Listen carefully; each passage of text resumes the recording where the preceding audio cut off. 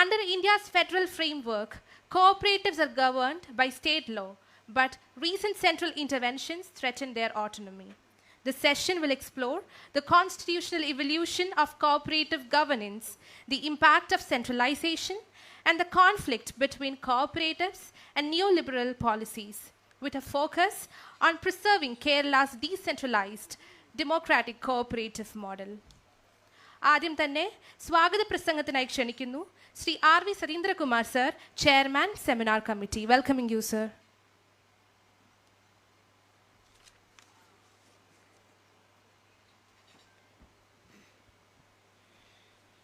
സെമിനാറിൽ പങ്കെടുക്കുന്ന ആദരണീയരായ revenue housing minister Shri K Rajan, ബഹുമാന്യനായ Shri C K Hareendran MLA, ആദരണീയനായ അഡ്വക്കേറ്റ് ജനറൽ ഗോപാലകൃഷ്ണക്കുറുപ്പ്, ആൾ ഇന്ത്യ കിസാൻ സഭയുടെ ജനറൽ സെക്രട്ടറി ശ്രീ ബിജു കൃഷ്ണൻ, അതോടൊപ്പം തന്നെ ഈ യോഗത്തിൽ എത്തിച്ചേരുമെന്ന് പ്രതീക്ഷിക്കുന്ന സംസ്ഥാന ധനകാര്യ വകുപ്പ് മന്ത്രി Shri KN Balagopal, Shri P Santhosh Kumar, Shri professor HS Shailendra, Shri Ganesh Gopal, doctor C Pichai, യോഗത്തിൽ പങ്കെടുക്കുന്ന സഹകാരികൾ, സ്നേഹിതരായ സുഹൃത്തുക്കളെ, കോപ്പറേറ്റീവ് എക്സ്പോ 2025 കഴിഞ്ഞ 21-നാണ് ഇവിടെ ആരംഭിച്ചത്. 22 മുതൽ നമ്മൾ സെമിനാർ സംഘടിപ്പിച്ചു. ഇന്നതിൻ്റെ 10ാമത്തെ സെമിനാറിൽ എത്തിച്ചേരുകയാണ്. ഇന്നത്തെ സെമിനാറിൻ്റെ വിഷയം കോൺസ്റ്റിറ്റ്യൂഷണൽ പ്രോമിസ് ഫോർ കോപ്പറേറ്റീവ്സ്, ഭരണഘടനാപരമായ ഉത്തരവാദിത്വങ്ങൾ സഹകരണ പ്രസ്ഥാനത്തിന് എത്രമാത്രം നൽകുന്നു എന്ന വിഷയത്തെ അടിസ്ഥാനപ്പെടുത്തിയാണ് ഇന്ന് ചർച്ച ചെയ്യപ്പെടുന്നത്. ഈ വിഷയത്തെ സംബന്ധിച്ച് വളരെ ആഴത്തിൽ ചർച്ച ചെയ്യപ്പെടുന്ന ഒരു സദസ്സാണ് ഇവിടെ ഇരിക്കുന്നത് എന്ന് ഞാൻ മനസ്സിലാക്കുന്നു. വീണ്ടും വീണ്ടും നമുക്ക് സഹകരണ പ്രസ്ഥാനത്തെ ശക്തിപ്പെടുത്തണമെങ്കിൽ ഇന്ന് നമ്മുടെ രാജ്യത്തുണ്ടായിക്കൊണ്ടിരിക്കുന്നതായ കേന്ദ്ര ഗവൺമെൻറ്റിൻ്റെ സഹകരണ മേഖലയിലേക്കുള്ള കടന്നുകയറ്റത്തെ നമുക്കെങ്ങനെ ഒരു സംസ്ഥാന വിഷയമായ സഹകരണ പ്രസ്ഥാനത്തെ സഹായിക്കാൻ, സംരക്ഷിക്കാൻ കഴിയുമെന്ന് യോഗം ചർച്ച ചെയ്യപ്പെടുമെന്ന് ഞാൻ പ്രത്യാശിക്കുകയാണ്. 97ാം ഭരണഘടനാ ഭേദഗതിയിലൂടെ പ്രധാനപ്പെട്ട 1-2 വിഷയങ്ങൾ നമുക്ക് ഭരണഘടനയിലേക്ക് ഉൾപ്പെടുത്തപ്പെട്ടു. മൗലിക അവകാശത്തിൽ 19(1) സഹകരണ സംഘങ്ങൾ നമുക്ക് അംഗങ്ങളാകുക, അതിൽ പ്രവർത്തിക്കുക എന്നത് ഒരു ഉത്തരവാദിത്വമായി നമുക്ക് അനുവദിച്ചു തന്നു. ഡയറക്റ്റീവ് പ്രിൻസിപ്പിൾസ് ഓഫ് സ്റ്റേറ്റ് പോളിസിയിൽ 43(b) ഒരു സംസ്ഥാനത്തിൻ്റെയും ഉത്തരവാദിത്വമായി ആ സഹകരണ പ്രസ്ഥാനത്തെ രൂപീകരിക്കുക, പ്രൊമോട്ട് ചെയ്യുക, അതിലേക്ക് ധാരാളമായ ആളുകളെ ഉൾപ്പെടുത്തുക എന്ന നിലയിലേക്കുള്ളൊരു വ്യവസ്ഥയും വന്നു. ഇതെല്ലാം കാണിക്കുന്നത് ഇന്ത്യ രാജ്യത്തെ സഹകരണ പ്രസ്ഥാനം, പ്രത്യേകിച്ച് കേരളത്തിൽ നമ്മുടെ സഹകരണ പ്രസ്ഥാനം നേടിയിട്ടുള്ള വിജയത്തിൻ്റേതായ ഒരു ഭാഗമാണെന്ന് കൂടി ഞാൻ മനസ്സിലാക്കുകയാണ്. മറ്റു തര കാര്യങ്ങൾ ഇവിടെ എത്തിയിട്ടുള്ള ബഹുമാനപ്പെട്ട മന്ത്രിയും അതോടൊപ്പം തന്നെ അഡ്വക്കേറ്റ് ജനറൽ ബഹുമാന്യനായ ശ്രീ ഗോപാലകൃഷ്ണക്കുറുപ്പെല്ലാം നന്നായി വിശദീകരിക്കുമെന്ന് ഞാൻ ആഗ്രഹിക്കുകയാണ്. യോഗത്തിൽ അധ്യക്ഷത വഹിക്കുന്ന എനിക്ക് ഏറ്റവും വേണ്ടപ്പെട്ട ബഹുമാന്യനായ Shri MLA Shri C K ഹരീന്ദ്രനെ യോഗത്തിന് വേണ്ടി, സെമിനാർ കമ്മിറ്റിക്ക് വേണ്ടി ഞാൻ ആദ്യമായി സ്വാഗതം ചെയ്യുന്നു. സംസ്ഥാന റവന്യൂ ഹൗസിംഗ് വകുപ്പ് മന്ത്രി ശ്രീ രാജൻ ഈ യോഗത്തെ ഉദ്ഘാടനം ചെയ്യുക, ഈ സെമിനാർ ഉദ്ഘാടനം ചെയ്യുകയാണ്. അദ്ദേഹത്തെ ഈ സെമിനാറിന് വേണ്ടി, കോപ്പറേറ്റീവ് എക്സ്പോയ്ക്ക് വേണ്ടി ഞാൻ ഹൃദയപൂർവ്വം സ്വാഗതം ചെയ്യുന്നു. ഈ യോഗത്തിൽ പങ്കെടുക്കുന്ന ബഹുമാന്യനായ ആദരണീയനായ അഡ്വക്കേറ്റ് ജനറൽ ശ്രീ ഗോപാലകൃഷ്ണക്കുറുപ്പിനെ ഞാൻ ഈ യോഗത്തിലേക്ക് സ്വാഗതം ചെയ്യുന്നു. ആൾ ഇന്ത്യ കിസാൻ സഭയുടെ ജനറൽ സെക്രട്ടറി ശ്രീ ബിജു കൃഷ്ണൻ ഈ യോഗത്തിൽ പങ്കെടുക്കുന്നു. അദ്ദേഹത്തെ ഞാൻ സ്വാഗതം ചെയ്യുകയാണ്. നമ്മുടെ സംസ്ഥാന ധനകാര്യ വകുപ്പ് മന്ത്രി ശ്രീ KN ബാലഗോപാൽ ഒരു 11:30 ഈ യോഗത്തിൽ എത്തിച്ചേരുമെന്ന് അറിയിച്ചിട്ടുണ്ട്. അദ്ദേഹമാണ് ആദ്യത്തെ ഒരു സെമിനാർ ഉദ്ഘാടനം ചെയ്യേണ്ടിയിരുന്നത്. അന്ന് നമ്മുടെ മാർപ്പാപ്പയുടെ നിര്യാണത്തെ തുടർന്ന് നമ്മളന്ന് അദ്ദേഹത്തിന് പങ്കെടുക്കാൻ കഴിഞ്ഞില്ല. അത് പൊതുപരിപാടികളെന്ന പൊതു അവധിയായതുകൊണ്ട് ദുഃഖാചരണമായതുകൊണ്ടാണ് അന്ന് MLAയും മന്ത്രിയൊക്കെ തന്നെ അന്ന് പങ്കെടുക്കാതിരുന്നത്. അദ്ദേഹം ഏതായാലും ഈ സെമിനാറിൽ എത്തിച്ചേരുന്നു എന്നത് വളരെ സന്തോഷമുള്ളൊരു കാര്യമാണ്. അദ്ദേഹത്തിനും ഞാൻ ഈ യോഗത്തിലേക്ക് സ്വാഗതം ചെയ്യുന്നു. Shri P. Santhosh Kumar, director legislation ICA global റോസൽസ്, അദ്ദേഹത്തെ ഞാൻ സ്വാഗതം ചെയ്യുന്നു. പ്രൊഫസർ HS ശൈലേന്ദ്ര, അദ്ദേഹത്തെ ഞാൻ ഈ യോഗത്തിലേക്ക് സ്വാഗതം ചെയ്യുന്നു. ശ്രീ ഗണേഷ് ഗോപാൽ, അദ്ദേഹത്തെ ഞാൻ ഈ യോഗത്തിലേക്ക് സ്വാഗതം ചെയ്യുന്നു. Doctor C. പിച്ചൈ ഈ യോഗത്തിൽ പങ്കെടുക്കുന്നു, അദ്ദേഹത്തെയും ഞാൻ ഈ യോഗത്തിലേക്ക് സ്വാഗതം ചെയ്യുന്നു. അതോടൊപ്പം ഈ യോഗത്തിൽ പങ്കെടുക്കുന്ന എല്ലാ ബഹുമാന്യരെയും സഹകാരികളെയും ഉദ്യോഗസ്ഥരെയും അതോടൊപ്പം തന്നെ വിദ്യാർത്ഥികളടക്കം ഈ യോഗത്തിൽ പങ്കെടുക്കുന്ന അവരെയെല്ലാം തന്നെ സെമിനാർ കമ്മിറ്റിക്ക് വേണ്ടി സ്വാഗതം ചെയ്തുകൊണ്ട് നിർത്തുന്നു. നന്ദി, നമസ്കാരം.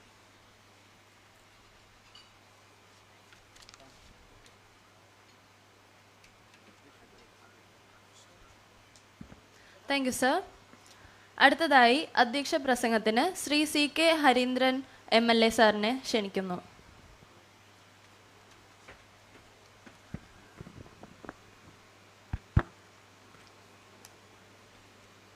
ബഹുമാന്യരെ, വേദി തികച്ചും സമ്പന്നമാണ്. കോപ്പറേറ്റീവ് എക്സ്പോ 2025 ഒരുക്കുന്ന ഈ പരിപാടിയിൽ കോൺസ്റ്റിറ്റ്യൂഷണൽ പ്രോമിസ് ഫോർ കോപ്പറേറ്റീവ്സ് എന്ന ഒരു വിഷയം ചർച്ചയ്ക്ക് വേണ്ടി എടുത്തതിൽ വകുപ്പിനെയും ഡിപ്പാർട്ട്മെൻറ്റിനെ പ്രത്യേകിച്ച് ഞാൻ അനുമോദിക്കുന്നു.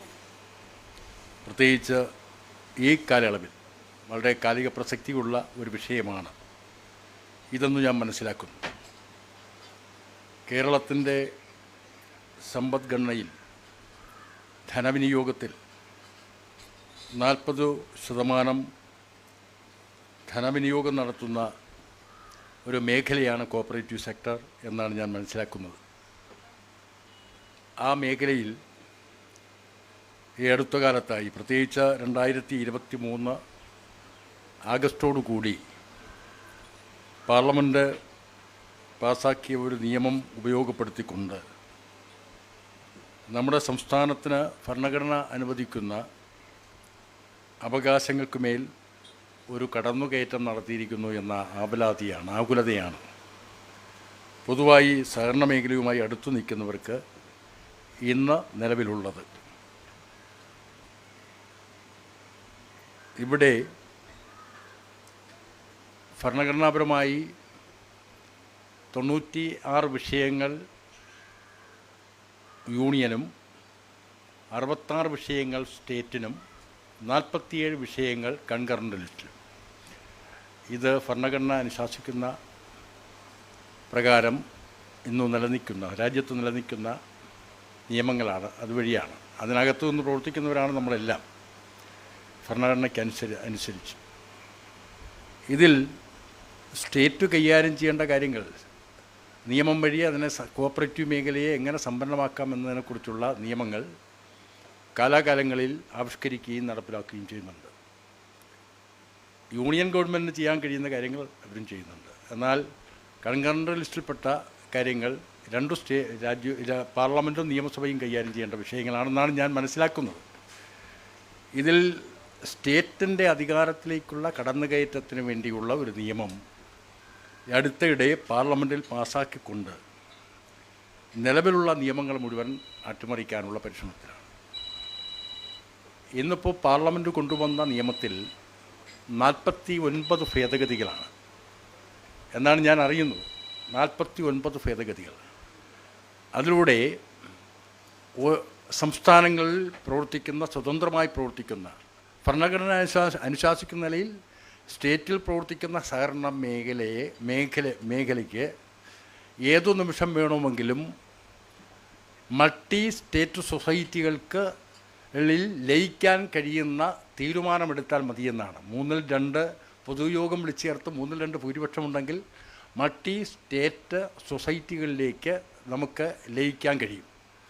അതിനുള്ളൊരു ഭേദഗതി ആ കാര്യത്തിൽ കൊണ്ടുവന്നിട്ടുണ്ട്.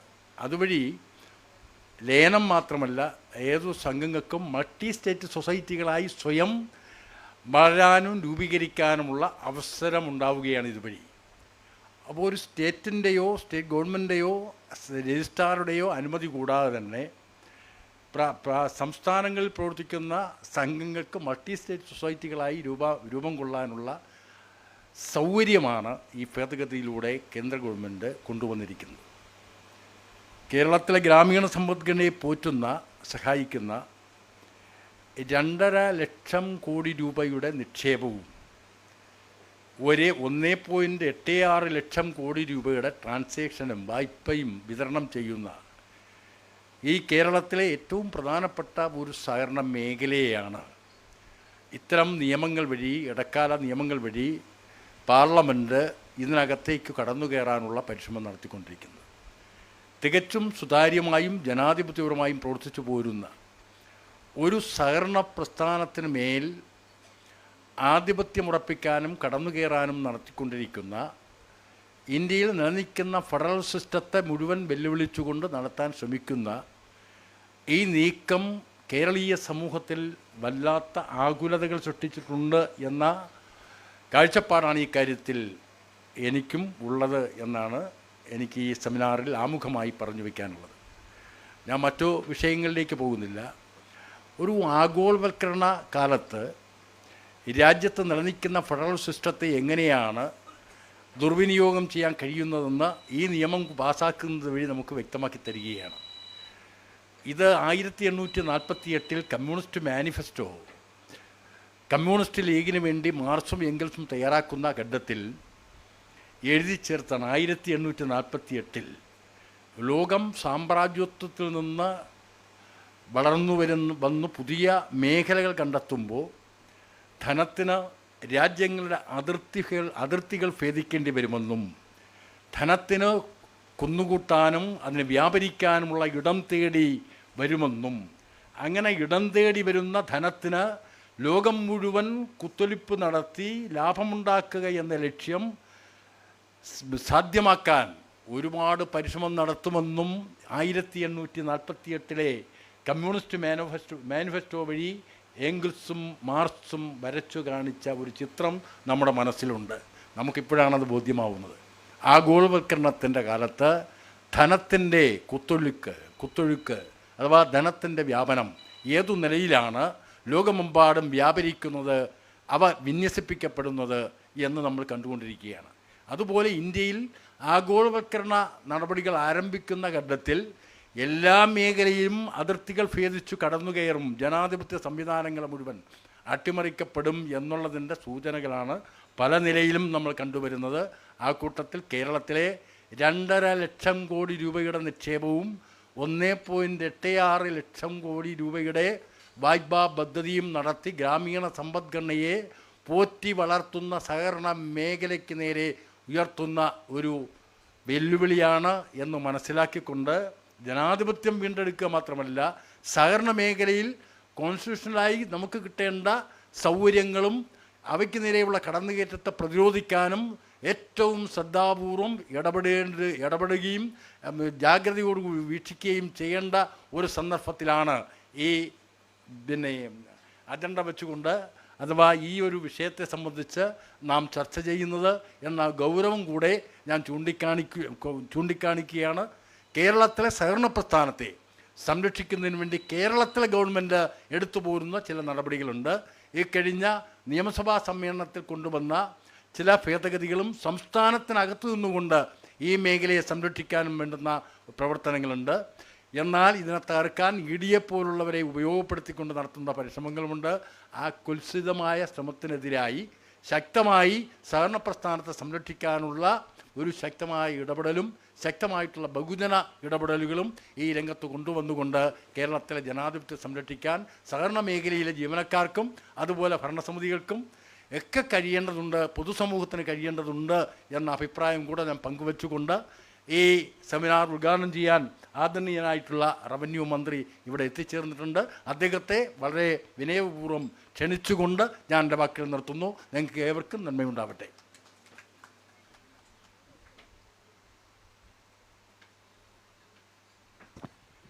Thank you so much, sir.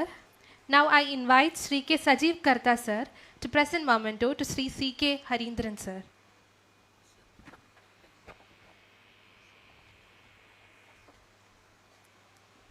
Rajat Kumar sir is presenting memento to Sri C.K. Harindran sir.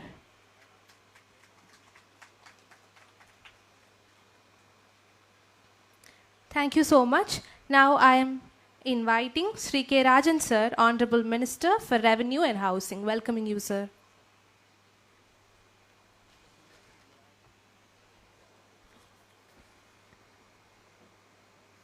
കേരളത്തിൽ സംഘടിപ്പിക്കുന്ന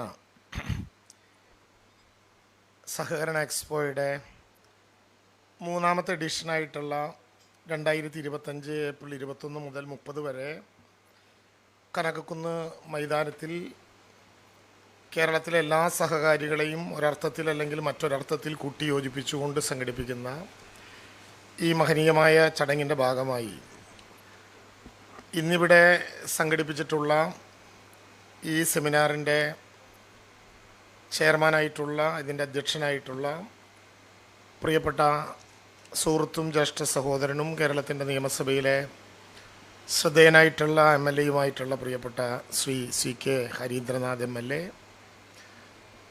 ഈ സെമിനാറിൽ ഏതാനും സമയങ്ങൾക്കകം എത്തിച്ചേർന്ന് ഏറ്റവും ആധികാരികമായി പ്രശ്നങ്ങളെക്കുറിച്ച് സർക്കാരിൻ്റെ നിലപാടുകൾ ഉൾപ്പെടെ വിശദീകരിക്കാൻ പോകുന്ന കേരളത്തിൻ്റെ ആദരണീയനായ ധനകാര്യ വകുപ്പ് മന്ത്രി പ്രിയപ്പെട്ട ശ്രീ K.N. ബാലഗോപാൽ, ഈ ചടങ്ങിൻ്റെ മുഖ്യ പ്രഭാഷണം നടത്തുന്ന കേരളത്തിൻ്റെ പ്രിയപ്പെട്ട advocate general Shri advocate Gopalakrishna Kurup, പ്രിയപ്പെട്ട സുഹൃത്ത് അഖിലേന്ത്യാ കിസാൻ സഭയുടെ ജനറൽ സെക്രട്ടറി, CPM-ൻ്റെ പുതിയ പോളിറ്റ് ബ്യൂറോ അംഗം കൂടിയായി തിരഞ്ഞെടുക്കപ്പെട്ട നമുക്കെല്ലാം പ്രിയങ്കരനായ പ്രിയപ്പെട്ട സുഹൃത്ത് ശ്രീ ബിജു കൃഷ്ണൻ, ഈ ചടങ്ങിൽ സംബന്ധിക്കുന്ന Shri P. Santhosh Kumar, Shri professor HS. Shailendra, Shri Ganesh Gopal, doctor C. Pichai, സ്വാഗതം ആശംസിച്ച RV. സതീന്ദ്രകുമാർ, ശ്രീ K. സജീവ് കർത്ത, വേദിയിലുള്ള സഹകാരികളെ, പ്രിയപ്പെട്ട സഹോദരി സഹോദരന്മാരെ, സുഹൃത്തുക്കളെ, ഞാൻ ഈ വേദിയിലിരിക്കുന്ന ആളുകളുടെ പേര് പറഞ്ഞപ്പോൾ തന്നെ എല്ലാവർക്കും ബോധ്യമായി കാണും ഇന്നിവിടെ ചർച്ച ചെയ്യുന്ന വിഷയങ്ങളുടെ ആധികാരികത ഏറ്റവും കൃത്യമായി നിങ്ങളുടെ മുമ്പിൽ അവതരിപ്പിക്കാൻ ഞങ്ങളൊന്ന് രണ്ടുപേർ ഒഴിച്ചാൽ പിന്നെ ഏറ്റവും കൃത്യമായി ടീമിനെ തന്നെയാണ് സഹകരണ എക്സ്പോയുടെ സംഘാടകർ ചുമതലപ്പെടുത്തിയിട്ടുള്ളത്. കേരളത്തിലെ സഹകരണ പ്രസ്ഥാനം ലോകത്തിന് നൽകുന്ന വാഗ്ദാനങ്ങളെ സംബന്ധിച്ച് സ്വാഗത പ്രാസംഗികനും ഹരിയേട്ടനും നിങ്ങളുടെ മുമ്പിൽ ചെറുതെങ്കിലും വളരെ പ്രസക്തമായിട്ടുള്ള ചില കാര്യങ്ങൾ വെച്ചു.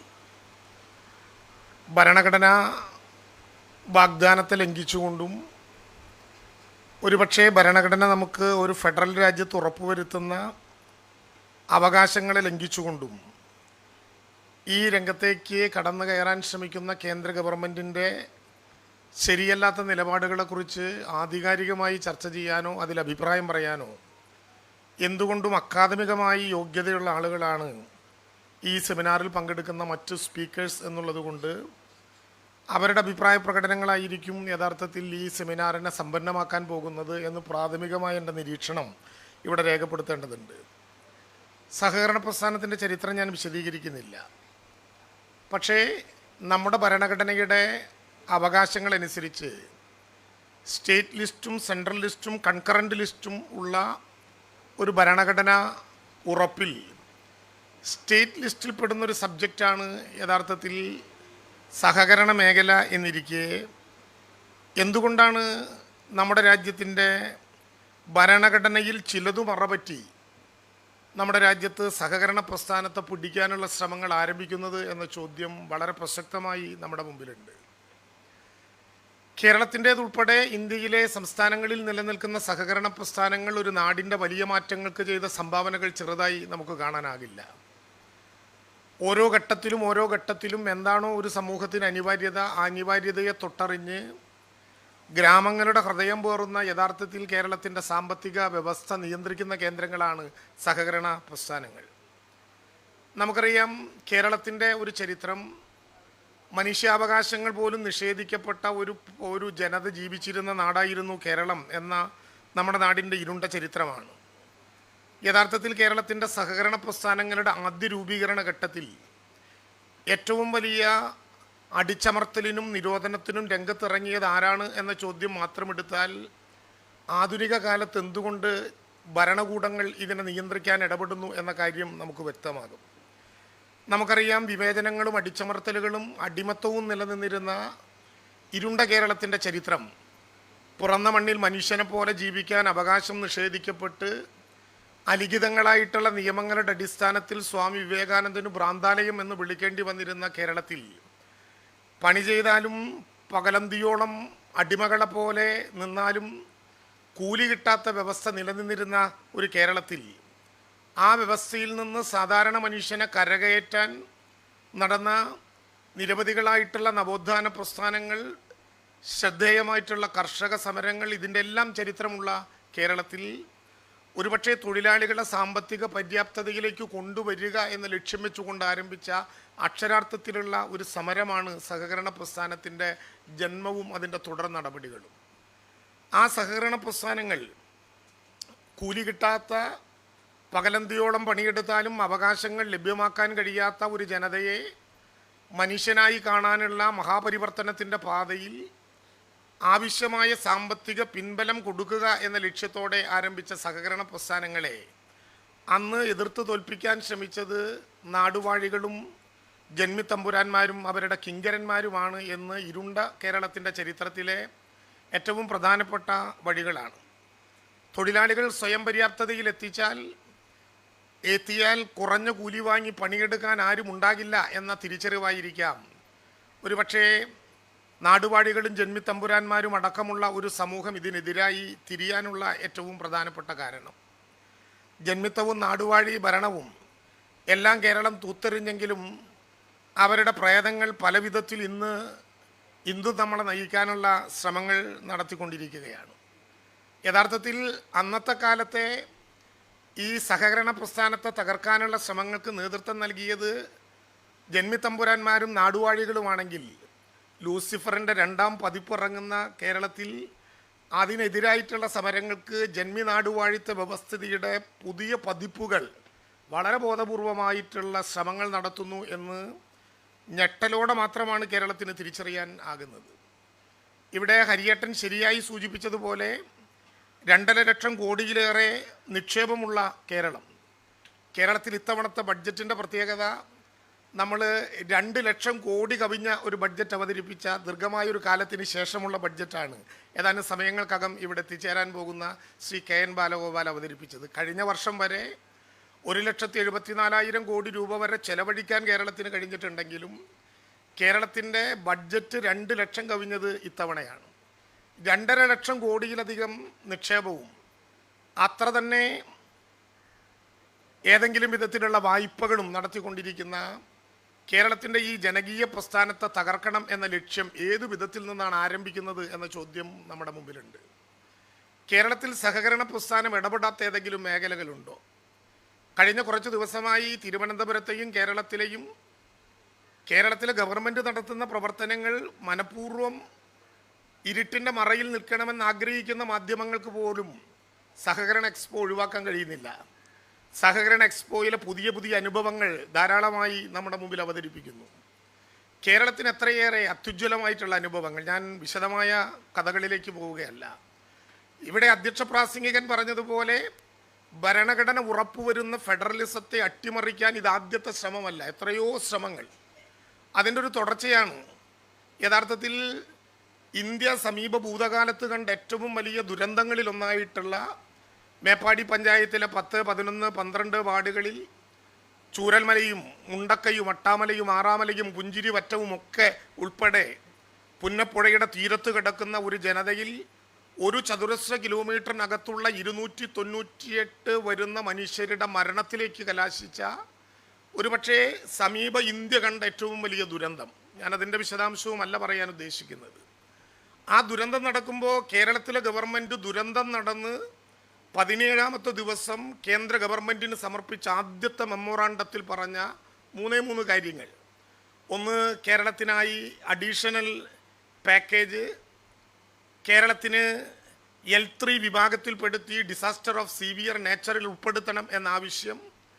ആ കാര്യത്തിൽ ഏറ്റവും പ്രസക്തമായി നാം പറഞ്ഞ കാര്യം ഡിസാസ്റ്റർ ഓഫ് സീവിയർ നേച്ചറിൽ ഉൾപ്പെടാൻ പറ്റുന്നൊരു ദുരന്തമുണ്ടായാൽ 2005 ഇന്ത്യൻ പാർലമെൻറ്റ് പാസാക്കിയ ദുരന്ത നിവാരണ ആക്ടിൻ്റെ സെക്ഷൻ 13 പ്രകാരം ആ മേഖലയിലെ മുഴുവൻ കടങ്ങളും ബാങ്കുകളിൽ എടുത്തിട്ടുള്ള കടങ്ങളും എഴുതിത്തള്ളാനും ജീവനോപാധിക്ക് വേണ്ടി പുതിയ വായ്പകൾ കൊടുക്കാനും ഇന്ത്യ രാജ്യത്തിലെ പാർലമെൻറ്റ് ഐക്യകണ്ഠേന പാസാക്കിയ ദുരന്ത നിവാരണ ആക്ട് തയ്യാറാകുന്നുണ്ട്.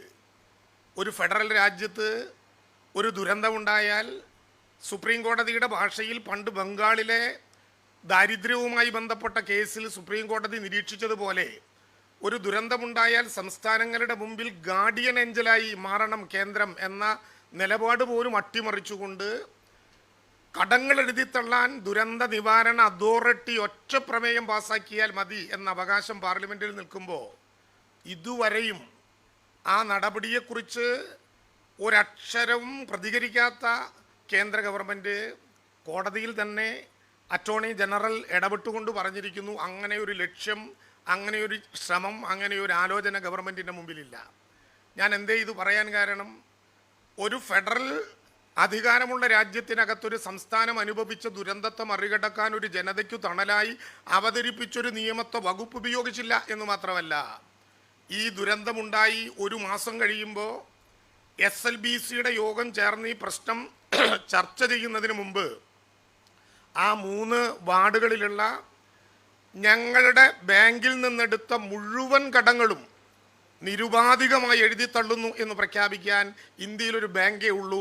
ആ ബാങ്കിൻ്റെ പേരാണ് കേരള ബാങ്ക് എന്ന അഭിമാനത്തോടെ ഈ ഘട്ടത്തിൽ പറയാൻ കഴിയും. എന്താണ് സഹകരണ പ്രസ്ഥാനത്തിൻ്റെ മേന്മ എന്ന ചോദ്യത്തിന് ഇങ്ങനെ എത്രയേറെ ഉദാഹരണങ്ങൾ നമുക്ക് നിരത്തി വെക്കാനുണ്ട്. ഞാൻ ഇന്നലെ വൈകുന്നേരം തിരിക്കുന്നതിന് മുമ്പ് നടത്തിയ ഒരു ഔദ്യോഗിക സർക്കാർ പരിപാടി ത്രിവേണി നോട്ട് ബുക്കുകൾ ഉൾപ്പെടെ നിരത്തി കൺസ്യൂമർ ഫെഡ് കേരളത്തിൽ വരാൻ പോകുന്ന അധ്യയന വർഷത്തിന് മുമ്പ് സ്കൂളിലേക്ക് പോകുന്ന കുട്ടികൾക്ക് 15% മുതൽ 50% വരെ വിലക്കുറവിൽ സഹകരണ പ്രസ്ഥാനത്തിൻ്റെ ബാനറിൽ അണിനിരത്തിയ കുട്ടികളുടെ ചന്ത ജില്ലാതലത്തിൽ ഉദ്ഘാടനം ചെയ്തതാണ്. പയ്യന്നൂരിൽ നിന്ന് ആരംഭിച്ച് കേരളത്തിൽ മുഴുവൻ അത് വ്യാപകമാവുകയാണ്. അതായത് സഹകരണ പ്രസ്ഥാനം കേവലം പണം നിക്ഷേപിക്കാനും കടം കൊടുക്കാനുമുള്ള ഒരു കേന്ദ്രം മാത്രമല്ല, ഏതെല്ലാം ഘട്ടത്തിലാണോ നമ്മുടെ നാട് അപകടത്തിൽപ്പെടുന്നത് ആ ഘട്ടങ്ങളിലെല്ലാം കാഴ്ചക്കാരായി നോക്കി നിൽക്കാതെ അവർക്കിടയിൽ അക്ഷരാർത്ഥത്തിൽ സുപ്രീം കോടതി പറഞ്ഞ ഗാർഡിയൻ ഏഞ്ചലിൻ്റെ രൂപത്തോടെ രക്ഷാപ്രവർത്തനത്തോടെ ഇടപെടുന്ന ഒരു പ്രസ്ഥാനമാണ് എന്നിരിക്കെ എന്തേ ഇപ്പോൾ ഒരു ഭരണഘടനാ ഭേദഗതിയിലൂടെ നമ്മുടെ നാട്ടിൽ സ്റ്റേറ്റ് സബ്ജക്റ്റായിട്ടുള്ള സഹകരണ പ്രസ്ഥാനങ്ങളിൽ ഇടപെടാൻ നമ്മുടെ രാജ്യത്ത് ശ്രമിക്കുന്നു എന്നുള്ളതിൻ്റെ സൂചനകൾ നമ്മൾ കണ്ടുകൊണ്ടിരിക്കുന്നത്?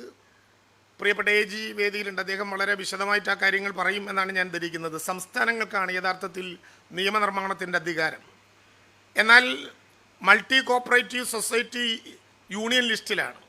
മൾട്ടി കോപ്പറേറ്റീവ് സൊസൈറ്റി യൂണിയൻ ലിസ്റ്റിലാണ് എന്ന കാരണം പറഞ്ഞുകൊണ്ട് അതിൻ്റെ രംഗത്ത് മൾട്ടി കോപ്പറേറ്റീവ് സൊസൈറ്റിയുടെ മറവിൽ ആ ഘട്ടത്തിലേക്ക് ഇടപെടാൻ വേണ്ടിയിട്ടുള്ള ഒരു ശ്രമം യഥാർത്ഥത്തിൽ ഒരു സംസ്ഥാനത്തിന് ഗുണകരമാകുമോ എന്ന രാഷ്ട്രീയത്തിനതീതമായ ചർച്ച ഉയർന്നു വരേണ്ട ഒരു ഘട്ടമുണ്ട്.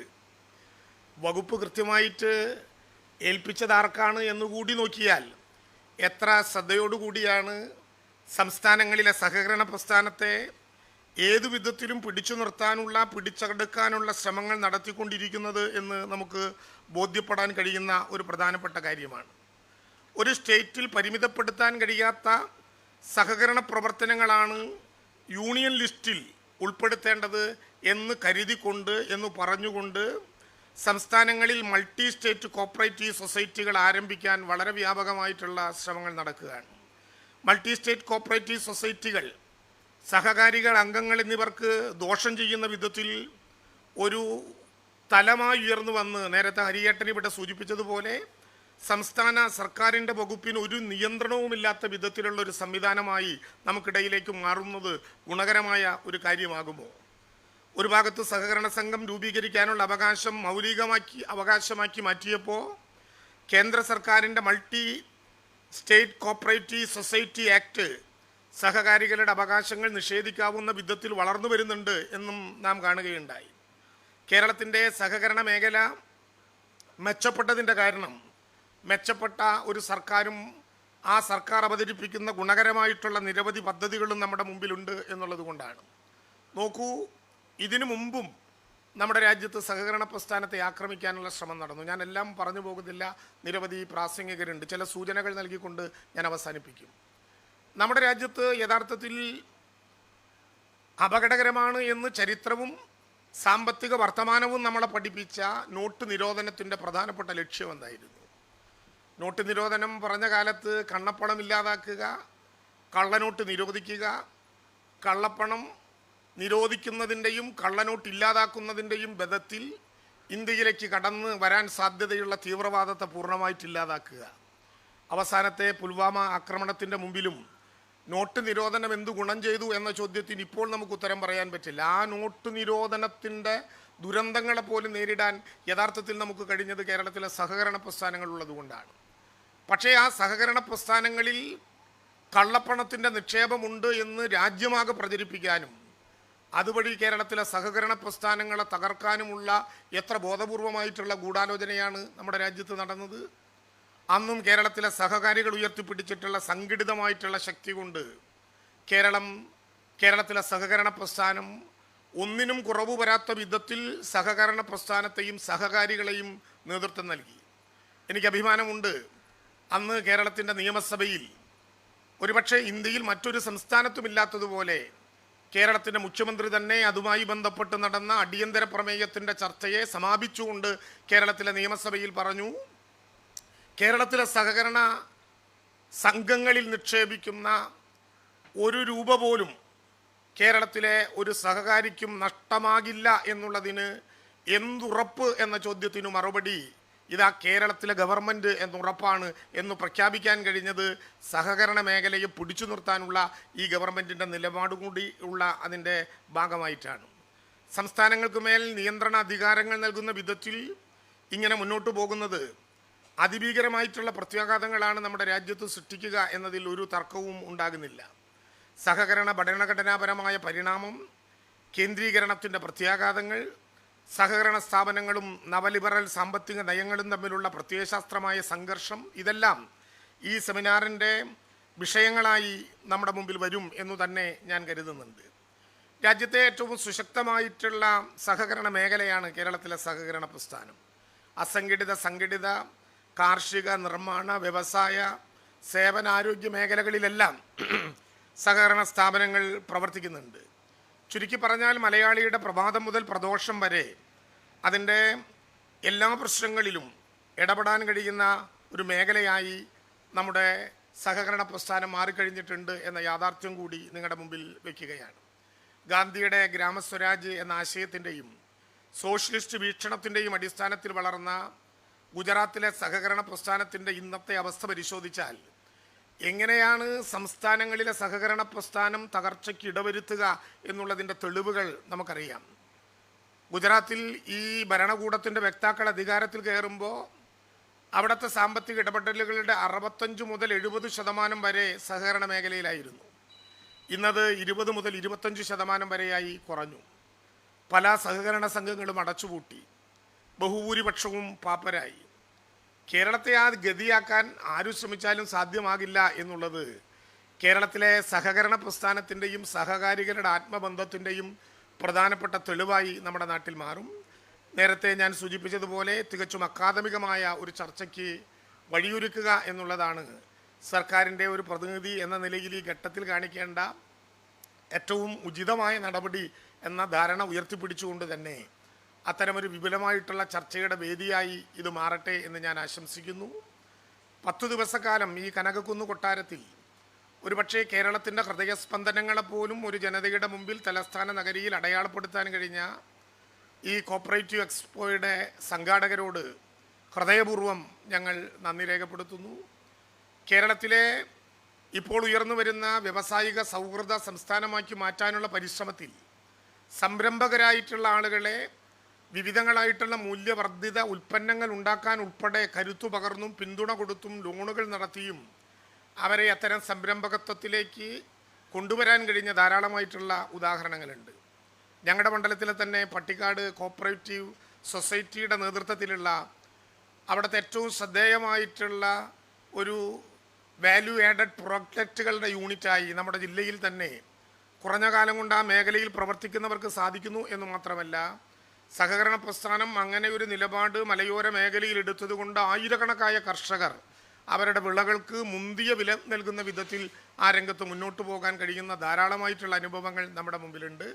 ആ അനുഭവങ്ങളുടെ എല്ലാം കരുത്തിൽ ആർക്കും ഏതു വിധത്തിലും ഇടപെട്ടാലും തകർക്കാൻ കഴിയാത്ത ഒരു മഹാപ്രസ്ഥാനമായി നമ്മുടെ കേരളത്തിലെ സഹകരണ പ്രസ്ഥാനം വളർന്നു വരിക തന്നെ ചെയ്യും എന്ന് കൂടി രേഖപ്പെടുത്തിക്കൊണ്ട് ഭരണഘടന ഉറപ്പു നൽകുന്ന സഹകരണ അവകാശങ്ങളെ നിലനിർത്താൻ കൂട്ടായ ജാതി മത രാഷ്ട്രീയ വർണ്ണവർഗ ലിംഗവ്യത്യാസമില്ലാതെ കൂട്ടായ ജനകീയ മുന്നേറ്റം അനിവാര്യമാണ് എന്നുകൂടി ഓർമ്മിപ്പിച്ചുകൊണ്ട് ഞാൻ എൻ്റെ വാക്കുകൾ ചുരുക്കുന്നു. ഔപചാരികമായി ഈ ചടങ്ങ് ഉദ്ഘാടനം ചെയ്തതായി അറിയിക്കുന്നു. നമസ്കാരം.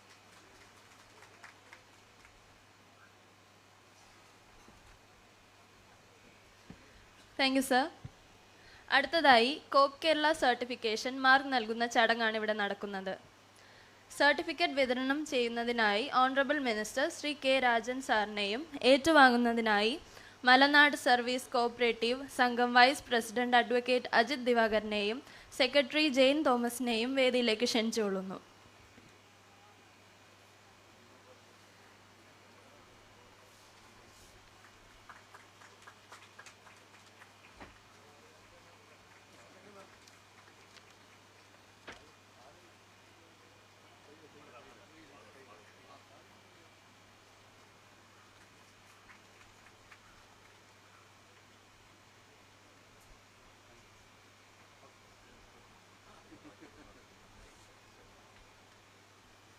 Thank you all.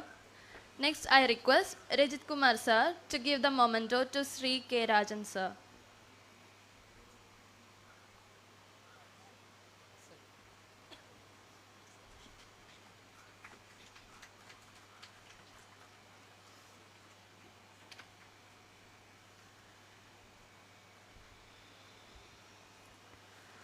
Next, I invite Sri Gopala Krishna Kurupu, Advocate General, Kerala High Court, to the stage for the keynote address.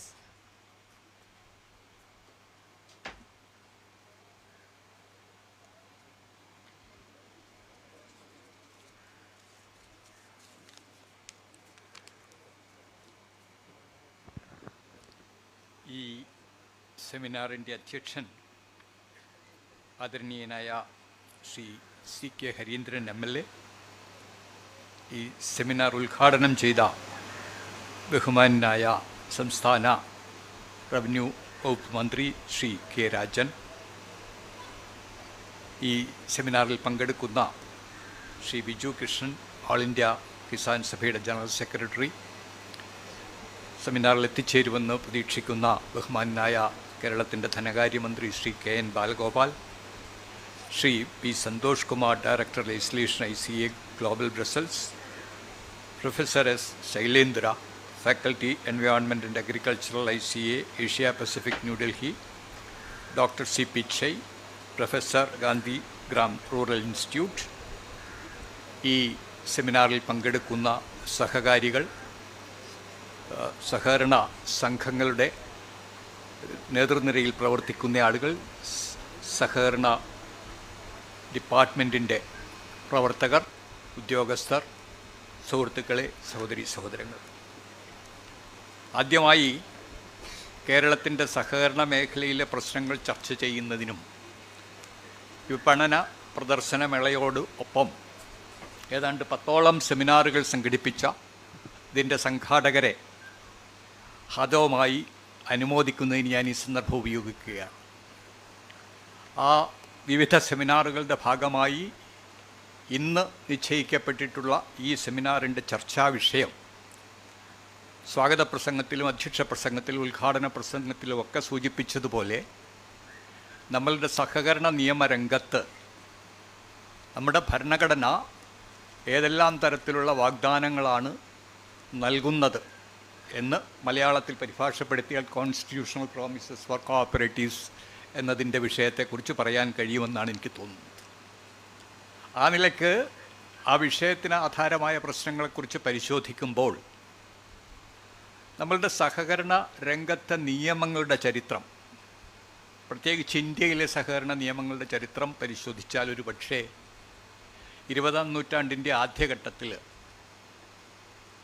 Madrasi സംസ്ഥാനത്ത്, അന്നത്തെ ബ്രിട്ടീഷ് ഇന്ത്യയുടെ ഭാഗമായ മദ്രാസി പ്രവിശ്യയിൽ നിലവിൽ വന്ന ക്രെഡിറ്റ് സൊസൈറ്റീസ് ആക്ട്, ആ Madras credit cooperative societies act അനുസരിച്ച് 1904 മറ്റോ ആണ് അത് നിലവിൽ വരുന്നത്.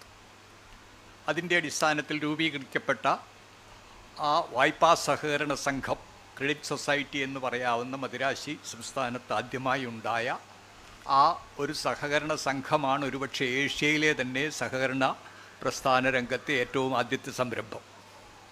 അതിനെ തുടർന്ന് ഇങ്ങോട്ട് ഇന്ത്യയുടെ പല ഭാഗങ്ങളിലും ഈ തരത്തിലുള്ള സഹകരണ പ്രസ്ഥാനങ്ങൾ ഒരു നിയമത്തിൻ്റെ പരിധിക്കുള്ളിൽ അല്ലാതെയും ഒക്കെ രൂപപ്പെട്ടു വന്നിരുന്നു. ഓരോ പ്രദേശത്തിൻ്റെയും സാമ്പത്തികമായ ആവശ്യങ്ങളുമായി ബന്ധപ്പെട്ട്, അവിടുത്തെ ജനങ്ങളുടെ ആവശ്യങ്ങളുമായി ബന്ധപ്പെട്ട്, അവരുടെ സാമൂഹിക ആവശ്യങ്ങളുമായി ഒക്കെ ബന്ധപ്പെട്ടിട്ടുള്ള സഹകരണ ഇന്നത്തെ ആധുനിക സഹകരണ സംഘങ്ങളോട് ഉപമിക്കാവുന്ന തരത്തിലുള്ള, അതിനോട് താരതമ്യപ്പെടുത്തുവാൻ കഴിയുന്നുള്ള സംഘങ്ങൾ വന്നു. അതിൻ്റെ ഭാഗമായിട്ടായിരിക്കാം 1912 അന്നത്തെ ബ്രിട്ടീഷ് ഇന്ത്യയിൽ രൂപീകൃതമായ കോപ്പറേറ്റീവ് സൊസൈറ്റീസ് ആക്ട് 1912 എന്ന നിയമം വരും. അതിൻ്റെയൊക്കെ ഭാഗമായി തന്നെ നമ്മുടെ സംസ്ഥാനത്ത് ഐക്യകേരളം രൂപപ്പെടുന്നതിന് മുമ്പുള്ള സ്ഥിതിയിൽ തിരുവിതാംകൂർ, കൊച്ചി സംസ്ഥാനങ്ങളിലും പഴയ മദ്രാസ് സംസ്ഥാനത്തിൻ്റെ ഭാഗമായ മലബാർ പ്രസിഡൻസിയിലും സൗത്ത് കാനറ, കാസർഗോഡ് ഉൾപ്പെട്ട സൗത്ത് കാനറ ജില്ലയിലുമൊക്കെ നിലനിന്നിരുന്ന സഹകരണ സംഘങ്ങളെ നിയന്ത്രിക്കുന്ന നിരവധി നിയമങ്ങളുണ്ടായിരുന്നു. നിരവധി എന്ന് പറഞ്ഞാൽ 1913 തന്നെ കൊച്ചി സംസ്ഥാനത്ത് നിലവിൽ വന്ന കോപ്പറേറ്റീവ് സൊസൈറ്റീസ് നിയമം, 1914 വന്ന തിരുവിതാംകൂർ സംസ്ഥാനത്തെ നിയമം, അതുപോലെ മലബാർ ഭാഗത്തെയും കാസർഗോഡ് ഭാഗത്തെയും ഒക്കെ നിയന്ത്രിച്ചു കൊണ്ടിരുന്ന മദ്രാസ് പ്രസിഡൻസിയിലെ 1932 സഹകരണ നിയമം. അങ്ങനെ കേരളത്തിൻ്റെ വിവിധ ഭാഗങ്ങളിൽ ഐക്യകേരളം നിലവിൽ വരുന്നതിന് മുമ്പ് ഉള്ള കാലത്ത് ആ തരത്തിലുള്ള നിയമങ്ങളാണ് ആ പ്രദേശങ്ങളിലുള്ള സഹകരണ സംഘങ്ങളുടെ പ്രവർത്തനങ്ങളെ നിയന്ത്രിച്ചു കൊണ്ടിരുന്നത്. ഈ നിയമങ്ങൾ, ഈ ആധുനിക കാലത്തെ നിയമങ്ങൾ ഉൾപ്പെടെയുള്ള നിയമങ്ങൾ എടുത്ത് പരിശോധിച്ചാൽ ഒരു കാര്യം നിങ്ങൾക്ക് മനസ്സിലാവും. അത് ഈ നിയമം കൊണ്ട് സൃഷ്ടിക്കപ്പെട്ട ഒരു സംഘമല്ല, നിയമം കൊണ്ട് നിയന്ത്രിക്കപ്പെടുന്ന, അതിൻ്റെ പ്രവർത്തനങ്ങളെ നിയന്ത്രിക്കുന്നതിനുള്ള നിയമം എന്നുള്ള നിലയിലല്ലാതെ അതിനൊരു സ്റ്റാറ്റ്യൂട്ടറി ക്രീച്ചർ എന്ന് പറയാവുന്ന, നിയമം കൊണ്ട് രൂപപ്പെടുത്തുന്ന ഒരു സംഘം എന്ന് പറയാൻ നിങ്ങൾക്ക് കഴിയില്ല. അതുകൊണ്ട് തന്നെ ആ സംഘങ്ങളുടെ പ്രവർത്തനത്തെ നിയന്ത്രിക്കുന്നതിനാവശ്യമായ തരത്തിലുള്ള നിയമവ്യവസ്ഥകൾ ഉൾക്കൊള്ളുന്ന നിയമമായിരുന്നു എല്ലാ കാലത്തും കോപ്പറേറ്റീവ് സൊസൈറ്റീസ് ആക്ടിനെ സംബന്ധിച്ചിടത്തോളം ഉണ്ടായിരുന്നത്. തിരുക്കൊച്ചി സംയോജനം കഴിഞ്ഞതിന് ശേഷം 1951 തിരുക്കൊച്ചി കോപ്പറേറ്റീവ് സൊസൈറ്റി നിയമം വന്നു. അപ്പോഴും 1932 ആ നിയമം തന്നെയാണ് മദ്രാസി സംസ്ഥാനത്തിൻ്റെ ഭാഗമായിരുന്ന കേരള സംസ്ഥാനത്തിൻ്റെ ഭാഗത്തുള്ള മറ്റു പ്രദേശങ്ങളെ സംബന്ധിച്ചിടത്തോളം അത് ബാധകമായിരുന്നത്. അതിനെല്ലാം ശേഷം 1969 വന്ന കേരള സംസ്ഥാന സഹകരണ നിയമം വരുന്നതോടുകൂടിയാണ് കേരളത്തിൻ്റെ ആകെ സമഗ്രമായ രീതിയിൽ സഹകരണ സംഘങ്ങളെ നിയന്ത്രിക്കുന്ന, അതിൻ്റെ നടത്തിപ്പിൻ്റെ കാര്യങ്ങളിൽ നിയന്ത്രണം ഏർപ്പെടുത്തുന്ന, ക്രമീകരിക്കുന്ന തരത്തിലുള്ള വകുപ്പുകൾ ഉൾപ്പെടുത്തിക്കൊണ്ടുള്ള പുതിയ കേരള സംസ്ഥാന നിയമം നിലവിൽ വരുന്നത്.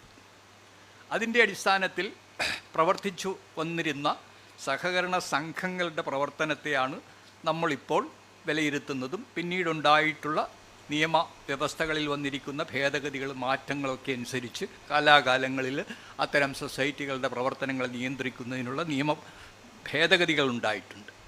ഈ കാലത്തെല്ലാം നിങ്ങൾ മനസ്സിലാക്കേണ്ട ഒരു കാര്യം, ഈ സെമിനാറിൻ്റെ വിഷയമെന്ന് പറയുന്നത് പോലെ ഭരണഘടനയിൽ സംബന്ധിച്ചിടത്തോളം കേരള ഈ സഹകരണ നിയമത്തെ സംബന്ധിച്ച് സഹകരണ സംഘങ്ങളെക്കുറിച്ച് വളരെ കൃത്യമായി പ്രതിപാദിക്കുന്ന ഏതെങ്കിലും വകുപ്പുകൾ ഉണ്ടോ എന്ന് ചോദിച്ചാലില്ല. മറിച്ച് ആ ഭരണഘടനയിലെ വ്യവസ്ഥകളെന്ന് പറയുമ്പോൾ 246 അനുച്ഛേദമാണ് ഒരു കേന്ദ്ര പാർലമെൻറ്റിൻ്റെ കേന്ദ്ര ലോക്സഭയുടെയും രാജ്യസഭയും ഉൾപ്പെടുന്ന പാർലമെൻറ്റിൻ്റെയും, അതുപോലെ സംസ്ഥാനങ്ങളുടെ അധികാരം, സംസ്ഥാന നിയമസഭകളുടെ അധികാരം, നിയമനിർമ്മാണത്തെ സംബന്ധിച്ചുള്ള വ്യവസ്ഥകൾ ചെയ്യുന്ന അധികാരം ഉൾക്കൊള്ളുന്നത് ഭരണഘടനയുടെ 246 അനുച്ഛേദത്തിലാണ്, 246 അനുച്ഛേദത്തിലാണ്. അതിൽ സംസ്ഥാനങ്ങളുടെ നിയമം നിർമ്മിക്കുന്നതിനുള്ള അധികാരവുമായി ബന്ധപ്പെട്ട് പറയുന്ന അനുച്ഛേദം 246 3-ാം അനുച്ഛേദമാണ്.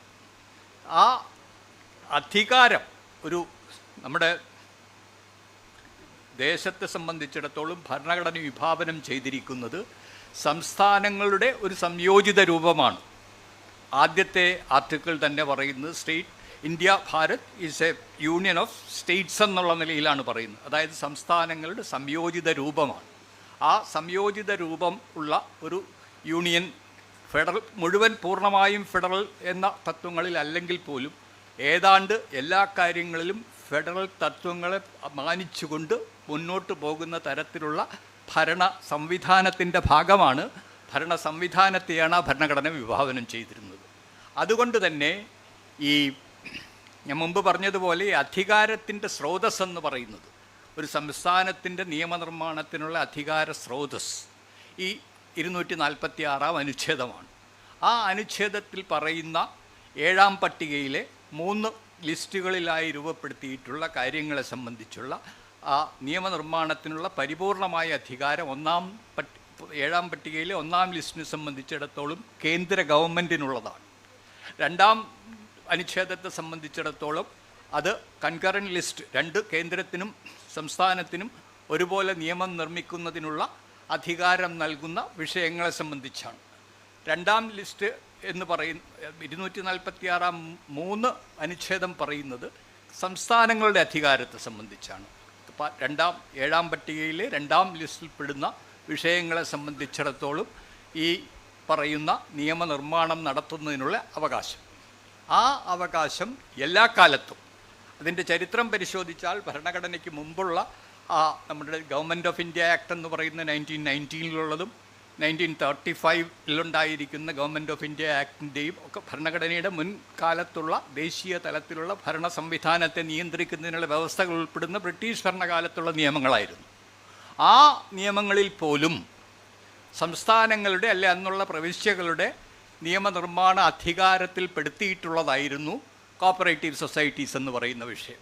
1935-ലെ ഗവൺമെൻറ് ഓഫ് ഇന്ത്യ ആക്ടിലായിരുന്നാലും അതിന് മുമ്പുള്ള 1919-ലെ ഗവൺമെൻറ് ഓഫ് ഇന്ത്യ ആക്ടിലായിരുന്നാലുമൊക്കെ ആ അധികാരം നൽകിയിരുന്നത് ഒരു കേന്ദ്രീകൃത ഭരണാധികാരം, അല്ലെങ്കിൽ അന്ന് ബ്രിട്ടീഷ് ഇന്ത്യയുടെ ഭരണാധികാരം വഹിച്ചിരുന്ന ആളുകൾക്കല്ല, മറിച്ച് അതിൻ്റെ കീഴിലുള്ള സംസ്ഥാനങ്ങളിലെ പ്രവിശ്യകളിൽ നിയമനിർമ്മാണങ്ങൾ ഉണ്ടാക്കുന്നതിനുള്ള അധികാരമായിരുന്നു. അതിൻ്റെ പിന്തുടർച്ചയെന്ന വണ്ണമാണ് 2-ാം ലിസ്റ്റിലെ 33-ാമത്തെ ഇതായി ചേർത്തിരിക്കുന്ന incorporation regulation of cooperative societies എന്നുൾപ്പെടുന്ന എൻട്രി.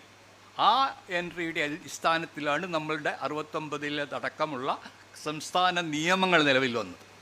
അതിനുശേഷം കാര്യമായ രീതിയിൽ ഈ കോപ്പറേറ്റീവ് സഹകരണ സംഘങ്ങളുടെ നിയമത്തെ സംബന്ധിച്ചിടത്തോളം ഭരണഘടനയിൽ ഉണ്ടാകുന്ന ഒരു മാറ്റം എന്ന് പറയുന്നത് 97-ാമത്തെ ഭരണഘടനാ ഭേദഗതി 2011-ൽ അവതരിപ്പിക്കുന്ന അവസരത്തിലാണെന്ന് എനിക്ക് തോന്നുന്നു. 2011-ലെ 97-ാം ഭരണഘടനാ ഭേദഗതി കൊണ്ടവർ 9B എന്ന ഒരു പുതിയ ഭാഗം സൊസൈറ്റികളെ സംബന്ധിച്ചിടത്തോളം, സഹകരണ സംഘങ്ങളെ സംബന്ധിച്ചിടത്തോളമുള്ള വ്യവസ്ഥകൾ എഴുതി ചേർത്തുന്ന ഒരു പുതിയ പാർട്ട് 9B അല്ലെങ്കിൽ 9B എന്ന ഒരു ഭാഗം എഴുതി ചേർത്തു. അതിനോടൊപ്പം തന്നെ 3-ാം ഭാഗം മൗലികാവകാശങ്ങളെ സംബന്ധിച്ചുള്ള വ്യവസ്ഥകൾ ചെയ്യുന്ന പാർട്ട് 3, ആ 3-ാം ഭാഗത്തിൽ 19-ാം അനുച്ഛേദം 1C എന്ന് പറയുന്നിടത്ത് മറ്റ് അസോസിയേഷനുകളും സംഘടനകളും ഒക്കെ രൂപം കൊടുക്കുന്നതിനുള്ള പ്രവർത്തിക്കുന്നതിനുള്ള മൗലിക അവകാശം, ഫണ്ടമെൻ്റൽ റൈറ്റ് നൽകുന്നതിനോടൊപ്പം തന്നെ ഈ സഹകരണ സംഘങ്ങൾ സ്ഥാപിക്കുന്നതിനുള്ള രൂപം കൊടുക്കുന്നതിനുള്ള പൗരൻ്റെ അവകാശത്തെ അംഗീകരിക്കുന്ന തരത്തിലേക്കുള്ള ഒരു മൗലിക അവകാശത്തിൻ്റെ ഭാഗമായി എഴുതി ചേർത്തു. അതുകൂടാതെ തന്നെ 4-ാം ഭാഗത്തിൽ മാർഗനിർദ്ദേശക തത്വങ്ങൾ അത് ഒരിക്കലും എൻഫോഴ്സ് ചെയ്യാൻ കഴിയുന്ന, ഊർജിതപ്പെടുത്താൻ കഴിയുന്നതല്ലെങ്കിൽ പോലും അതൊരു ലക്ഷ്യപ്രാപ്തിയിലേക്ക് കൈവരിക്കുന്നതിനാവശ്യമായിട്ടുള്ള മാർഗനിർദ്ദേശക തത്വങ്ങളായി പറഞ്ഞിരിക്കുന്ന 43B 43B എന്ന് പറയുന്ന ഒരു പുതിയ ഭാഗവും കൂടി ഭരണഘടനയിലെ 4-ാം ഭാഗത്തിൽ എഴുതി ചേർത്തു. അങ്ങനെ 3, 4, 9B എന്നീ ഭാഗങ്ങളിൽ ഉണ്ടായിട്ടുള്ള ആ ഭേദഗതികളുടെ അടിസ്ഥാനത്തിലാണ് 97-ാം ഭരണഘടനാ ഭേദഗതി ബില്ല് 2011 പാസ്സാകുന്നത്.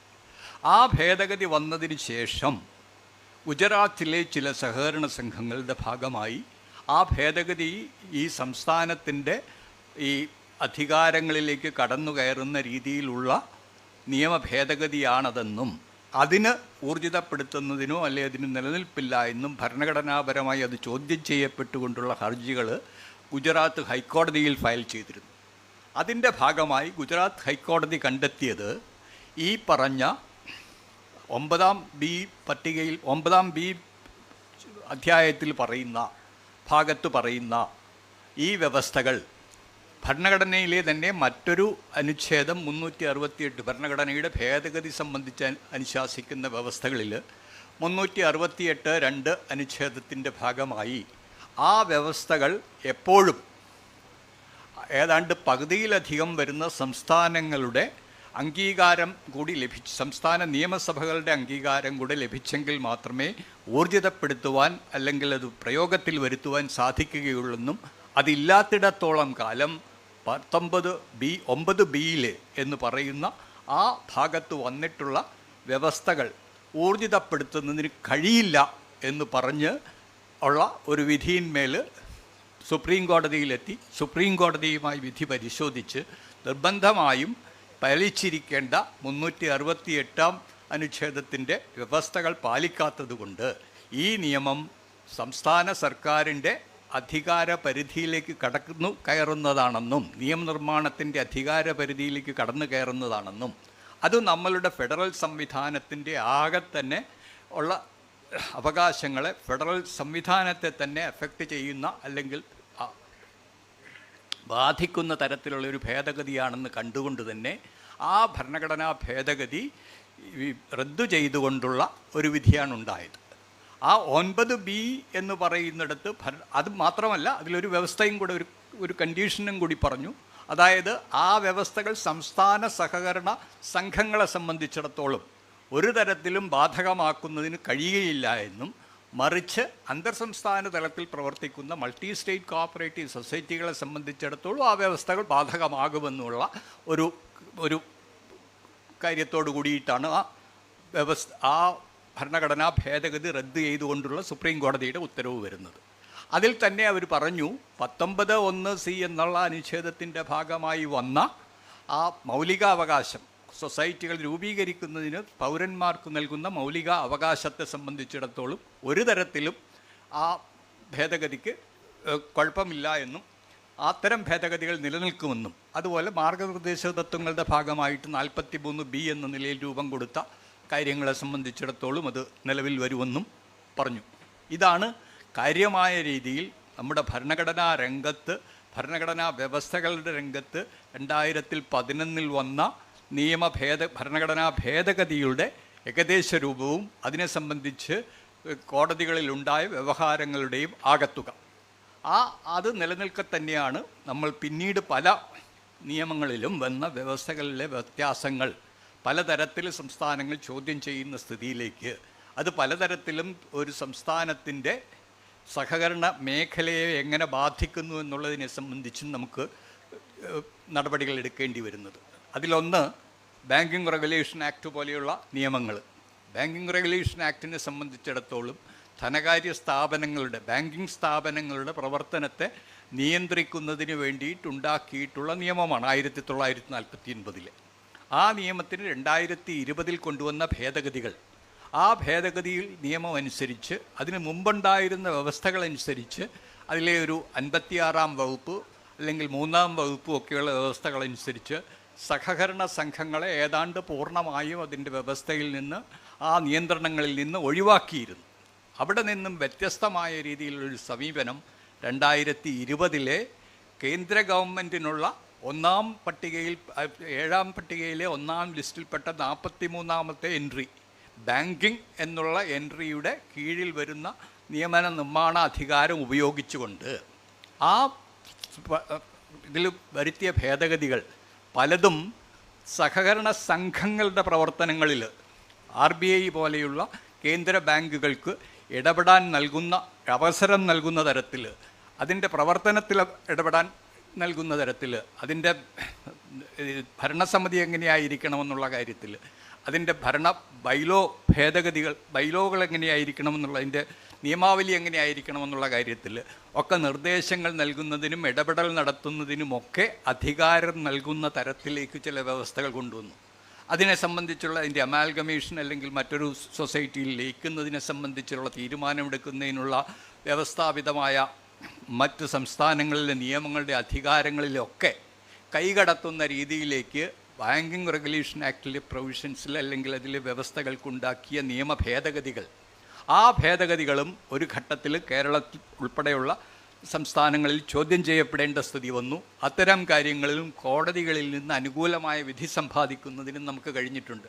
കേരള ബാങ്ക് പോലെയുള്ള ഈ 3 ശ്രേണികളിലായിട്ടുണ്ടായിരുന്ന ബാങ്കിങ് സംവിധാനത്തിൻ്റെ 2 ശ്രേണിയിലാക്കി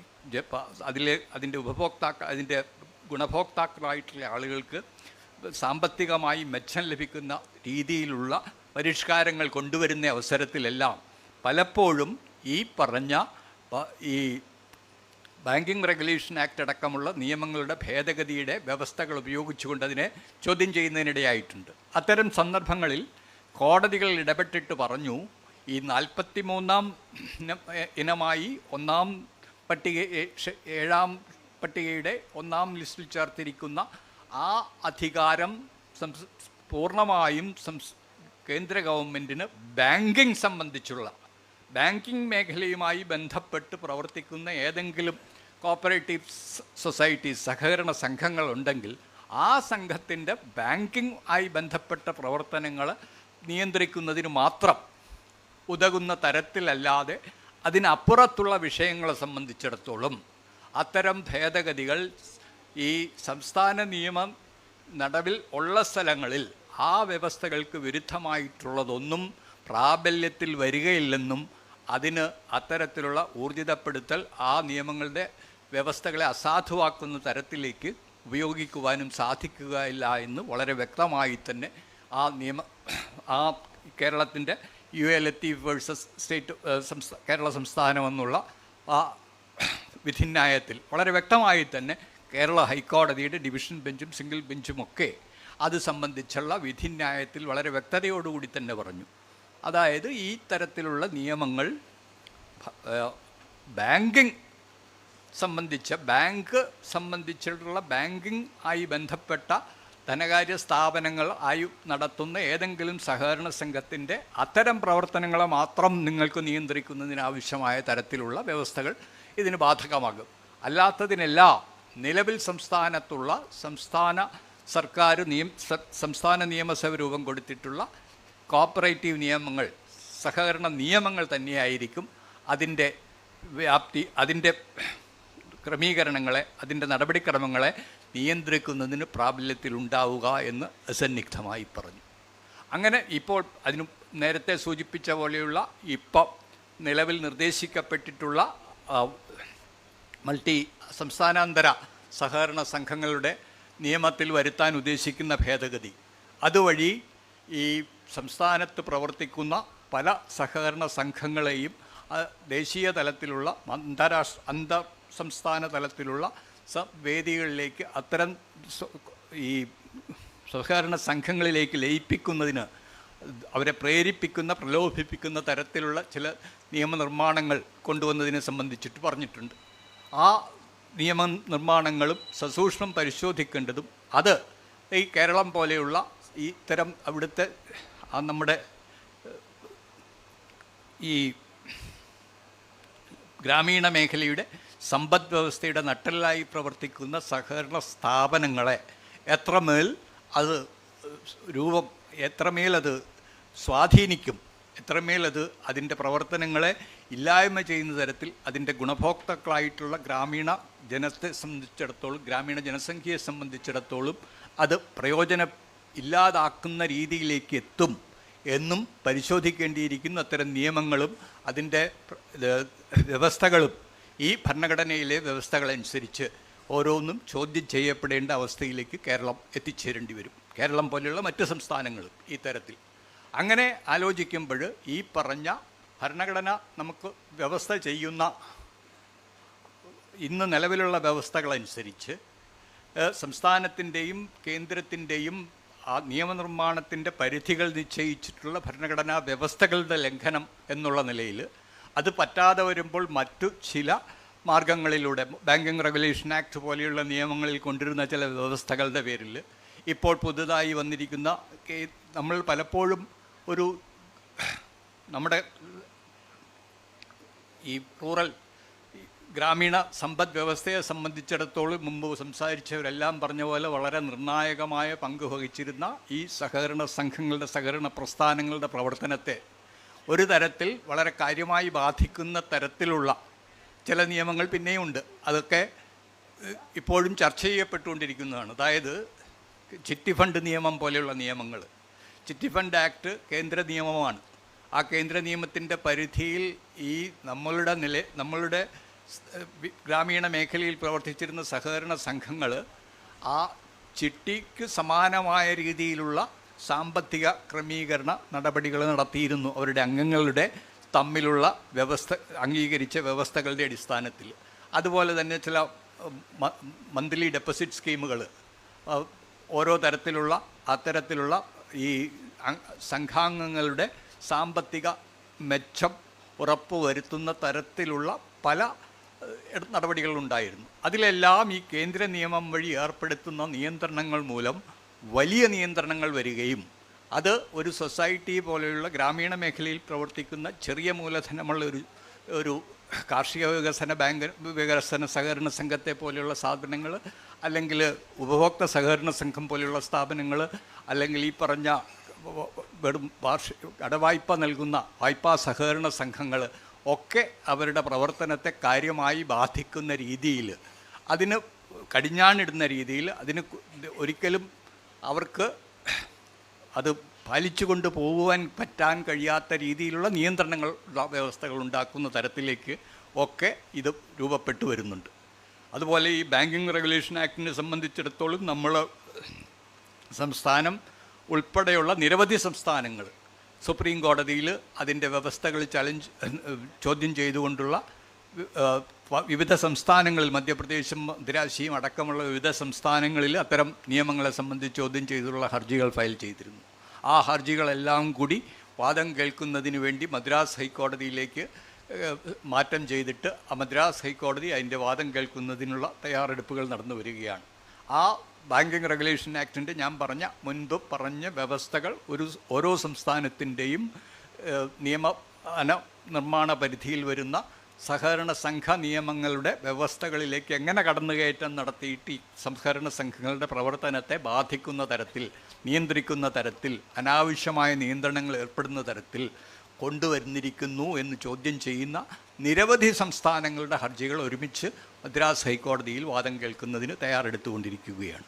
ഈ പരിതസ്ഥിതിയിൽ വർത്തമാനകാല ഇന്ത്യയിലെ ഈ ഇത്തരം പ്രവണതകൾ, അതായത് ഒരു കഴിഞ്ഞ ഏതാണ്ട് 75 സ്വാതന്ത്ര്യ സമ്പാദനത്തിന് മുൻപ് തന്നെയുള്ള കാലഘട്ടത്തിൽ തന്നെ ഒരു സംസ്ഥാന വിഷയമെന്നുള്ള നിലയിൽ, ഒരു പ്രവിശ്യയുടെ വിഷയമെന്നുള്ള നിലയിൽ നടത്തിക്കൊണ്ടിരുന്ന നിയമനിർമ്മാണത്തിൻ്റെ വ്യവസ്ഥകളിൽ കാതലായ കടന്നുകയറ്റം നടത്തുന്ന തരത്തിൽ, കാതലായ മാറ്റങ്ങൾ ആവശ്യപ്പെടുന്ന തരത്തിൽ, അതിൽ കൂടുതൽ നിയന്ത്രണങ്ങൾ സംസ്ഥാന ഗവൺമെൻറ്റിനും സംസ്ഥാനത്ത് സഹകരണ വകുപ്പിനുമുള്ളതിനെ മേലിൽ കേന്ദ്ര ബാങ്കുകളുടെയും കേന്ദ്ര ഗവൺമെൻറ്റിൻ്റെയും ഒക്കെ നിയന്ത്രണം കൊണ്ടുവരുന്നതിന് അവസരം നൽകുന്ന തരത്തിലുള്ള ഭേദഗതികൾ വിവിധ നിയമങ്ങളിലായിട്ട് വരിക.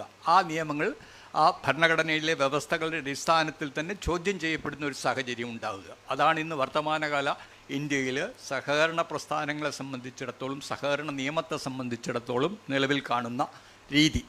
ആ തരത്തിലുള്ള നിയമ ഭേദഗതികൾക്കെതിരായിട്ട് ഈ സഹകരണ രംഗത്ത് പ്രവർത്തിക്കുന്ന മുഴുവൻ ആളുകളുടെയും യോജിച്ചുള്ള നിയമ പോരാട്ടത്തിനപ്പുറം അത്തരം ഭേദഗതികളെ എതിർത്ത് കൊണ്ടുവരുന്നതിന് ആവശ്യമായ നിയമ ഭേദഗതികൾക്ക് നിർബന്ധിതമാക്കുന്ന തരത്തിലുള്ള ഒരു സമ്മർദ്ദം കേന്ദ്ര സർക്കാരിലും രൂപപ്പെടുത്താൻ കഴിയുന്ന തരത്തിലേക്ക് അഖിലേന്ത്യാ തലത്തിൽ അത്തരത്തിലുള്ള സഹകരണ പ്രസ്ഥാനങ്ങളുടെ യോജിച്ചുള്ള ഒരു പ്രതിരോധ നിര തീർക്കുന്നതിന് സാധിക്കണം.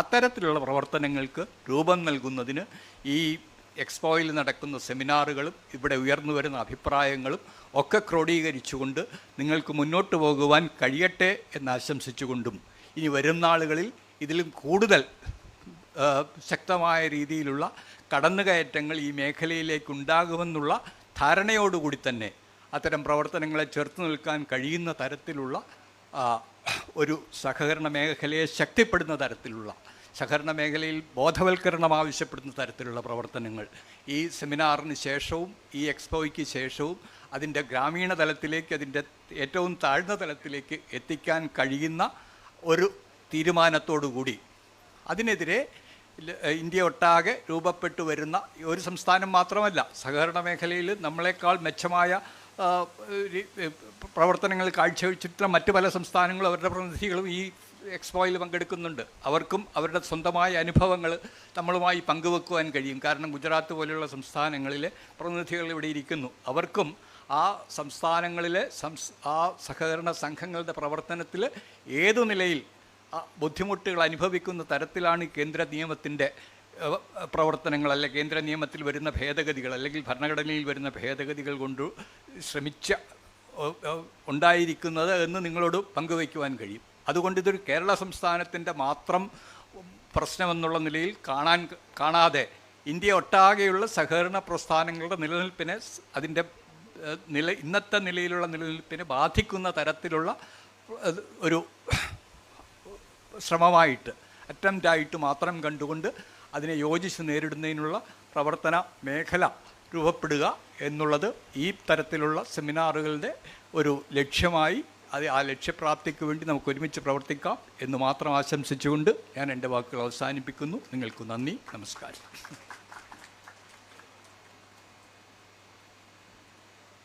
Thank you so much, sir. Now I invite Sri Rajat Kumar sir to present memento to Sri Gopalakrishna Kurupu sir.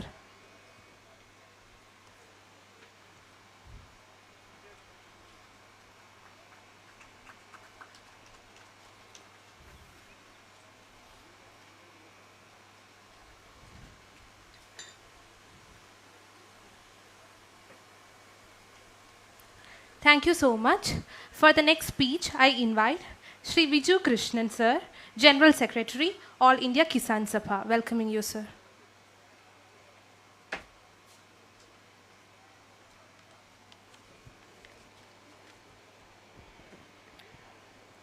Honorable President of this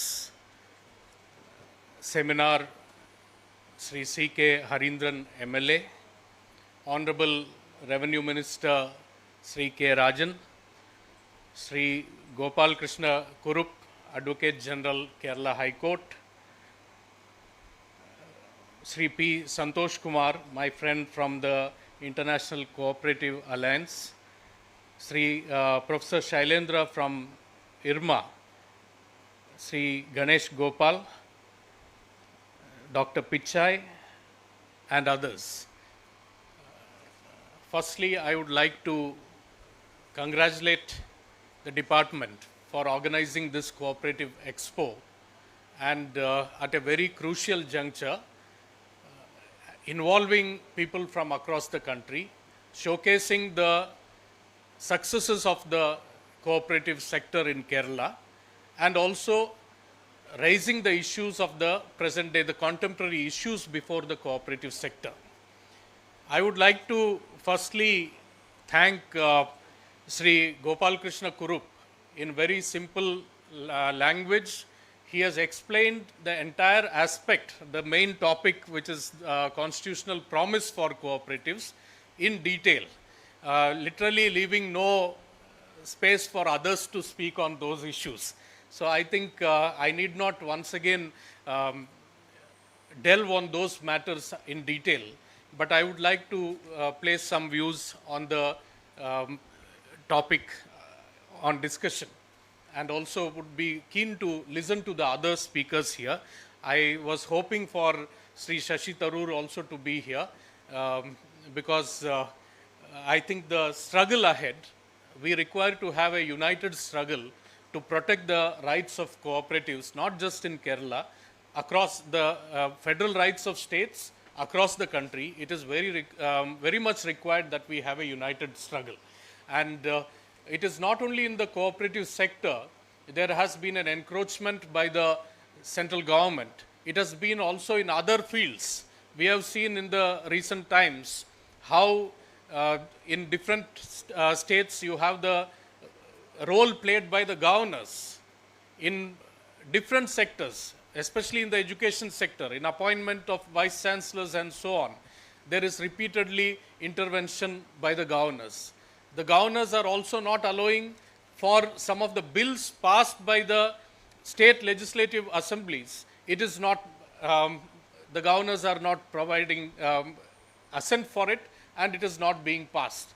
Recently, the Tamil Nadu High Court went on the Tamil Nadu governor's role. The courts were very clear that the governor is actually transgressing on the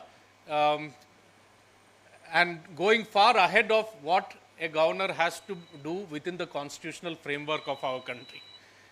Despite that, you find even in Kerala there is talk whether that particular judgment is applicable for a state like Kerala. I think today, like never before, the federal rights are being attacked. We saw that during the farmers' struggle, the historic struggle of the farmers. 3 farm acts were brought, which, like cooperatives, agriculture also is primarily under the states. How the 3 farm acts were brought through the as central acts pushed through the parliament, and it required a 1-year-long struggle, in which 736 of our fellow farmers died during that struggle in extreme cold and in the rains and extreme heat, that 380 days long struggle. And that was during the COVID period, when much of the world was inside their homes under the lockdown. That is when the farmers came out and led that struggle, risking their lives, understanding very well if those acts are implemented, then Indian farmers, Indian agriculture does not have a future. Today, in the cooperative sector, there is need for that kind of a united struggle, because it's not just the question of Kerala.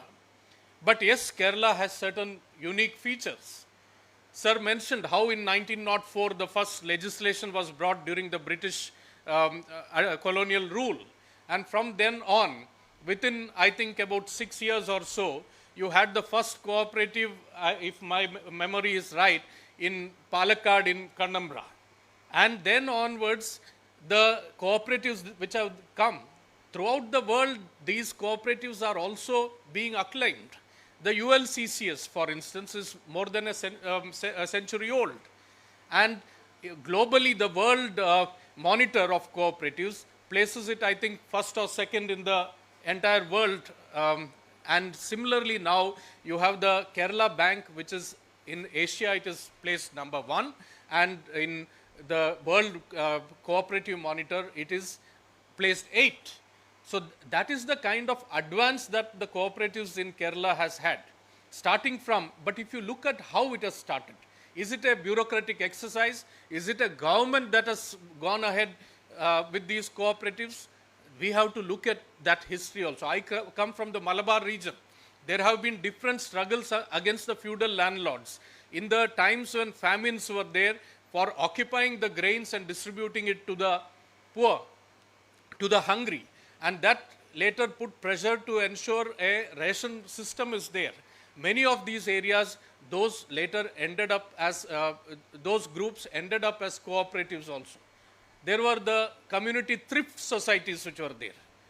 Aikya, Nanya Sangams which were there.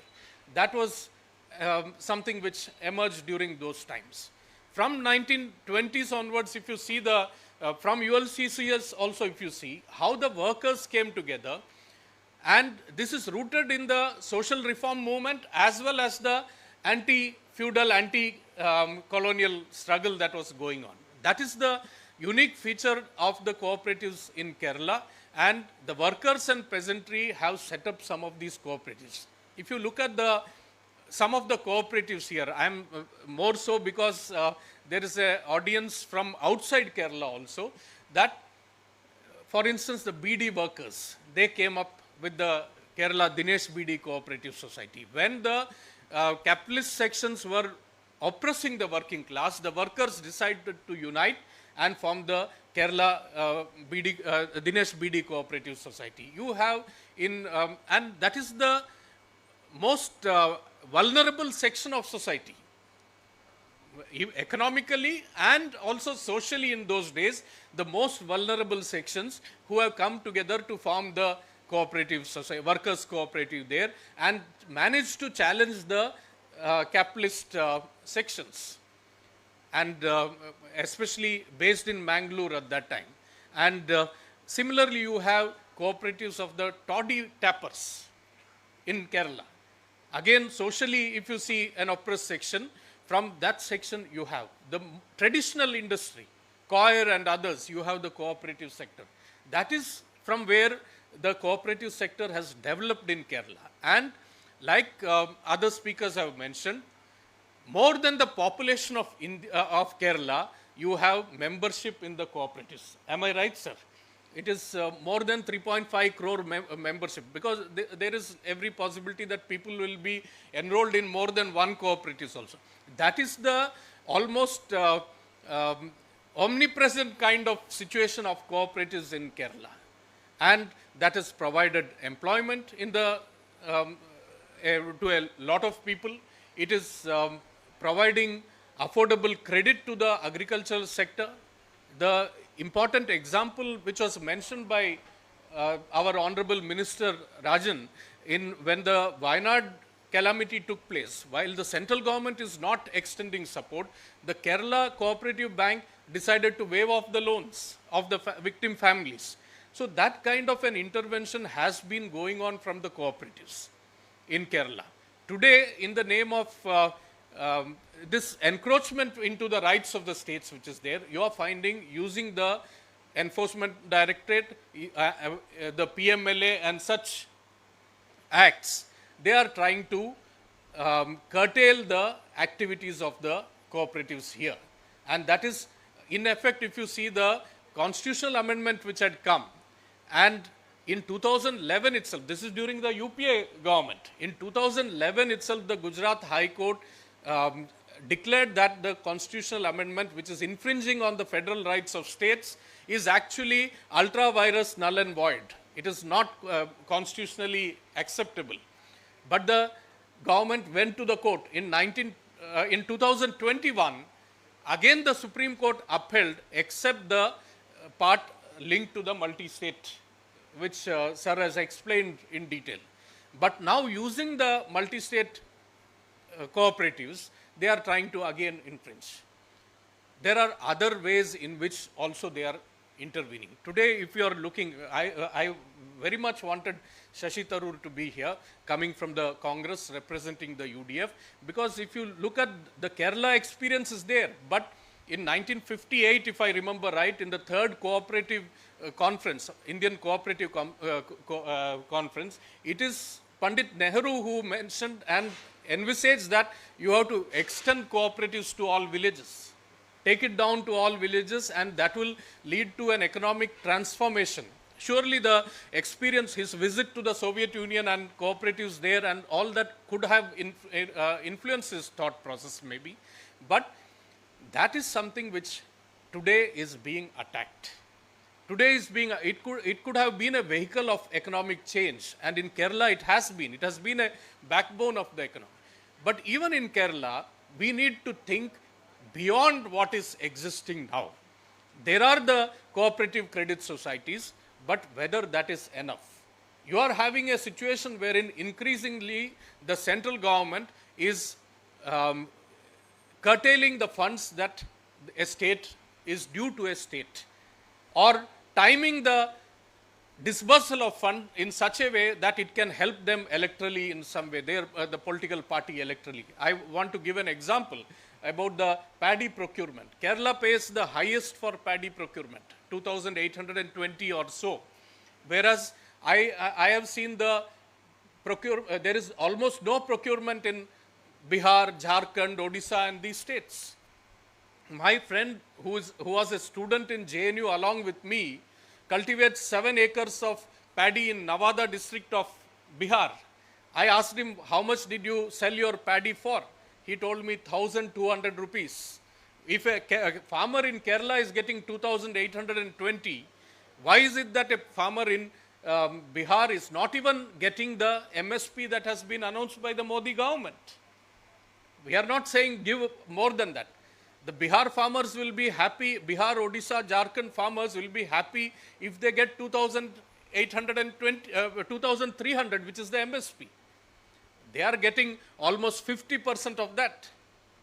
That is a system. There are the primary agriculture credit societies are there, which are supposed to procure, but that has been stopped.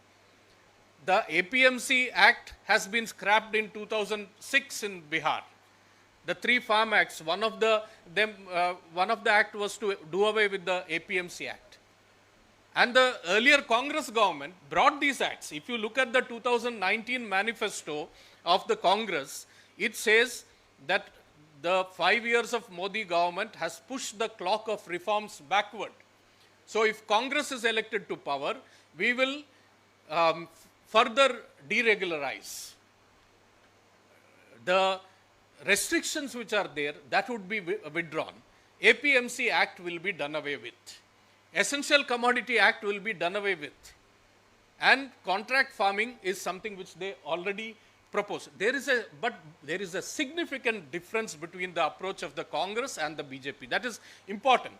The Congress tried to bring these acts through the states. They tried to pressurize the states to bring it. The BJP instead tried to impose it from the center. There's that difference. Congress, at least that much respect for the federal rights of the state was there. Today now, the BJP's government has come with the draft national policy framework on agricultural marketing, that they are using the other route, trying to pressurize the states. Already Punjab and Kerala has decided they are not going to implement that.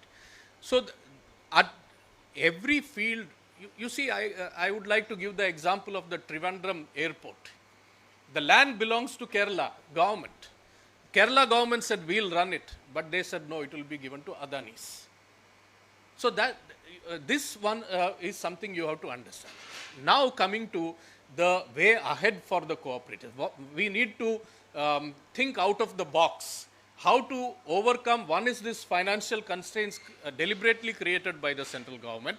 The other is to more innovatively intervene in the Kerala society, other than credit and deposits and loans alone. How in the processing, value addition, marketing and so on, whether we can intervene. That is very important, because that could bring in a lot of employment could be generated.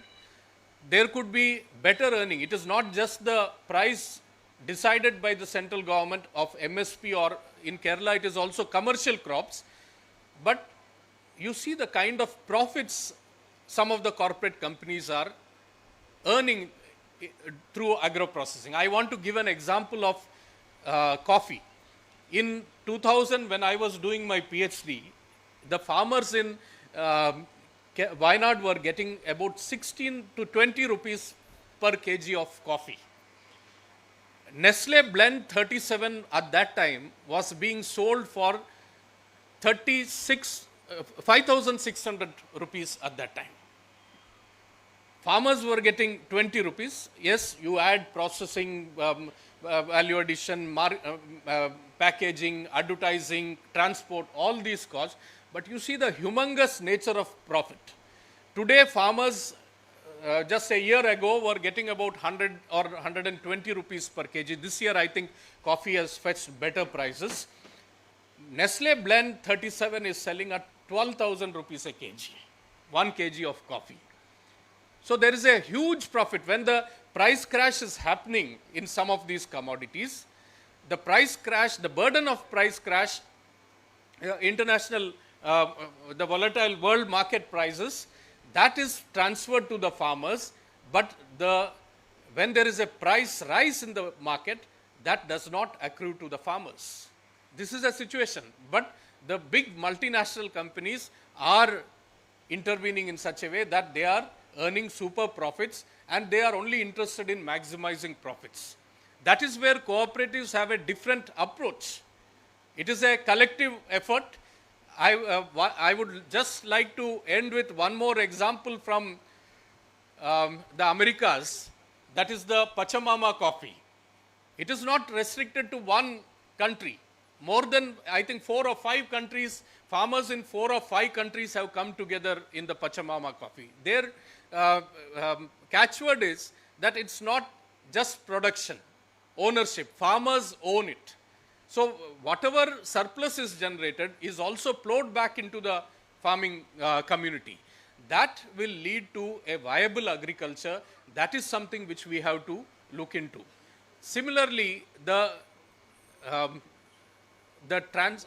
businesses of Kerala Cooperative Bank, more than 1 lakh crore, that is the highest in Kerala, in India, as far as transactions are concerned.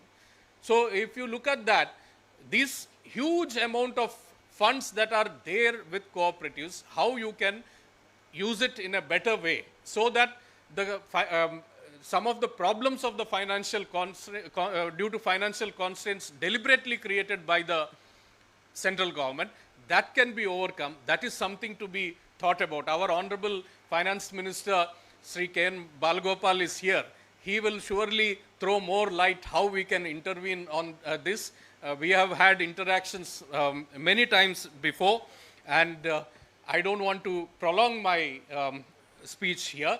I think it is required today, especially I would be very clearly like to say that the LDF as well as the UDF has had a role in promoting the cooperatives. Surely during the left movement has had a much bigger role in that, but both have had a role. The present infringement on the rights of the states as far as cooperatives is concerned, the UDF should also play a role in resisting this kind of infringement. That is very much required. That there is a third sector, political sector, which will not be interested in protecting this sector. They have an agenda,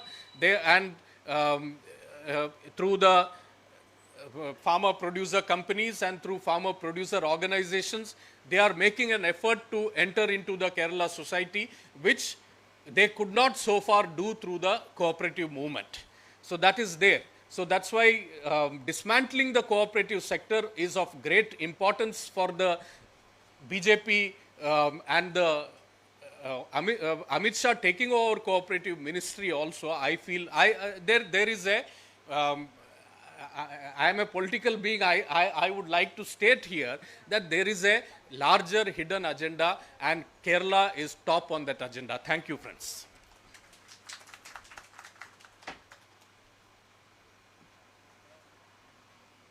Thank you, sir. I request Sri Rajit Kumar sir to give the memento to Sri Viju Krishnan sir.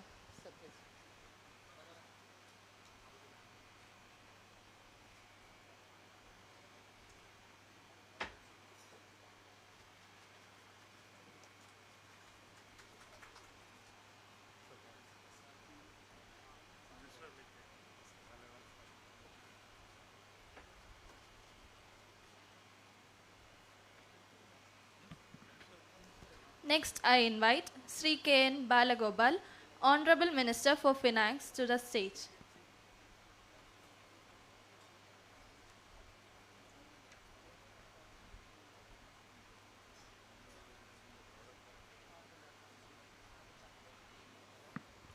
പ്രിയമുള്ള MLA Shri CK Harindran, ഇവിടെ സംസാരിച്ചു കഴിഞ്ഞ രണ്ട് പ്രമുഖരായിട്ടുള്ള ഈ സെമിനാറിൽ പങ്കെടുക്കുന്ന രണ്ട് വ്യക്തിത്വങ്ങൾ ഇവിടെ ഉണ്ട്. ശ്രീ ബിജു കൃഷ്ണൻ, അതുപോലെ നമ്മുടെ എ ജി ആണ് ഇതിനകത്ത് ഏറ്റവും പ്രോപ്പറായിട്ട് ലീഗലായ ആസ്പെക്റ്റ് സംബന്ധിച്ച് വളരെ വിശദമായി സംസാരിച്ചു കഴിഞ്ഞു എന്നാണ് ഞാൻ മനസ്സിലാക്കിയത്. ശ്രീ കെ രാജൻ ഉണ്ടായിരുന്നു മന്ത്രി. ഞാൻ കഴിഞ്ഞ ദിവസം വരേണ്ടതായിരുന്നു, അന്ന് വരാത്തതുകൊണ്ട് ഇന്നത്തെ ഒരു പരിപാടിക്ക്, സഹകരണ മേഖലയിലെ പരിപാടിക്ക് എത്താം എന്ന് പറഞ്ഞതുകൊണ്ടാണ്. അതുകൊണ്ട് ദീർഘമായി സംസാരിക്കും എന്ന ഒരു ബുദ്ധിമുട്ട് നിങ്ങൾക്ക് ഉണ്ടാക്കില്ല, കാരണം വളരെ ദീർഘമായ സംസാരങ്ങൾ കഴിഞ്ഞതാണ്. ഞാൻ മനസ്സിലാക്കുന്നത് ഇവിടെ ചർച്ചകളും ഉണ്ടാവും, അല്ലെങ്കിൽ ഒരു ഇൻട്രാക്ഷൻ ഉണ്ടോ എന്നെനിക്കറിയില്ല. ഒരു ഇൻട്രാക്ഷൻ കൂടെ ഉണ്ടാവുന്നതാണ് സാധാരണഗതിയിൽ ഇത്തരം സെമിനാറുകളിൽ നന്നാവുക. നമ്മുടെ രാജ്യത്തെ ഏറ്റവും പ്രധാനപ്പെട്ട സഹകരണ മേഖല പ്രവർത്തിക്കുന്ന, സഹകരണ പ്രസ്ഥാനമുള്ള, ഏറ്റവും വിപുലമായ സഹകാരികളുടെ അനുഭവമുള്ള സ്റ്റേറ്റ് കേരളമാണ്. ആ മേഖലയിൽ ഇപ്പോഴും കൂടുതൽ ശക്തമായി പുതിയ പ്രസ്ഥാനങ്ങൾ വന്നുകൊണ്ടിരിക്കുന്നു എന്നുള്ളതാണ് കേരളത്തിൻ്റെ പ്രത്യേകത. സാമ്പത്തികമായിട്ട് നോക്കിക്കഴിഞ്ഞാൽ ഫണ്ട് ഏത് നാട്ടിലും, ബാങ്കിങ് ആയാലും ഇൻഡസ്ട്രി ആയാലും ഏത് മേഖലയിലും വേണ്ടത് പ്രധാനമായിട്ടും ഫണ്ടാണ്. ആ ഫണ്ട് ഏറ്റവും കൂടുതൽ ഇന്ത്യയിൽ ഇൻവോൾവ് ചെയ്തിട്ടുള്ള, കൂടുതൽ ഫണ്ട് നിക്ഷേപിക്കപ്പെട്ടിട്ടുള്ള സ്ഥലം കേരളമാണ്. ഏകദേശം 2.5 ലക്ഷം കോടിയാണ് നമ്മുടെ ഈ മേഖലയിലുള്ള ഫണ്ട് എന്ന് നമുക്കറിയാം. അപ്പം അങ്ങനെ എല്ലാ മേഖലയിലും ഇത് സംബന്ധിച്ച് വളരെ പ്രാധാന്യമുള്ള ഒരു സ്റ്റേറ്റ് എന്ന നിലയിൽ ഈ കേരളത്തിന്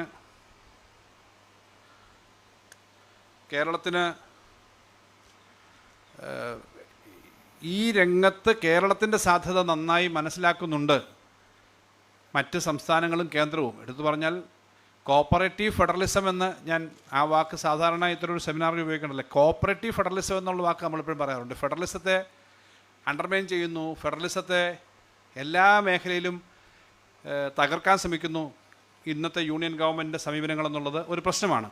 അതൊരു വിപുലമായ രാഷ്ട്രീയ പ്രശ്നമാണ്. അതിനകത്ത് സഹകരണ മേഖലയിലുണ്ട്. നമ്മൾ പറയുന്നത് കോപ്പറേറ്റീവ് ഫെഡറലിസം വേണമെന്നാണ്. അപ്പോൾ ഫിസ്ക്കൽ ഫെഡറലിസത്തെ ഇപ്പോൾ ബാധിക്കുന്നു. നമ്മുടെ ഫിനാൻഷ്യൽ പവേഴ്സ് പോകുന്നു.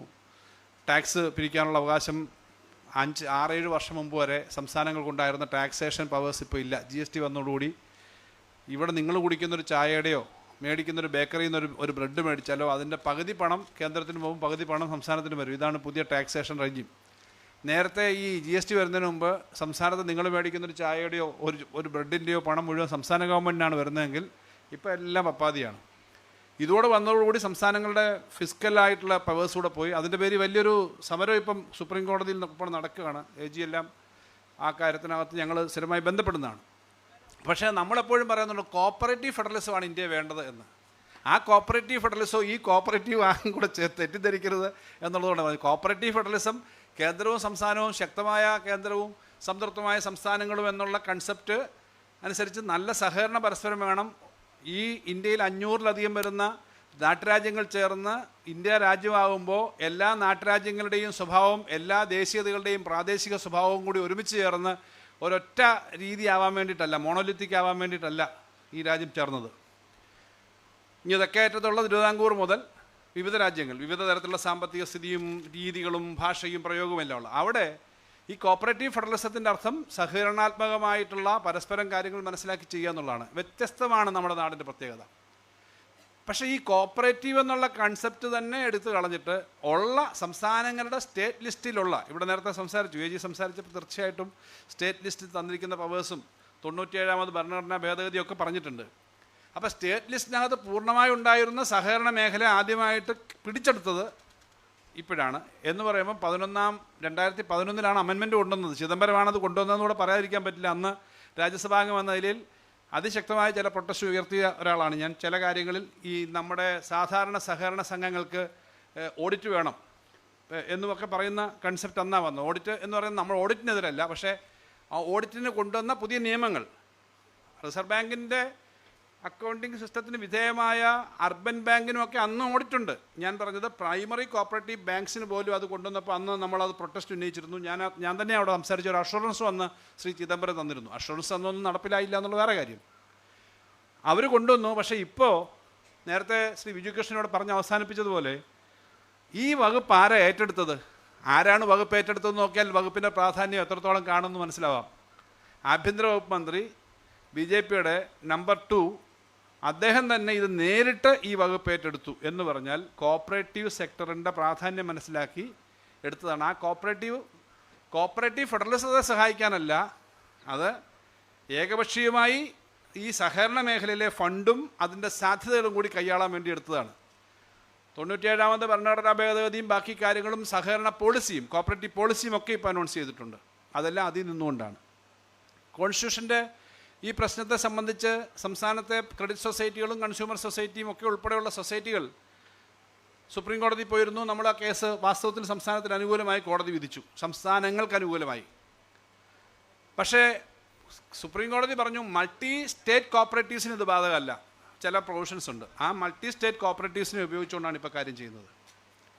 മൾട്ടി സ്റ്റേറ്റ് കോപ്പറേറ്റീവ്സിൽ ചില സ്റ്റേറ്റുകളിൽ ഡിഫക്റ്റായ കോപ്പറേറ്റീവ്സ് ഉൾപ്പെടെ ഏറ്റെടുത്തുകൊണ്ട് മൾട്ടി സ്റ്റേറ്റ് കോപ്പറേറ്റീവ്സ് മഹാരാഷ്ട്രയിലും ഗുജറാത്തിലും ഒക്കെയുള്ള ചില തകർന്നുപോയ ഡിഫക്റ്റായ കോപ്പറേറ്റീവ്സിനെ ഉപയോഗിച്ചുകൊണ്ട് തന്നെ കാര്യങ്ങൾ വരുന്നുണ്ട്. ഇപ്പോൾ നിങ്ങൾ നാട്ടിൽ ശ്രദ്ധിച്ചാൽ മതി, ചില നിധികൾ വരുന്നത് പോലെ എന്ന് വെച്ചാൽ 15%, 18% ഒക്കെ പലിശ പറഞ്ഞിട്ട് നമ്മുടെ നാട്ടിൻപുറത്തെല്ലാം കോപ്പറേറ്റീവ് സൊസൈറ്റീസ് പുതുതായിട്ട് വരുന്നുണ്ട്.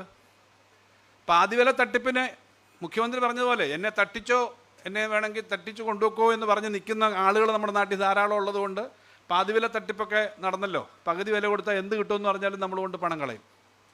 ഒരു വർഷം ഒരു 3000-5000 കോടിയാണ് സ്റ്റേറ്റിൽ തന്നെ ഇത്തരം തട്ടിപ്പുകൾക്ക് പലപ്പോഴും വിധേയമായി പോകുന്നത്.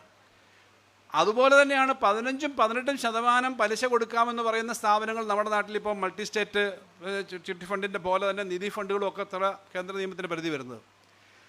അപ്പോൾ ഇതെല്ലാം സാമ്പത്തിക മേഖലയെ കടന്നു വരാൻ വേണ്ടിയിട്ടുള്ളതാണ്. അപ്പോൾ ഇവിടുത്തെ പ്രശ്നം ഈ 2.5 ലക്ഷം കോടി കൂടി പലതരത്തിൽ സോഴ്സ് ചെയ്യാൻ അവർക്ക് അവരുടെ ഈ പല സംവിധാനത്തിലേക്ക് കൊണ്ടുപോകാൻ മൾട്ടിനാഷണൽ കമ്പനികൾക്ക് സൗകര്യം കൊടുക്കുന്നു എന്നുള്ളത് തന്നെയാണ് പ്രധാനപ്പെട്ട കാര്യം. അതാണ് അതിൻ്റെ ഈ ഭരണഘടനാപരമായി ഇന്ന് വരെ ഇല്ലാത്ത നാട്ടിലെ കുറച്ച് ആളുകൾ ചേർന്നുണ്ടാക്കുന്ന സഹകരണ സംഘം. കേരളത്തിൽ നമ്മൾ സംസ്ഥാനത്ത് കുറച്ചേറെ സഹായം ചെയ്യുന്നുണ്ടെന്നുള്ള വേറെ കാര്യം. ഞാനും 10 പേരോട് ചേർന്ന് ഒരു സഹകരണ സംഘം ഉണ്ടാക്കി. നമുക്ക് ഇതൊരു പാർട്ട്ണർഷിപ്പല്ല, ഇതൊരു ജോയിൻറ്റ് സ്റ്റോക്ക് കമ്പനിയല്ല, അത് പ്രൈവറ്റ് ലിമിറ്റഡ് കമ്പനിയോ പബ്ലിക് ലിമിറ്റഡ് കമ്പനിയല്ല. കോപ്പറേറ്റീവ് എന്ന് പറഞ്ഞാൽ വളരെ പണ്ടേ ഉള്ള ഒരു പരസ്പരം സഹകരിച്ച് ചെയ്യുന്നൊരു സംവിധാനമാണ്. അതിനകത്ത് സാധാരണഗതി ഗവൺമെൻറ്റിൻ്റെ വലിയ ഫണ്ടൊന്നും ഇൻവോൾവ് ചെയ്യുന്നില്ല. കേരള സ്റ്റേറ്റിൽ കുറച്ചേറെ സഹായിക്കാറുണ്ടെന്നുള്ള വേറെ കാര്യം. അതുകൊണ്ട് തന്നെയാണ് വാഗ്ബടാനന്ദ ഗുരുദേവൻ സ്ഥാപിച്ച നമ്മുടെ ഊരാളുങ്കൽ കോപ്പറേറ്റീവ് സൊസൈറ്റി ഇത്രയും വലുതായതും. അത് ലേബർ കോൺട്രാക്ട് സൊസൈറ്റിയാണ്. ഇപ്പോൾ ഏറ്റവും ഒടുവിൽ ആശുപത്രി രംഗത്ത് തന്നെ നമ്മുടെ നാട്ടിൽ AKG ഹോസ്പിറ്റലും EMS ഹോസ്പിറ്റലും NS ഹോസ്പിറ്റലും പോലെ ഏറ്റവും വലിയ ഹോസ്പിറ്റൽ ശൃംഖല തന്നെ കോർപ്പറേറ്റ് സെക്ടറിൽ വലുതും ചെറുതുമായത് നമുക്ക് സംഘടിപ്പിക്കാനും ഒക്കെ കഴിഞ്ഞത് എല്ലാ മേഖലയിലുമുണ്ട്. അങ്ങനെ സംഘടിപ്പിക്കാനായിട്ട് കഴിയുമ്പം അതിനകത്ത് ഗവൺമെൻറ്റിന് താല്പര്യമുണ്ട് സഹായിക്കാം. പക്ഷേ കോപ്പറേറ്റീവ്സ് എന്ന് പറഞ്ഞാൽ ആസ് എ കോപ്പറേറ്റീവ് ഗവൺമെൻറ് ചില റെഗുലേഷൻസ് ഒക്കെ വേണമെന്നല്ലാതെ നമുക്ക് സ്വതന്ത്രമായി പ്രവർത്തിക്കാൻ അവകാശമുണ്ട്. അവിടെ എന്തിനാണ് ഇതിനകത്ത് പോയി ക്രിപ്പിൾ ചെയ്യേണ്ട കാര്യം? അതിനകത്ത് കയറി പിടിക്കേണ്ട കാര്യം എന്താ? ആ ഒരു ആസ്പെക്റ്റ് ചിന്തിക്കാം. കേരളത്തിൽ ഒറ്റപ്പെട്ട ചില പോരായ്മകൾ ഉണ്ടായിട്ടുണ്ട്. പക്ഷേ ഇന്ത്യയിലാകെ ഉണ്ടായ ഫിനാൻഷ്യൽ ഫ്രോഡുകളുടെ കണക്കെടുത്താൽ അതിൻ്റെ 1% പോലും കേരളത്തിലുണ്ടായതിന് അളവില്ല. യെസ് ബാങ്കിൻ്റെ എൻ്റയർ ക്യാപിറ്റലും എൻ്റയർ നിക്ഷേപം പോയതാ. Yes bank single branch business തുടങ്ങിയതാണ് യെസ് ബാങ്ക്. നേരത്തെ ബോംബെയിലേ ഉണ്ടായിരുന്നുള്ളൂ, പിന്നെ ഡൽഹിയിലും വന്നു. അപ്പോൾ യെസ് ബാങ്കിൻ്റെ അന്നത്തെ ക്യാപ്ഷൻ തന്നെ സിംഗിൾ, ഏറ്റവും വലിയ ബിസിനസ്സുകാർക്ക് മാത്രമേ അവർ കൊടുക്കുമായിരുന്നുള്ളൂ. ഇതുപോലെ പല ബാങ്കുകളും. ഇപ്പോൾ പഞ്ചാബ് നാഷണൽ ബാങ്കിൻ്റെ തന്നെ ഏറ്റവും ലാഭകരമായ ഇന്ത്യയിലെ 2ാമത്തെ ബാങ്കായിരുന്ന പഞ്ചാബ് നാഷണൽ ബാങ്ക് ഇടക്കാലത്ത് റെഡിലായി. നീരജ് ഗുപ്ത എന്ന് തോന്നുന്നു അന്നത്തെ വജ്ര വ്യാപാരിയുടെയാണ് ഏറ്റവും പ്രധാനം. അങ്ങനെ കുറേ പേര് കൊണ്ടുപോയ പണമാണ് യാതൊരു ഗ്യാരണ്ടി ഇല്ലാതെ. അങ്ങനെയുള്ള സ്ഥാപനങ്ങളൊക്കെ തകർന്നതുപോലൊരു തകർച്ച ഇത്രയും ബൃഹത്തായ കേരളത്തിലെ കോപ്പറേറ്റീവ് പ്രസ്ഥാനത്തിൽ ഉണ്ടാവില്ല. കാരണം ഇത് ജനകീയമായിട്ടുള്ള ഓഡിറ്റുള്ളതാണ്, ബന്ധമുള്ളതാണ്. അപ്പം അത് നന്നാക്കാൻ വേണ്ടിയിട്ടല്ല ഇത് ചെയ്യുന്നത്. പിന്നെന്താ, ഈ ഫണ്ട് കൂടി ബാങ്കിങ് രംഗത്തേക്ക് അല്ലെങ്കിൽ വേറൊരു മേഖലയെ കൊണ്ടുവരാം. ഞാൻ ഒറ്റ ഉദാഹരണം പറഞ്ഞ് അവസാനിപ്പിക്കാൻ, ദീർഘിപ്പിക്കുന്നില്ല. സ്റ്റേറ്റ് ബാങ്ക് ഓഫ് ട്രാവൻകൂറായി തുടങ്ങിയത് തിരുവിതാംകൂർ രാജ്യത്തിൻ്റെ കാലത്താണ്. പിന്നീട് സ്റ്റേറ്റ് ബാങ്ക് ഓഫ് ട്രാവൻകൂർ കേരളത്തിൻ്റെ ആകെ ബാങ്കായി. നമ്മുടെ ട്രഷറി ബാങ്ക് എന്ന് പറയാവുന്ന ബാങ്ക്, ട്രഷറി കഴിഞ്ഞാൽ ഏറ്റവും കൂടുതൽ പരിപാടികൾ നടത്തിക്കൊണ്ടിരുന്ന ബാങ്കാണ്. ആ ട്രഷറി ബാങ്കായ സ്റ്റേറ്റ് ബാങ്ക് ഓഫ് ട്രാവൻകൂറിലാണ് കേരളത്തിലെ ആളുകളുടെ നിക്ഷേപം, ബാങ്കിങ് ബിസിനസ്, ഗവൺമെൻറ് ബിസിനസ് എല്ലാം ഉണ്ടായിരുന്നത്. അതിനെ മെർജ് ചെയ്ത് ഇപ്പോൾ സ്റ്റേറ്റ് ബാങ്ക് ഓഫ് ഇന്ത്യ ആക്കി. ഞാനൊരു പ്രാദേശികതയും പറയുന്നതല്ല, പക്ഷേ ഇപ്പോൾ കേരളത്തിനകത്ത് അവരുടെ ലോൺ കൊടുക്കുന്നതിൻ്റെ പെർസെൻറ്റിൻ്റെ എത്ര കുറഞ്ഞു നോക്കിയാൽ മതി. മേജർ ലോണൊക്കെ പോകുന്നത് മറ്റു സ്ഥലത്തേക്കാണ്. പ്രാദേശികതയുടെ പ്രശ്നമല്ല, പക്ഷേ ഈ ക്രെഡിറ്റ് റേഷ്യോ വളരെ കുറഞ്ഞെന്ന് മാത്രമല്ല, സാധാരണ ക്രെഡിറ്റുകൾ കുറഞ്ഞു വന്നു. നിങ്ങൾ ഒന്നുകൂടി വിശദമായി പരിശോധിച്ചോളൂ. ഞാൻ അതിൻ്റെ ആധികാരികമായ കാര്യങ്ങളല്ല പറയുന്നത്, എങ്കിൽ പോലും ചില അതിൻ്റെ പ്രവണതകളാണ് പറയുന്നത്. ആധികാരികമായ ഒന്നുകൂടെ നോക്കേണ്ടതാണ്. ഈ സ്റ്റേറ്റ് ബാങ്ക് ഓഫ് ട്രാവൻകൂറും സ്റ്റേറ്റ് ബാങ്ക് ഓഫ് മൈസൂറും state bank of Jammu and Kashmir ഉൾപ്പെടെയുള്ള ഇന്ത്യയിലെ ബാങ്കുകളെല്ലാം ലയിപ്പിച്ചു വന്നിട്ട് സ്റ്റേറ്റ് ബാങ്ക് ഓഫ് ഇന്ത്യക്ക് NBAയും അതിൻ്റെ ഭാഗമായിട്ട് ബാഡ് ഡെറ്റ്സ് എഴുതി കളയേണ്ടി വന്നത് 10,000 കോടി രൂപയാണ്. അത് പ്രധാനമായും കേരളം പോലുള്ള സ്റ്റേറ്റുകളിലല്ല. അപ്പോൾ കേരളത്തിലെ നിങ്ങളും ഞാനും ഇട്ടേക്കുന്ന സ്റ്റേറ്റ് ബാങ്കിലെ നിക്ഷേപം state bank of India, state bank of ട്രാവൻകൂറിൽ ഉണ്ടായിരുന്ന നമ്മുടെ deposit state bank of India ആയിട്ട് എഴുതി തള്ളിയത് 1 ലക്ഷം കോടിയോ 1.5 ലക്ഷം കോടിയൊക്കെയാണ്. വാസ്തവത്തിൽ നമ്മളിട്ട പണം കൂടിയാണല്ലോ എഴുതി തള്ളുന്നത്. കേരളത്തിലെ കല്ല പോയത് വൻകിട കമ്പനികൾ 76,000 കോടി ഒരാളൊരു സിംഗിൾ ബിസിനസ്മാന് ബഡ്ജറ്റ്സ് വന്നത് ഉൾപ്പെടെ നമുക്കറിയാം. ഇവിടെ നേരത്തെ വന്ന വിവാദമായ വിഷയങ്ങളാണല്ലോ ചില വലിയ ബാങ്ക് ലോൺ. ഇതിനെല്ലാം ഈ ഇന്ത്യയിലെ മുഴുവൻ ബാങ്കുകളിൽ നിന്നുകൂടെ പൂൾ ചെയ്ത് കൊണ്ടുവന്നിട്ട് എഴുതി തള്ളി ചില സ്റ്റേറ്റുകൾ മാത്രം ബേസ്ഡ് ആയിട്ടുള്ള ബിസിനസ്സുകാർക്ക്. ഇപ്പോൾ അതെല്ലാം എഴുതി തള്ളി. സ്റ്റേറ്റ് ബാങ്ക് ഓഫ് ഇന്ത്യയുടെ ലോസ് ഇടയ്ക്ക് നെറ്റ് പ്രോഫിറ്റിൽ നിന്ന് ലോസിലേക്ക് പോയി. ഇപ്പോൾ ആ 3-4 വർഷം കൊണ്ട് എഴുതി തള്ളിക്കഴിഞ്ഞ് ഇപ്പോൾ ഈ വർഷം അവർക്ക് 1 ലക്ഷം കോടിക്ക് അടുത്തേക്ക് പ്രോഫിറ്റ് വരുമെന്നാണ് തോന്നുന്നത്. ഇപ്പം ബാങ്കിങ് ബിസിനസ്സിൻ്റെ സ്വഭാവം മാറി. പക്ഷെ ഏറ്റവും കുറച്ച് സംസ്ഥാനത്ത് ക്രെഡിറ്റ് തരുന്നത് ഇങ്ങനെയുള്ള പല ബാങ്കുകളുമാണ്. ക്രെഡിറ്റ് റേഷ്യോ നോക്കുമ്പോൾ കോപ്പറേറ്റീവ് ബാങ്ക് അങ്ങനല്ല. മുഴുവൻ 2.5 ലക്ഷം കോടി ഉണ്ടെങ്കിൽ നിക്ഷേപിക്കുന്ന മൊത്തം കേരളത്തിലാണ്. അപ്പോൾ ഈ കോപ്പറേറ്റീവ് ബാങ്കിൻ്റെയും മറ്റു ബാങ്കുകളുടെയും നിക്ഷേപം അതത് സ്ഥലത്തെ ഇൻവെസ്റ്റ്മെൻറ്റും ഡെവലപ്മെൻറ്റും ഒരു പ്രധാനപ്പെട്ട കാര്യമാണ്. കേരളത്തിൽ നിന്നുള്ള ആൾ 2.5 ലക്ഷം കോടി രൂപയാണ് സ്റ്റേറ്റ് ബാങ്ക് ഓഫ് നമ്മുടെ കോപ്പറേറ്റീവ് ബാങ്കുകളുള്ളതെങ്കിൽ അതിനേക്കാളും അധികമാണ് നാഷണലൈസ്ഡ് ബാങ്കുകളിലും ഷെഡ്യൂൾഡ് ബാങ്കുകളിലുള്ളത്. ആ പണം കേരളത്തിനകത്തുകൂടി നിക്ഷേപിക്കപ്പെടണം എന്നുള്ളത് നമ്മൾ പറയുന്നതാണ്. ആ നിക്ഷേപം ക്രെഡിറ്റ് റേഷ്യോയിലൂടെ വരേണ്ടതാണ്, അതിൻ്റെ കണ്ടീഷൻസ് വരേണ്ടതാണ്. അപ്പോൾ ഫിനാൻസ് വലിയ തോതിൽ ഒരു സ്ഥലത്തേക്ക് പമ്പ് ചെയ്ത് പോകുന്ന തരത്തിലേക്കുള്ള പ്രവണതകളും ഇതിൻ്റെ കൂടെ വരുന്നുണ്ട്. വെറും ഒരു നന്നാക്കാൻ വേണ്ടിയിട്ട് എടുക്കുന്ന ഇടപാടല്ല ഇത്. അപ്പോൾ കോൺസ്റ്റിറ്റ്യൂഷൻ്റെ ഫൗണ്ടേഴ്സ്, നമ്മുടെ ഫൗണ്ടിങ് ഫാദേഴ്സ് കണ്ടിരുന്ന കൺസെപ്റ്റിൽ നിന്നൊക്കെ വ്യത്യാസമായി ഈ ഓരോന്നിനെയും വൻകിട ബിസിനസ്, വൻകിട താല്പര്യങ്ങൾക്ക് വേണ്ടി മാറ്റുന്നതിൻ്റെ അനുഭവങ്ങൾ ചെറിയ ഉദാഹരണം ഞാൻ പറഞ്ഞത്. അപ്പോൾ ഇതിൻ്റെ ഭാഗമായിട്ട് ഇനി ഭാവിയിലുണ്ടാകുന്ന പ്രശ്നം എന്തൊക്കെയാണെന്ന് നമുക്ക് കണ്ടറിയേണ്ടിയിരിക്കുകയാണ്. എന്തായാലും സ്റ്റേറ്റുകൾക്ക് പ്രാദേശികമായി ഒരു പഞ്ചായത്തിൽ ഒരു പ്രദേശത്തൊരു വാടി തുടങ്ങിയത്, വടകര വാടി തുടങ്ങിയതാണല്ലോ ഈ പറഞ്ഞ ഊരാളുങ്കൽ. ഏഷ്യയിലെ തന്നെ ലോകത്ത് തന്നെ 2ാമത്തെ കോപ്പറേറ്റീവായി വന്നല്ലോ. ലോകത്ത് കോപ്പറേറ്റീവ്സിൻ്റെ വലിയ ഉദാഹരണമുണ്ട്. ഫ്രാൻസിലും ജർമ്മനിയിലും ഒക്കെ പ്രവർത്തിക്കുന്ന വലിയ കമ്പനികളുണ്ട്, വലിയ സ്ഥാപനങ്ങളുണ്ട്. മിൽമയും അതുപോലെ നമ്മുടെ ഗുജറാത്തിലെ അമുലും ഇതിൻ്റെ ഏറ്റവും വലിയ ഉദാഹരണമാണ്. ഇപ്പം നെസ്ലെ കഴിഞ്ഞാൽ ലോകത്തെ ഏറ്റവും വലിയ മിൽക്ക് പ്രൊഡ്യൂസറും മിൽക്ക് പ്രൊഡക്റ്റിൻ്റെ പ്രൊഡ്യൂസറും ഇപ്പോഴും അമുൽ തന്നെയാണെന്ന് എൻ്റെ ധാരണ. ഞാൻ പാർലമെൻറ്റ് സ്റ്റാൻഡിംഗ് കമ്മിറ്റി ഉള്ളപ്പോൾ ഞങ്ങൾ ഒരിക്കലൊരു കോപ്പറേറ്റീവ്സിൻ്റെയും പ്രൈവറ്റ് പ്രൊഡക്ഷൻ്റെയും കാര്യം, മിൽക്കിൻ്റെ കാര്യം ഞങ്ങൾ പഠിച്ചപ്പോൾ, ഞങ്ങൾ അമുലിലൊക്കെ പോയിരുന്നപ്പോൾ അന്ന് പറഞ്ഞത് 100 രൂപയുടെ ഒരു സാധനം നിങ്ങളുടെ ഷെൽഫിൽ വിൽക്കാൻ വെച്ചിരിക്കുന്നെങ്കിൽ അമുലിൻ്റെ സാധനമാണെങ്കിൽ അതിനകത്ത് 55 രൂപയ്ക്ക് മേളിൽ ഫാർമർക്ക് കിട്ടും. നെസ്ലയുടെ 100 രൂപയുടെ സാധനം ഷോപ്പിലിരിക്കുകയാണെങ്കിൽ ഐസ്ക്രീം ആയിക്കോട്ടെ, ചീസ് ആയിക്കോട്ടെ, മറ്റെന്തെങ്കിലും ആയിട്ടെ, അതിനകത്ത് ഫാർമർക്ക് കിട്ടുന്നത് 40 താഴെയാണ്. അങ്ങനെ കണക്കാണ് ഓർമ്മയെന്ന് ഞാൻ പറയുക. കോപ്പറേറ്റീവ്സിൻ്റെ ബെനിഫിറ്റ് പ്രൊഡക്ഷൻ സെക്ടറിലേ ഞാൻ പറഞ്ഞത്.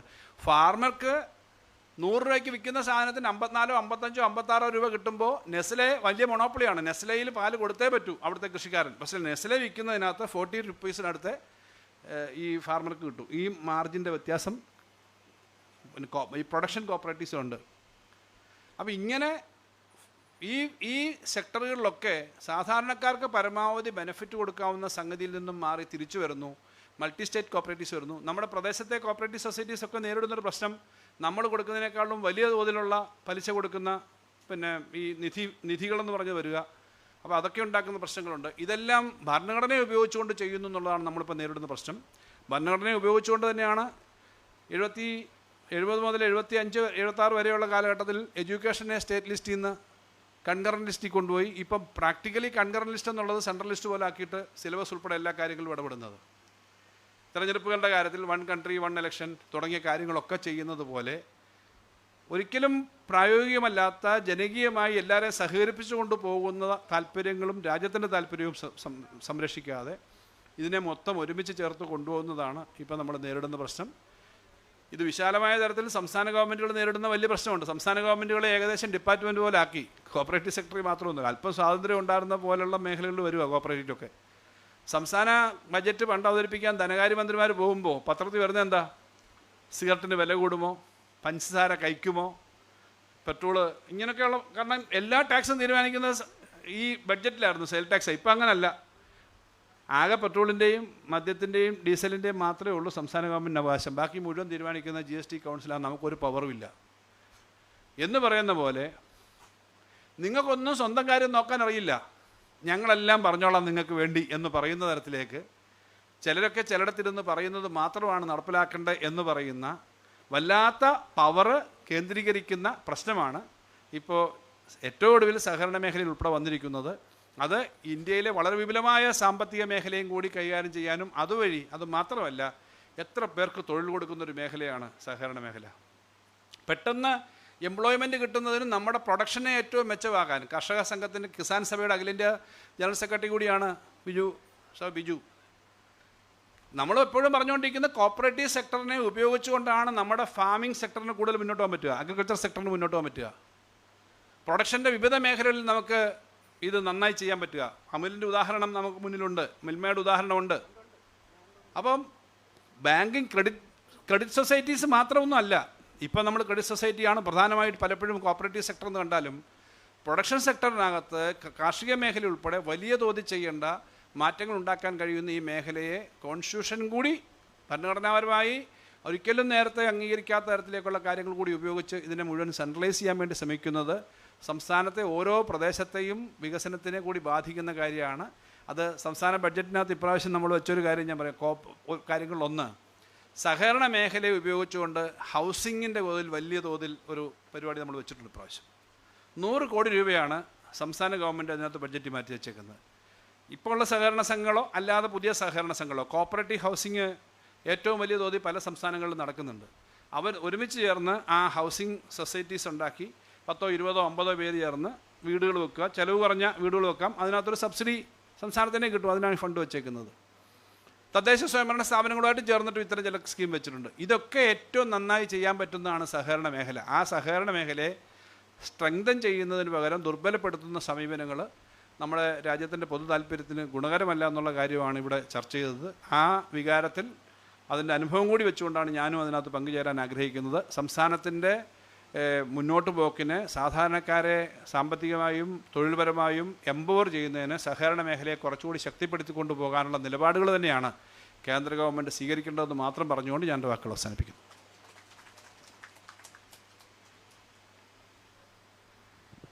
Thank you so much sir. അടുത്തതായി പ്രോഡക്റ്റ് ലോഞ്ചിങ് സെക്ഷനാണ് ഇവിടെ നടക്കുന്നത്. സഹകരണ വകുപ്പിന് കീഴിൽ തൃശ്ശൂർ ജില്ലയിൽ പ്രവർത്തിച്ചു വരുന്ന പാണഞ്ചേരി സർവീസ് സഹകരണ ബാങ്കിൻ്റെ ചക്ക സൂപ്പ്, ചക്ക സാലഡ് റെഡി ടു സെർവ്, ചക്ക കാന്താരി, ചക്കപ്പൊടി കുക്കീസ്, ചക്കപ്പഴം, ഹണി ജാം എന്നീ 5 വ്യത്യസ്ത ഉൽപ്പന്നങ്ങളാണ് ഇവിടെ വിപണിയിൽ ഇറക്കുന്നത്. പാണഞ്ചേരി സർവീസ് സഹകരണ ബാങ്കിൻ്റെ ഉൽപ്പന്നങ്ങൾ വിപണിയിൽ ഇറക്കുന്നതിനായി ബഹുമാനപ്പെട്ട ധനകാര്യമന്ത്രി ബാലഗോപാലൻ സാറിനെയും ഏറ്റുവാങ്ങുന്നതിനായി doctor D Sajith Babu IAS സാറിനെയും ക്ഷണിക്കുന്നു.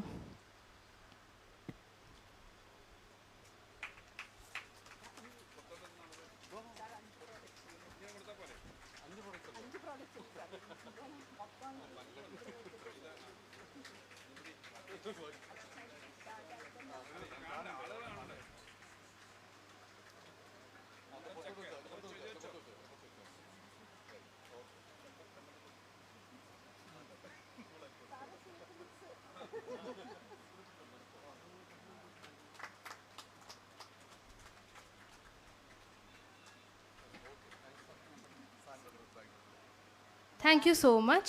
Now I invite Rajat Kumar sir to present memento to Honorable Minister for Finance, Sri K.N. Balagopal sir.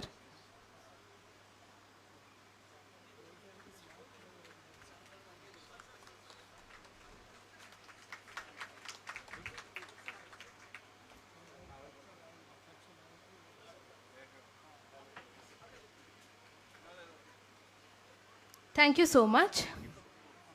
Now I invite Shri P. Santosh Kumar sir, Director Legislation, ICA Global, Brussels. Welcoming you, sir.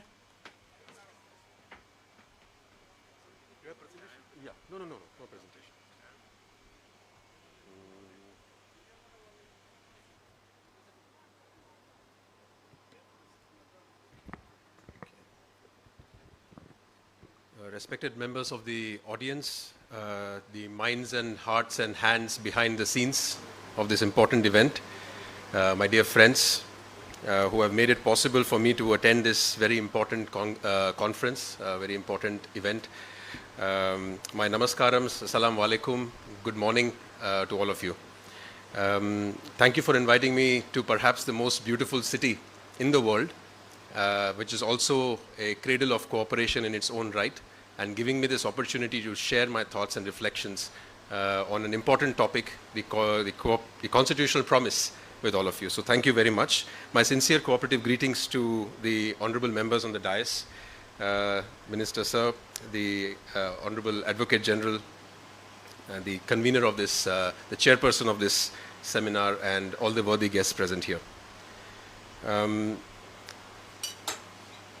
Friends, normally it is the RBI governor who makes a promise through the notes that we carry in our wallets.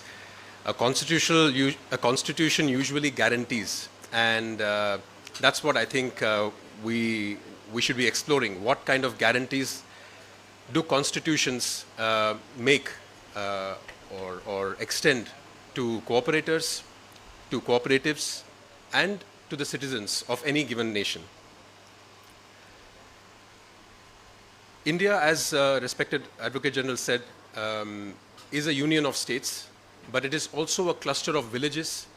Therefore, it is undisputable that cooperatives should be regulated, should be administered at the local level, and that's where the I think the truth lies. So there is no dispute on that, friends. A cooperative is a business. Cooperative is a business model, full stop. Well, not necessarily, there is much more to it.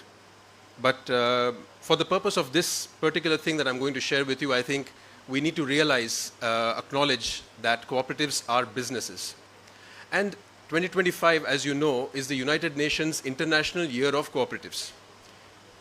There is no other business model that is being celebrated or that has been celebrated in this way. There is no International Year of Companies, International Year of Partnerships, partnership firms. So there is a certain element, a certain aspect, a certain character to cooperatives that goes beyond just satisfying the shareholders. So certainly it has got a community aspect that all of us are aware of. Now, I represent the International Cooperative Alliance, which was set up in 1895.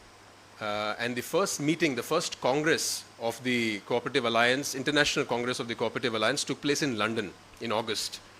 And there were two important Indians present at that meeting.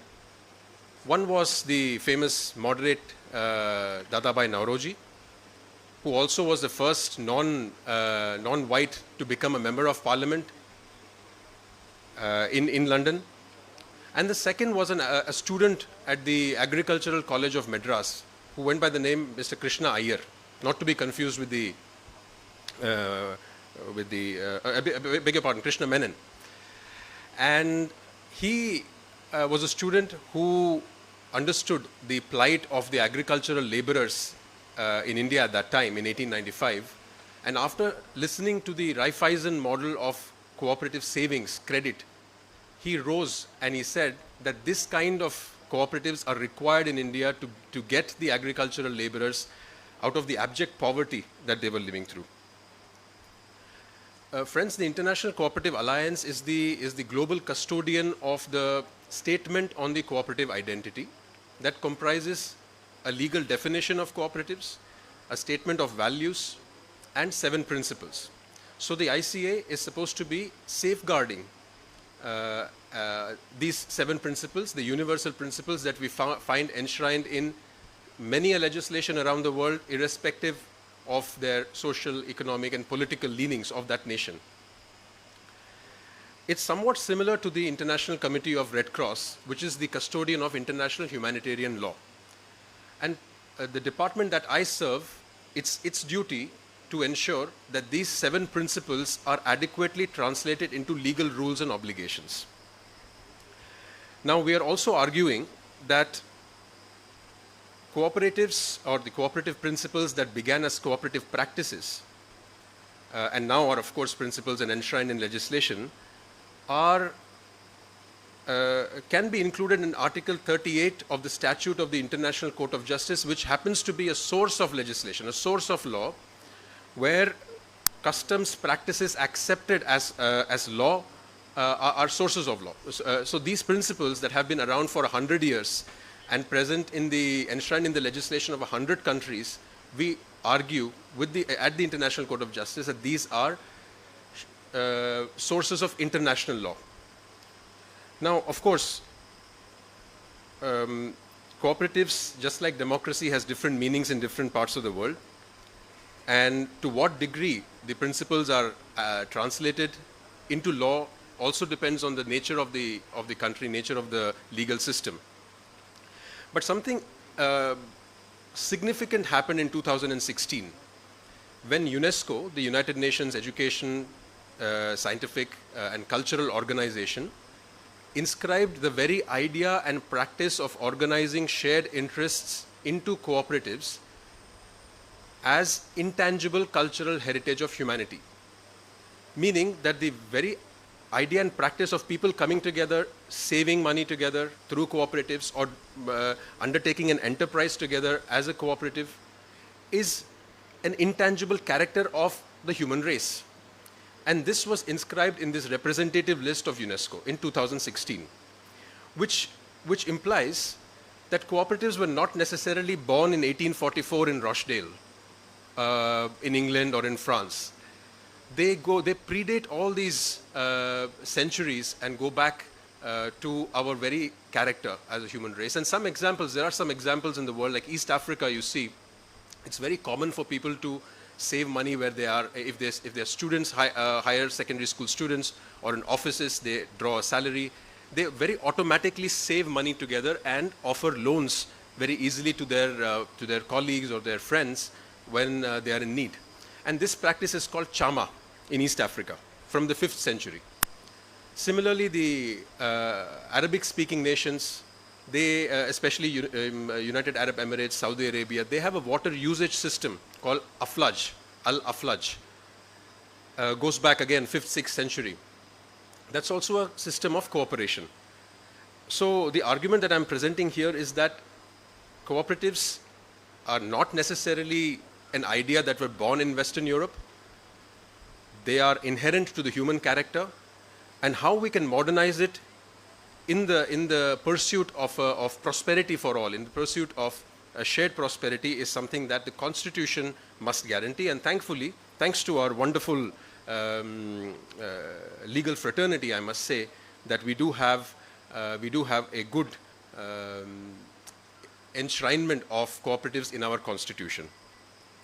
So just to conclude this part on intangible cultural heritage, to give you a context, since we are in Kerala, you all, I'm sure, know about Kudiyattam, right? The Sanskrit theatre system, which became part of UNESCO's intangible cultural heritage very recently. And it's also an art of combining efforts, cooperation. Now, since cooperatives are mentioned in intangible cultural heritage list, and Kudiyattam is also mentioned in the intangible cultural heritage list, the first point is that cooperatives are as important as Kudiyattam to humanity.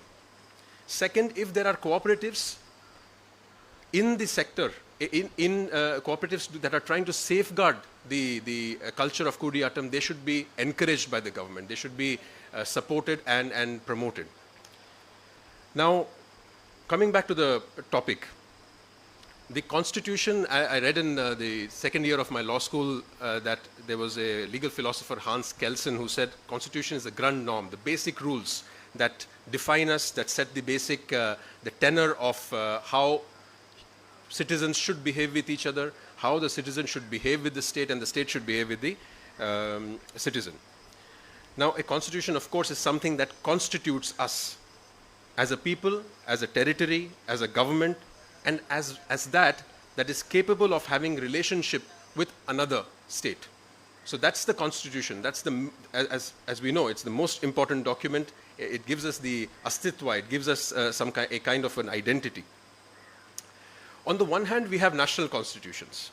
And we did a research some time back where we found that 1/3 of all UN member states have cooperatives mentioned in their constitutions. I'll come to that in a bit. But on the one hand, you have the national constitutions, but then on the other hand, you have international settings. Now, we have to acknowledge the fact that cooperatives, though they are rooted in communities, though they are in our villages, they are an international business model. And as one of the cooperative thinkers from the ICA, from my organization's recent past, said that cooperatives must act locally, but think internationally. So there is a commonality between a cooperative that is in a village in Kerala with a cooperative in a village in Germany. And they have a point, the two sides have something to discuss because they're part of cooperatives. That is the theory. Now, if you go to the international law, and also while understanding that Article 19(1)(c) of our Constitution guarantees the right to the citizen to form unions, associations, and then by virtue of the 97th Amendment in 2011, cooperative societies. This, I believe, the Article 19(1)(c) it complements the international covenant, the legally binding international covenant on civil and political rights, 1966, and also the international covenant or convention on economic, social, and political rights. So these two are legally binding international conventions that guarantee citizens of the member states or the states that have ratified these conventions the right to form associations, the fundamental right to associate. Then the right to form unions. Now the Indian government in 2011 extended that to cooperative societies, extended the right to form cooperative societies to the citizens of India. It's a great inclusion. It's a great enshrinement in the Constitution of India, which means that nobody, no government, no public office can stop you from implementing the idea you have in the cooperative way. Of course, it needs to be viable business-wise. But if you have an idea which is a business idea for a business that is legitimate, no government, no public office can restrict your idea from becoming a cooperative reality. Similarly, after in the 1990s, the United Nations, through its Secretary General's office, through the General Assembly, prepared guidelines for creating supportive environment for cooperatives, for the development of cooperatives, and enshrined the 7 principles that I mentioned. The 7 principles that are blueprint. These are not lofty philosophical principles. This is a blueprint, as you know, on how to run your business, cooperative business. Similarly, the constitutions of the ILO, the International Labour Organization, the constitution of the United Nations Industrial Development Organization, UNIDO, include cooperatives. So these organizations, these multilateral organizations are obliged, legally speaking, to promote cooperatives. In that, the International Labour Organization is also a law-making body. And there is a recommendation, it is a non-binding legal instrument, a recommendation, which goes by the name Promotion of Cooperatives Recommendation 193. That clarifies what all the governments should be doing, what all cooperatives should be doing, what the workers' organizations should be doing to promote cooperatives. And there are certain important clarifications that this recommendation offers. And among the most important is equal treatment while respecting special characteristics of cooperatives, meaning that if a company, if a government is promoting a startup policy, or a government is spending public funds to educate about the company model in universities. You go to law school, you go to management school, more often than not you will hear the perspective from a company's, the textbooks, the education is given from a company's point of view. But if public funds are spent to educate the citizens of India on companies, similar public funds should be spent to educate the citizens of India on cooperatives is what the law says. And this, I'm obviously quoting the recommendation 193. Now, before going to the national context, let me offer you three observations. One of them I briefly mentioned earlier. Firstly, what I observe is that cooperative laws in countries that were subject to colonial oppression are steered through legislative ideas developed in the chambers and chateaux of imperial governments. So the laws that we have right now about cooperatives, my observation and my humble submission is that these were developed from a point of view of imperial governments. What I also observe is that whilst there are barely any countries in the so-called advanced economies where cooperatives did not make a significant contribution, meaning that every advanced economy has a robust cooperative past. That's how they have become advanced economies, is my humble conclusion. Whilst that is true, today we see cooperatives are companizing. They are becoming companies. They are becoming, though they have a rich history behind them, 100 years behind them, they have achieved a lot of scale, but they are tilting towards companies. And this process, the chair of our law committee, ICA's law committee, calls companization. And these cooperatives are unfortunately running the same race as companies are. And that race, I think, cooperatives are bound to fail.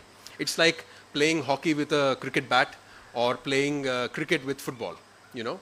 So one thing is very clear, that since cooperatives are different, they need to run a different race, or they don't have to run a race. They have their own growth, slow growth model. The legal framework, the constitutional framework needs to guarantee that equal treatment is accorded to cooperatives, but while respecting the special features of cooperatives. And then the final observation that I'd like to present to you is that as I mentioned, 1/3 of all UN member states have cooperatives enshrined in their constitutions, either in terms of guaranteeing the rights to citizen to form or join cooperatives like we have in our Indian constitution, or as a means of achieving economic and social advancement, or as is in the spectacular case of the Cooperative Republic of Guyana, where the very basis of the nation is cooperation among the various ethnicities that live with each other, coexist with each other, and cooperatives as a means, as a way to uplifting the society towards shared prosperity. So the story, as some of you might know, is that Guyana had plantation workers, and they made their country by purchasing the land from the plantation owners by forming cooperatives. So it is called the Cooperative Republic of Guyana. This is the theory. I'm not commenting on what happens there right now, what kind of government it is, and they have also been blessed with the oil curse. That's all different, but I'm saying that a nation was built on cooperative basis, and it calls itself the Cooperative Republic of Guyana. Similarly, Switzerland, the official name of which is the Swiss Confederacy. It is a cooperative arrangement among the cantons, the localities that constitute this country called Switzerland. It is a confederation it's a cooperative arrangement among cantons.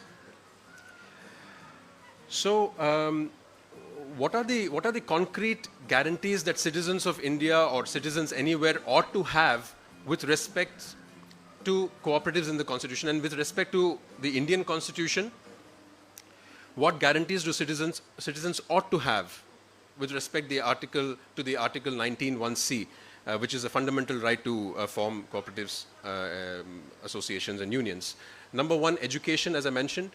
If there is a university offering a course in company law or company management, there should be similar amount of time, money spent to teach cooperative law, to teach cooperative management. Second, policies of entrepreneurship, like you have the startup policy or other policies. Why are cooperatives not even a footnote? This, to my naive eyes, is illegal. You are stifling, you are stunting the growth of cooperatives by being ignorant about it, or not including, not according equal treatment to cooperatives. Third, access to finance. The kind of environment that has been generated in India, especially in the recent past, to promote entrepreneurship vigorously, vehemently. How successful or not, that is another story. But similar atmosphere, ecosystem needs to be created for cooperatives. And this, I would say, the Constitution guarantees this kind of a pursuit for citizens to follow. Access to social security. I believe there are two types of citizens in India. One is a government servant, and then the rest. Because you have housing, you have health, you have basic social security, and a kind of a cushion, the right to retire. That at 60, I can retire if I'm a government servant. But if you are in the private sector, more often than not, you don't have the right to retire. You might retire, but you cannot afford to retire, I think, for majority of us. So this social security, health, education, leisure, right to leisure, you need to go out with your family to another place to culturally advance, to become a country which is close-knit. This is not available, and this kind of things cooperatives can offer. Cooperatives in different ways, different degrees can facilitate this. And most importantly, I think for the purposes of this session, cooperators need to have the right constitutional guarantee in easing cooperative entrepreneurship and easing cooperative entrepreneurs' life. If you offer a young, well-meaning individual who has bright ideas of setting up community-driven enterprises, perhaps it's very difficult, I'm talking about the whole country, for this entrepreneur to really get convinced about cooperatives and say, okay, I'm going to do this. Instead of, and rather than say going for a one-person company or a partnership firm which can be done, overnight. So there needs to be a guarantee offered by the Constitution to protect this spirit of well-meaning individuals who have bright ideas of entrepreneurship that are community-driven. Now, at the other end of the spectrum, we spoke about international law, national law to a certain extent, and now the other end of the spectrum are the bylaws, the statutes, the constitutions of the cooperatives. So when cooperative members, promoters sit together, they discuss how they are going to do this business and they draw up their bylaws. That is perhaps, in my humble view, the most important constitution for cooperatives. And more often than not, we see that the battle is lost there. Because there is certain kind of external, well-meaning support, but somehow it gets, into the virgin ideas of the promoters, and the constitution is no longer just the constitution or the bylaws of the cooperative members. So that's, I think, an area that we as cooperators should pursue. How to equip cooperative entrepreneurs, cooperative members to draw up their own constitution, their own bylaws with absolute independence, absolute autonomy, so that all the ideas are translated. That's the other end of the spectrum. National constitutions, and the other end of the spectrum is bylaws. And this gap, I feel that the fact that you have too many model bylaws, you have too much hand-holding guidance, somehow stunts the development of independent cooperatives. Whilst it's extremely useful in its own right, the model bylaws, but there needs to be a mechanism that facilitates innovation thinking among cooperative members insofar as writing their own rules is concerned. Now, some of you might know that the first modern cooperative was set up in 1844 in Rochdale in England. But there were several other cooperative experiments in the world before that, from the 1760s, 1750s. Why then do we call this Rochdale Pioneers Society in 1844 as the first cooperative? Simply because the pioneers or the promoters of the society sat down, wrote down the rules and said, these are the practices that we are going to give ourselves, and we are bound by these rules. Therefore, the practice of sitting down, the promoters sitting down, and the state even facilitating the process of them writing their own bylaws is crucial, is my humble submission.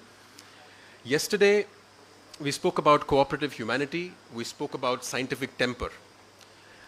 I think the cooperative conscience complements scientific temper beautifully, and that needs to be pursued. Luckily, in the Constitution of India, we do have, under the directive principles of state policies, cooperatives mentioned. There are other important references to cooperatives, but somehow through the community, we need to push for developing a cooperative conscience. And of course, I'm talking here to the converted, but it is important to be mentioned.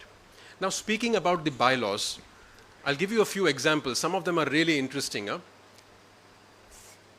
On how important this bylaw drafting is, the constitution that cooperatives give themselves.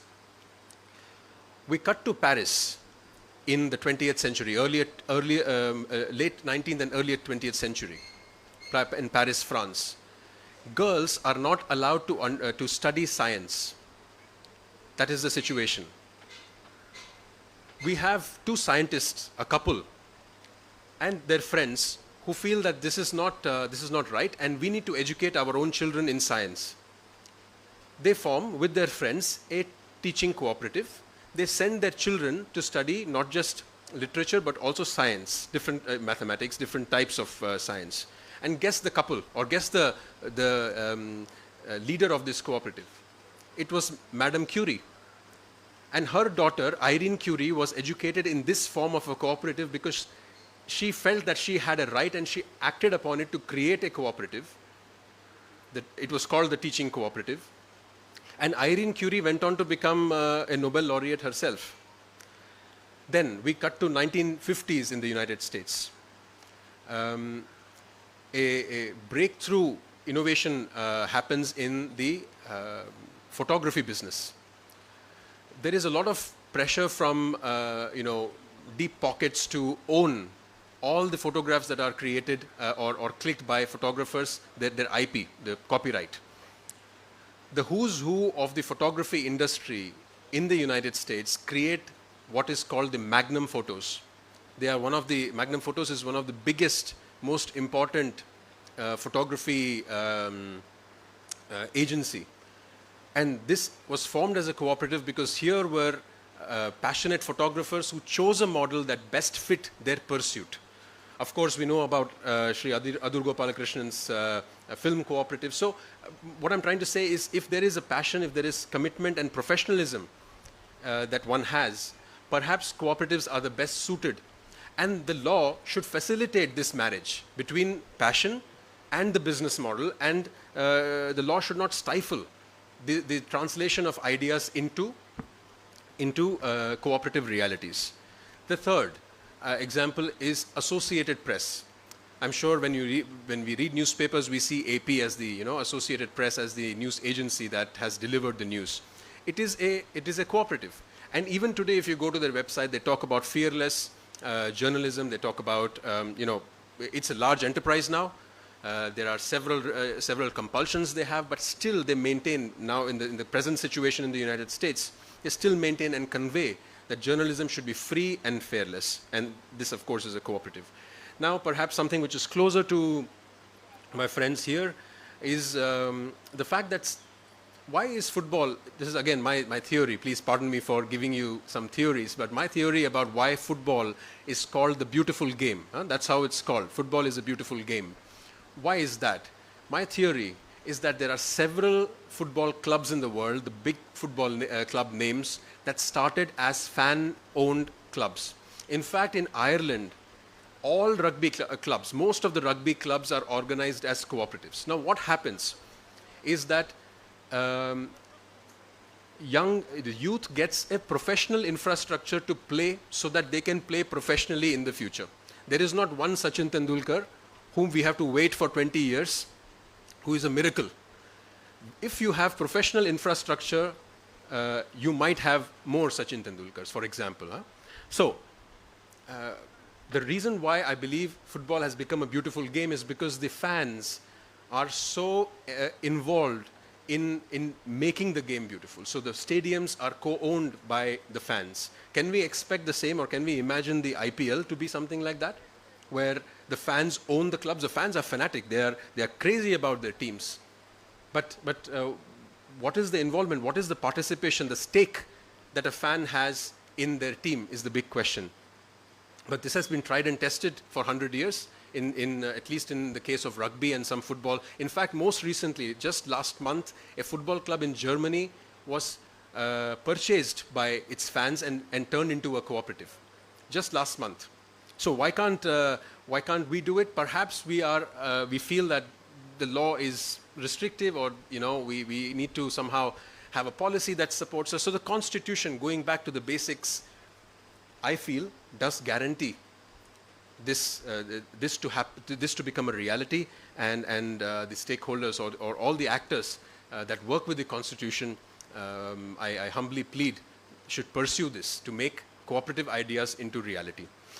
My final point is, when we talk about cooperation, it's not just cooperation among human beings, it's also cooperation of the cooperators and the cooperatives with the environment.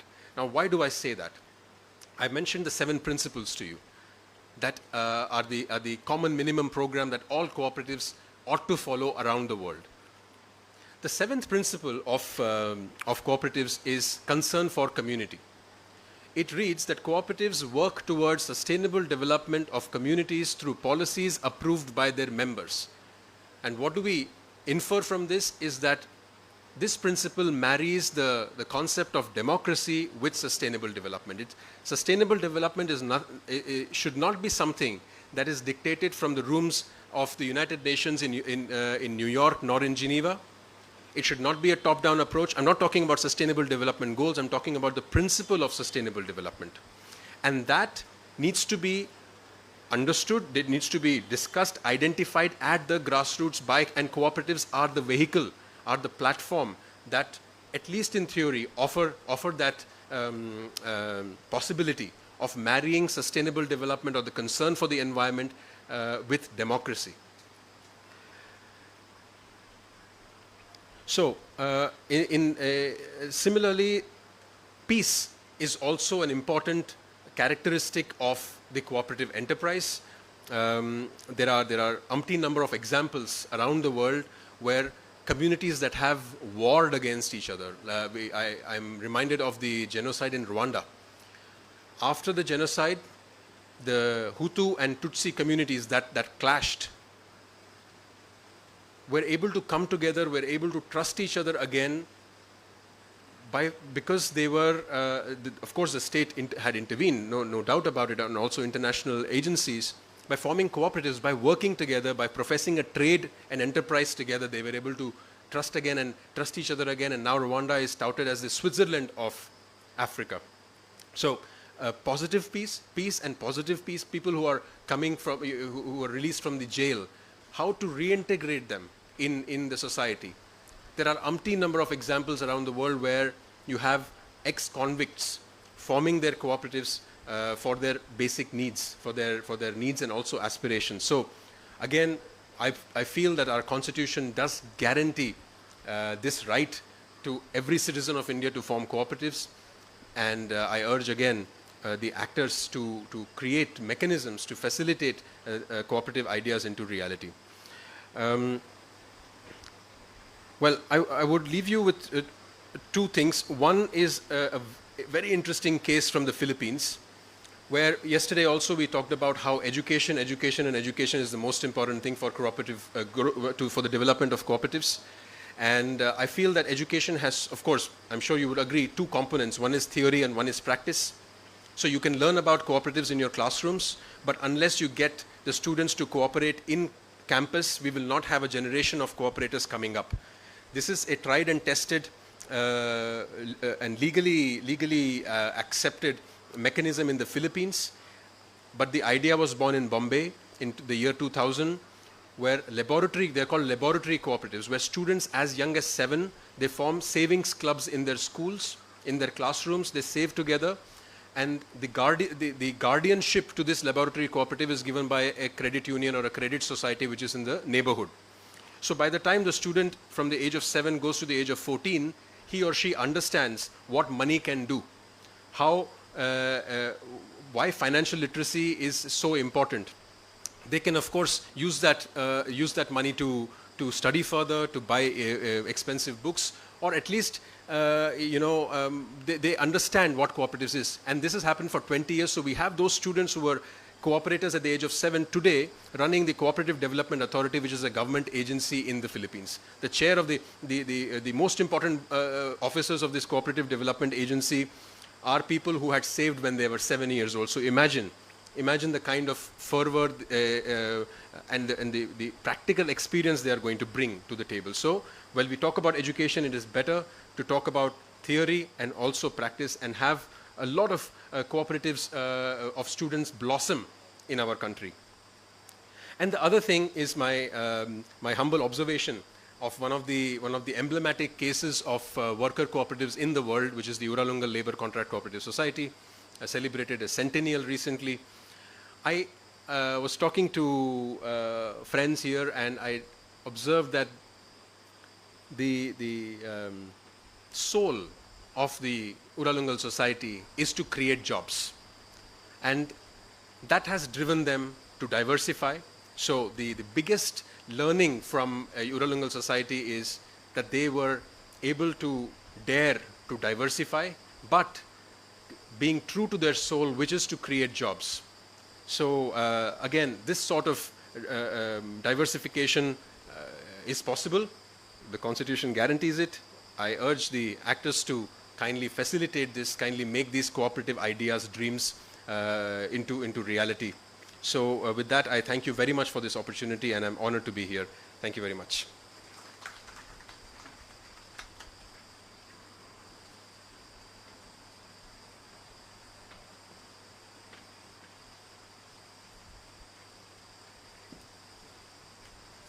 Thank you, sir. I request Sri Rebinraj KS to present the memento to Sri P. Santosh Kumar, sir.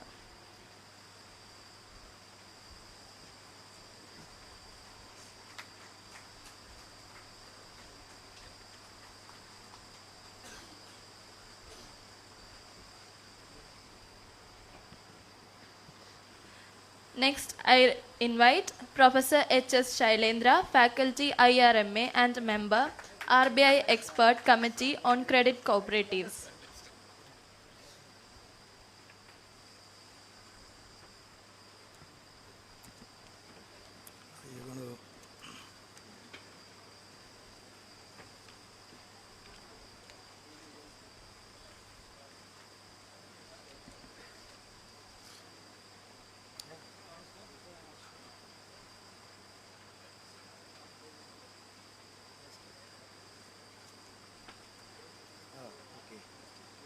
Right.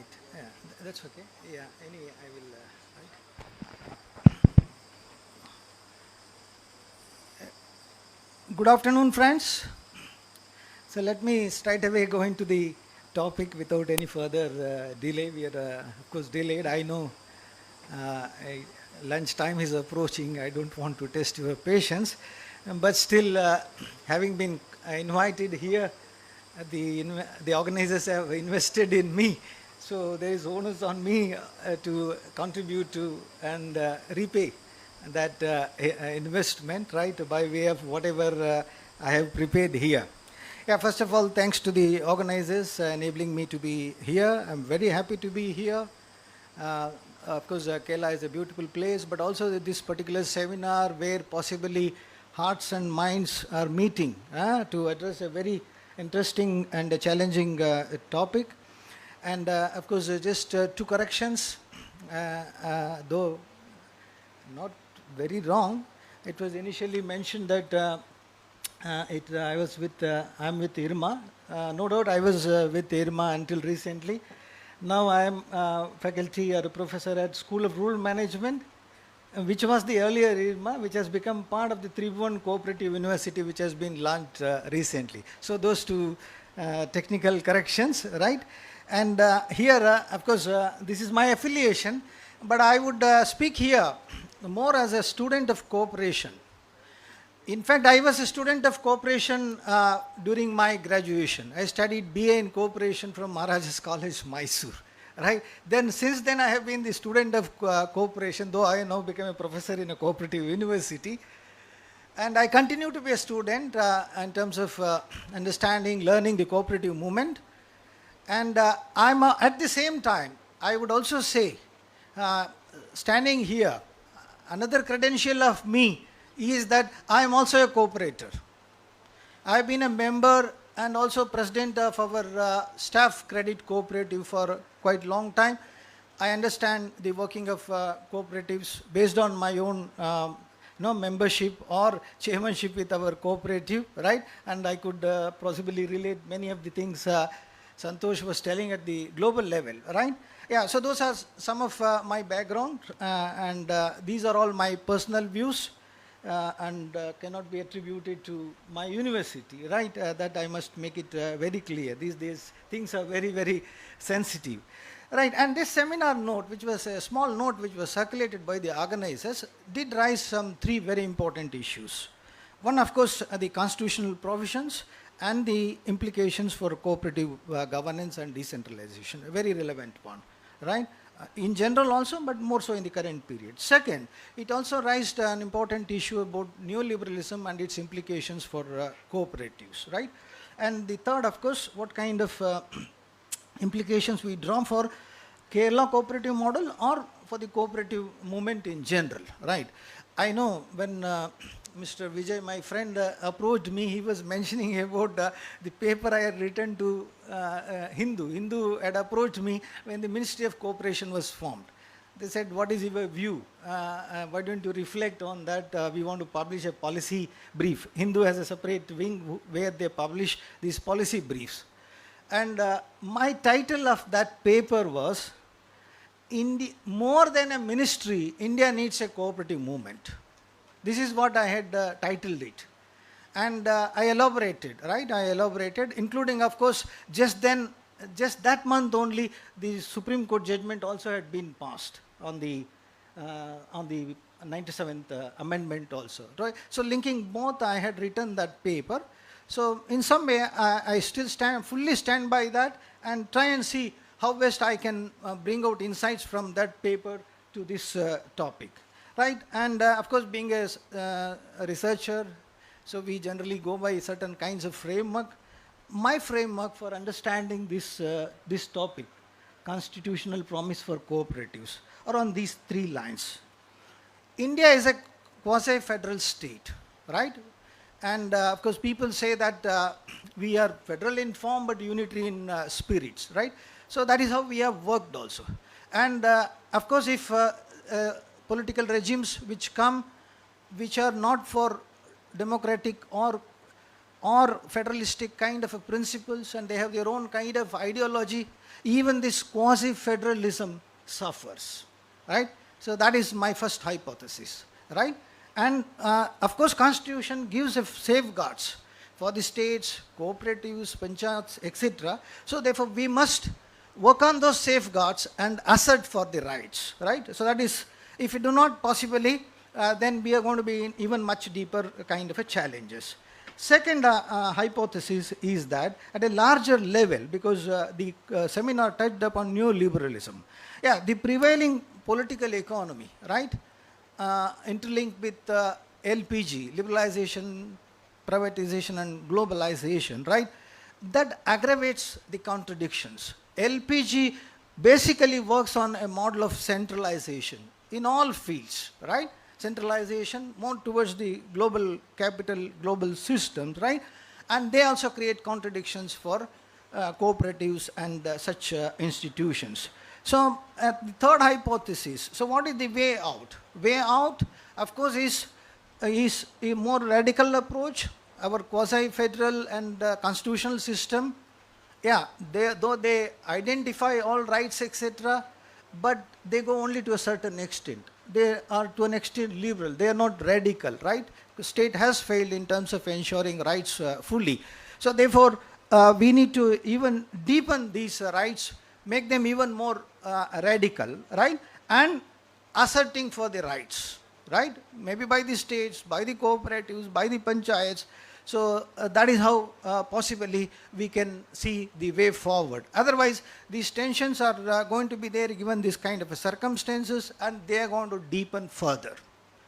And of course, the fourth one, which I would like to highlight, because the minister was talking about cooperative federalism. for the working of our federal system as a whole. Yeah, that's of course for the entire federal system to work in a kind of a equilibrium and a balance. Yeah, we need that. But when it comes to cooperatives, institutions like cooperatives, another principle applies which has been identified by the cooperative scholars called democratic federalism, which is in some way, again, it's almost like the principle of subsidiarity, cooperatives being the local institutions.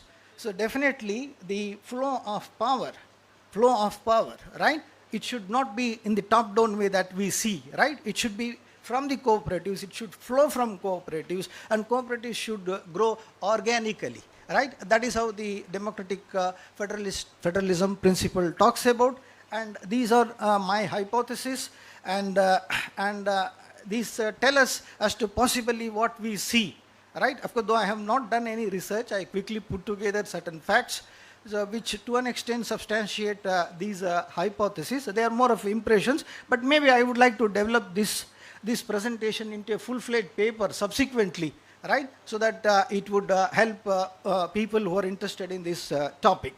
Now, coming to the constitutional promise and provisions, right? In fact, at the beginning, Constitution had only very limited provisions for the corporations. So only that the division of power was the main provision in the Constitution. The rest are all added subsequently, right? And so therefore, we are in some way learning from our cooperative experience and enriching the provisions in the Constitution for cooperatives, right? And of course, I had a look at the Constitution. Though I am not a student of Constitution, I had studied public administration, but I tried to see how these provisions of Constitution with regard to cooperatives can be seen. I classify them into two categories, the provisions for cooperatives in the Constitution.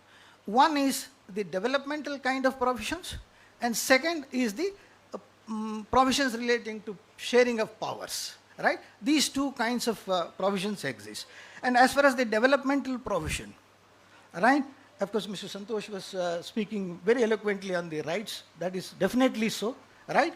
Recognizing the rights of the citizens, right, to associate and form cooperatives, right? But the most important one which I identify, which we must recognize here in this seminar, right? And more recently, Supreme Court also upheld our preamble, right? Our preamble and two provisions there. One is the socialist state, socialist nature of the state that we all should aim for, and the secular state that we all should aim for. What does that socialist state mean? That is the promise, that is the goal, right? In two ways I can define. Of course, the Supreme Court tried to define what is the socialist state, but in my understanding, the socialist state means two things. One, of course, the goal of equality, right? Equality among the human beings. That is first principle. Second is the cooperative working, collective working, right? Essentially, that socialist state means we establish a cooperativist socialism, right? This is what we need to recognize. This is the major promise of the Constitution. For me, the rest are all, in some way, they are also important, but this is the goal. If Supreme Court has upheld that, and if you all are there, because everyone takes everyone takes their oath on this goal. So therefore, the ultimate goal is to establish a kind of a socialist society, cooperative socialism, if what all we can call it, which is definitely based on equality and cooperative. That is the major provision that I identify, apart from the rights that was associated with the citizens. Indirectly, it is also recognizing the rights of the cooperatives, right? How will the rights of the citizens come as citizens to form cooperatives, right? It is indirectly also recognizing that. Otherwise, just merely recognizing the rights and not recognizing the rights of the cooperatives is not going to help. So therefore, all the trends that we see towards centralization and compromising on the autonomy, they are compromising this right, and that we need to assert. Then there, of course, the other 2-3 provisions with regard to development are concerned is the two provisions in the the DPSP, that is Directive Principles of State Policy, Article 43 was there. It was telling that state needs to organize economic organization for the livelihoods of the people, and it added at the end, state shall endeavor to promote cottage industries on an individual or cooperative basis. Article 43, which was inserted at the beginning, very clearly said that state preferably should organize economic activities and organizations on cooperative basis, which we further reinforced by the 97th Amendment when we added Article 43, which clearly said that the state shall endeavor to promote voluntary formation, autonomous functioning, democratic control and professional management of cooperatives. It is further qualified as to what is the nature of the cooperatives also, right? Yeah, so these are therefore some of the provisions which pertains to what I call as the developmental provisions or the developmental promise that the Constitution is making as far as cooperatives are concerned. Then there are, of course, the provisions with regard to the powers sharing, right? Of course, we inserted Part 9b. A lot of discussion has already taken place, but of course, part of it has already been declared as non-est as far as the states are concerned, because the central government was in some way intruding into the territory, going beyond its power. It was a sheer blunder by the UPA government that they did not take the concurrence of the states. In fact, 17 states passed enactments amending their rules after that. It would not have been difficult for them to get the ratification from 14 states. They could have easily done that. So it was a major blunder by the UPA if they thought that those principles are useful. In my view, of course, there are many elements in those enactments which are helpful for the cooperatives, right? In fact, Supreme Court said that much of that case was more procedural than about the objects. As such, objects, one may not be objecting to them because there is certain goal towards that. So, if that were to be their goal, right?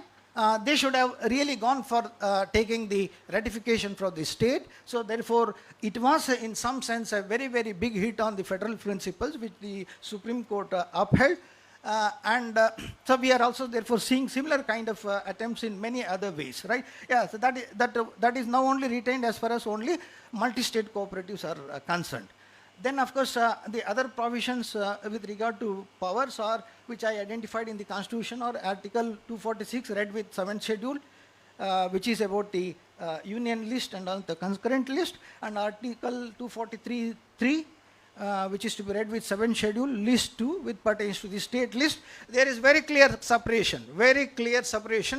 Only with regard to the Multi-State Act, the central government has the power, which now they are also trying to use that in some way to intrude again, right? So therefore, there are various kinds of attempts being made to violate this clear division that the Constitution has established. Yeah, so therefore, in my view, therefore, there are two kinds of provisions in the Constitution. One is the developmental provision, another which relates to the sharing of powers, and both of course must complement, because ultimately it is towards attaining these goals, right? Rights, socialist state, and other things which are very clearly identified, right? Then of course, in terms of real working of the Constitution, of the cooperatives, what matters is various laws and policies.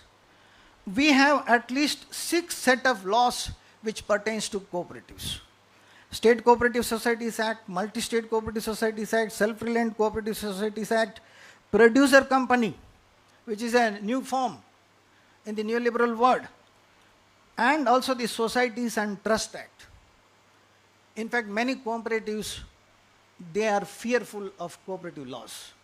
Here, we have a very good example of SIFs here, which works as a collective, SIFs, South Indian Fishermen's Federation, right? Which works as a collective. They deliberately decided, even including Dan Foundation when they were promoting the federations, that we will not register them under the cooperative society. They will further compromise on the autonomy. They registered them under Societies and Trust Act, right? Yeah, so therefore, and then there is also the Banking Regulation Act, right? And therefore, at least 6 laws, apart from, of course, the bylaws, model bylaws, uniform standard bylaws, which are also prescribed, which all, of course, necessary as a legal framework, but they all have a lot of constraining kind of norms, right, about which I shall mention in terms of the final implications. And we have, of course, various policies and program, because cooperativization was an approach under our 5-year plan, cooperativizing especially the rural economy.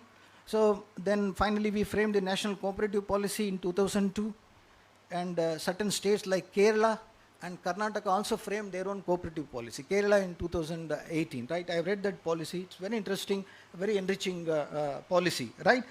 Yeah, but all these legal framework, policies and programs, they, in a combined way, they draw their, of course, mandate from the Constitution, but in the way they have been enshrined, because part of it is legacy from the colonial rule, part of it also subsequently based on our own kind of experience, our own parliamentary and parliamentary system of things, right? And in my view, they have all in a significant way affected the working of the cooperatives.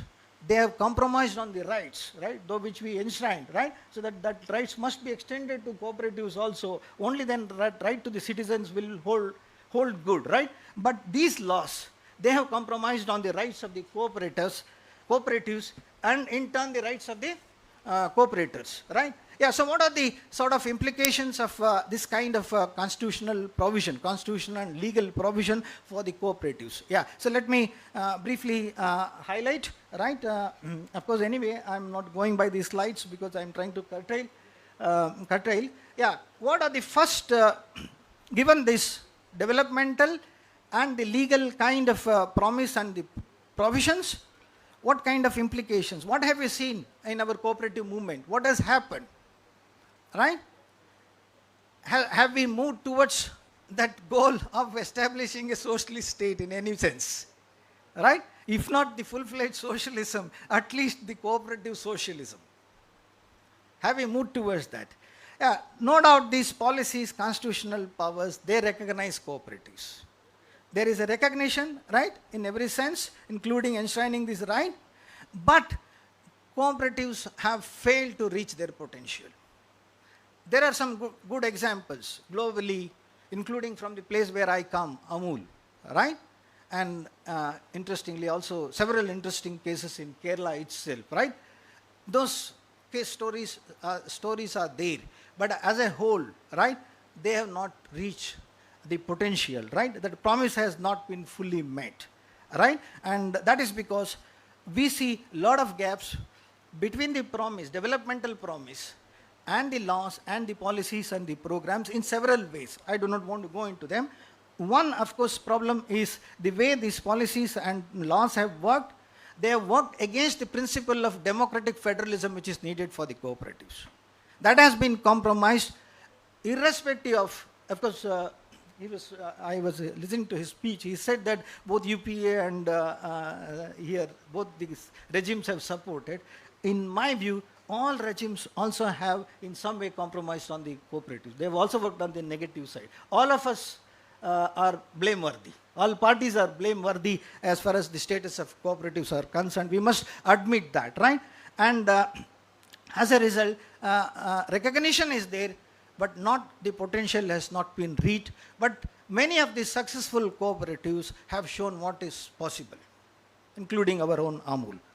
Second implication of this promise, right, is about the federalism, of course, especially with reference to cooperatives, right? As I said, that 97th constitutional amendment, though in terms of objectives, it could be defended, but what made that become anti-constitutional or ultra-virus or against federalism was the procedure. So it was a blunder which we should not here onwards commit. We have been committing that also, including in the farm laws. It was a legal blunder. No consultation. Parliament did not follow the required procedures, right? We call ourselves mother of democracy. We do not want to debate issues which pertain to the development and livelihoods. And that is how we have been trying to run our nation, and including cooperatives also, and that is not going to help, right?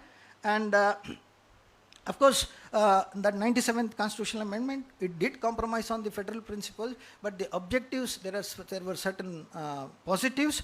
States need to consider, 17 states amended, what they want to do with that provision. Anyway, it exists in the constitution as far as the multi-state cooperatives are concerned. They are also cooperatives. Now state must decide. If they think that those principles are useful for us, they can retain them. Not retain, they can even go beyond to empower the cooperatives. They need not be blaming the center, right? They can empower them because it is under their jurisdiction as far as cooperatives are concerned, right? So that is how I see this kind of a gap that has arisen. 17 states, what they should do with that? I say that if you think they are useful, you continue, you further enrich them, right? But anyway, at the same time, we are also seeing that the federalism in many ways is being affected by even other means, the farm laws, which I also studied, all centrally sponsored schemes, the recent multi-state cooperative amendments, Vaidyanathan package, GST. If you read between those lines, federalism and decentralization are compromised in several ways, right? So therefore, the argument that we are a federal in form, unitary in spirit, that is getting deepened, right? And that is not helpful for us as a federal polity, as a democratic polity. So we need to reverse them, and that's where I said that the state, people, cooperatives, all must be alert, asserting for their rights, and farmers have shown the way. If they assert for their rights, they can reverse those kinds of bullying, legal and other bullying that goes on in the name of laws and such reforms, right? Now the third implication about the autonomy of the cooperatives, as I said that, yeah, there has been a compromise because of various laws, programs, etc., across the spectrum of regime and policy and ruling classes. Dr. Kurian had identified 3 problems with the cooperatives: politicization, officialization, bureaucratization. I have been studying cooperatives, though they are thriving, but these problems persist, right? While we object to the larger kind of compromises that are happening, but at the operational level, the compromises that are also happening as far as the cooperatives are concerned by way of these 3 aspects which Dr. Kurian identified, we must be working towards reversing them, right? And in the neoliberal world, for the cooperatives, autonomy has become conditional. Autonomy is a right. In a democracy, decentralization is a right. But now when we say we form a self-reliant cooperative society, that comes to you, and if you don't ask us even a single pie, we will give you full autonomy. What does that mean? Right? So, in fact, many cooperatives which thought that this law will empower them, they wanted to come back to the old law. They did not want the autonomy because they were not getting the support, right? So that is the kind of contradiction in the name of autonomy we have brought through those neoliberal laws, right? And that is the third implication. The fourth, specifically on neoliberalism, right? Neoliberalism, of course, is hurting all sections, all sectors, including cooperatives. We have given up planning. Only possibly Kerala still says we are with planning. Kerala 14 planning possibly is going on, right? When I met Thomas Isaac also, when the planning commission was disbanded, I had told that, no, you must continue with planning. No society can survive by saying that we will disband planning. Ideologically, you may try and do that, right? But no society, when we are all talking of all these things, these are all part of planning for a better governance, better society. We can't just throw away baby with the bathwater like that. They may have thrown away the planning commission because it was founded by Nehru or whatever, but they cannot throw away planning, right? Yeah, but now under neoliberalism, planning and such coordinated efforts are being diluted, and I must admit, of course, talk of MNCs and corporates also have come up. At the larger level, there is no priority for cooperatives. I went through 2 documents of the national government. One was the 3-year action plan in 2017 and the 7-year action plan for up to 2025. by Niti Aayog. You read that document, there is no any mention of anything regarding cooperatives except one way, somewhere in corner, some fisheries cooperative comes up in a peripheral way. That's all. No mention of cooperatives as a strategy, as a policy, etc. They say that we are going to frame a new policy. They are going to say that we have formed a new ministry. That is all rhetoric. In the heart, if you read those documents, which are for our planning and development, cooperative just does not exist there. Right? It is rhetorical. Right? Yeah. So that is because much of the priority is towards liberalization and privatization. Right? Cooperatives are therefore an anathema ideologically. Of course, and there are policies specifically. Banking people spoke of prudential norms are unfair to cooperatives when cooperatives cannot access capital in the market like the corporates can do. Prescribing capital adequacy norm in the same way as that of companies or other institutions is very, very unfair to the cooperatives. So it should have been differentiated, but we have not made that, and cooperatives are suffering because of that, right? And the way NABARD has been following the refinance policy, I have been studying NABARD, right? Under the neoliberal guise, NABARD has put in very, very restrictive cooperative for refinance policies, and cooperatives are not able to get adequate provisions, adequate funding, and they are losing out in the credit field. Maybe Kerala may be doing a little better, but if you see the overall picture, cooperatives have lost out in the credit sector, which was one of their dominant sector. What about other sectors? You can well imagine, right? Now, therefore, under neoliberalism, Mr. Suresh mentioned cooperation among cooperatives. But now, it is, what is encouraged is competition among cooperatives. Even our dairy cooperatives are being made to go and compete everywhere. Dr. Kurian ensured that NCDFI is, GCMMF and federations are set up because there is coordination among and cooperation among cooperatives. NCDFI, National Federation, was also set up because at the all India level there is a coordination. We should not fight because it is the employment, livelihoods of the farmers. How can we eat into each other? Let us cooperate and ensure that our farmers benefit by it. But now deliberately, there is encouragement for competition by cooperatives, which is not going to help. And in the by way of amendment to multi-state cooperative acts, possibly some of the local cooperatives also would be taken over by the other states' cooperatives, right? So therefore, that is what is happening in the name of neoliberalism. So therefore, the fifth implication, the prevailing political economy. Can we build a cooperative socialism as promised in the preamble? Or even just what is the present government saying as we will build cooperative-based economy? In my view, it's not easy in the prevailing political economy, which is constraining for cooperatives. Capitalism is deepening, inequalities are deepening in terms of wealth and income. And as a student, I looked at what is the share of, there are cooperatives in all fields. Kerala has cooperatives in all fields. Numbers, of course, our cooperative department, they are interested in the numbers. But I saw what is the share of cooperatives in the business sector, in their own business sector. What is the share of cooperatives in the GDP? The first plan itself said that the success of cooperative is to be measured by the depth of the cooperatives in the economy. What is happening? Cooperative share in the business is declining in all fields, including in dairy. And their share in the GDP is also declining. Whatever the latest data that I could get in 2014 global census for Asia, the share of cooperatives in the GDP was less than 4%. Very small share in the total pie.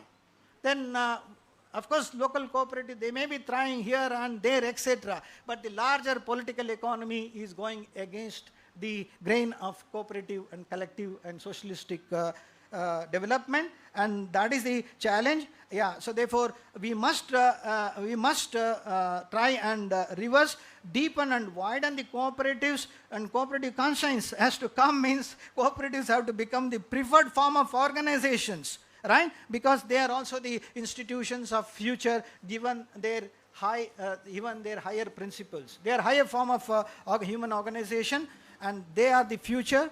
right? And therefore, moving forward to conclude, yeah, Kerala has done well, no doubt, in terms of its spread of cooperatives and also the framing of policy and the kind of thrust, but they must expand and deepen. As I said, that share of cooperatives in the GDP, that can be one indicator. So you can establish any number of cooperative society, any number of interesting cooperatives, including Amul, and at the larger level, they are shrinking. All the power is taken away by them. Cooperatives get subsumed and they become appendages. That goal of establishing a socialist country in our own country, which is acknowledged, Supreme Court, everybody acknowledges, that will be a far cry, right? So therefore, we must deepen cooperatives in all sectors. We must enable them to work. The approach what Dr. Kurian said, they must be given autonomy, and we must trust the farmers and the members and the laborers. It is their livelihoods. They will not ensure that they fail, because if they fail, it is failing their livelihoods, jobs, employment, etc. Right? So if you give them autonomy and enablement, they would thrive. So cooperatives must therefore spread to all the sectors, right? So, and cooperatives now, I would say, have to subsume other sectors and compete out the others. Corporate talk was there. They become appendages. No, we must enable cooperatives to compete out these competitors. That's what Amul did. That is one proven model, how they can compete out the capitalists and such institutions. There is onus on all cooperatives. There is onus on all cooperators and all stakeholders of the cooperators who believe in cooperative ideology and establishing cooperative socialistic pattern in the society. So thank you very much for giving me this opportunity and listening to me patiently. So I end with this slogan, Jai Sakar. Thank you all.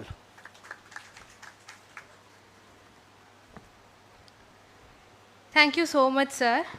Now I invite Rabindraj KS, Deputy Registrar, to present memento to Professor H.S. Shailendra, sir.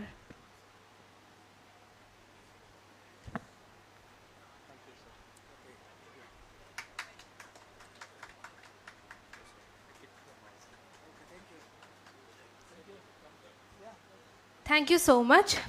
Now please let me welcome Sri Ganesh Gopal, sir, Lead Environment and Agriculture ICA, Asia Pacific, New Delhi. Welcoming you, sir.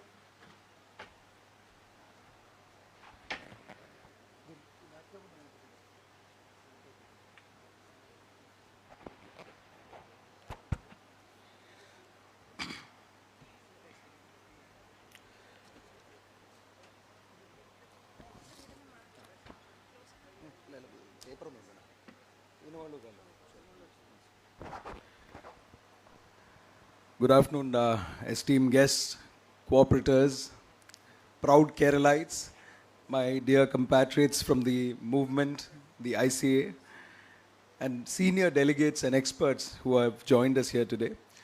As one of the last speakers, I'll try my best to keep to the promise of brevity, which our constitution hardly has upheld. Being a bag of borrowed material, we've tried to take the best practices from across the world. And until the dismantling of Yugoslavia, I guess it has been the longest constitution in the world. And coming to the very specific subject today of the constitutional promise of cooperatives in Kerala, I would like to speak more on the context of what it means for cooperatives in our country and in the state of Kerala.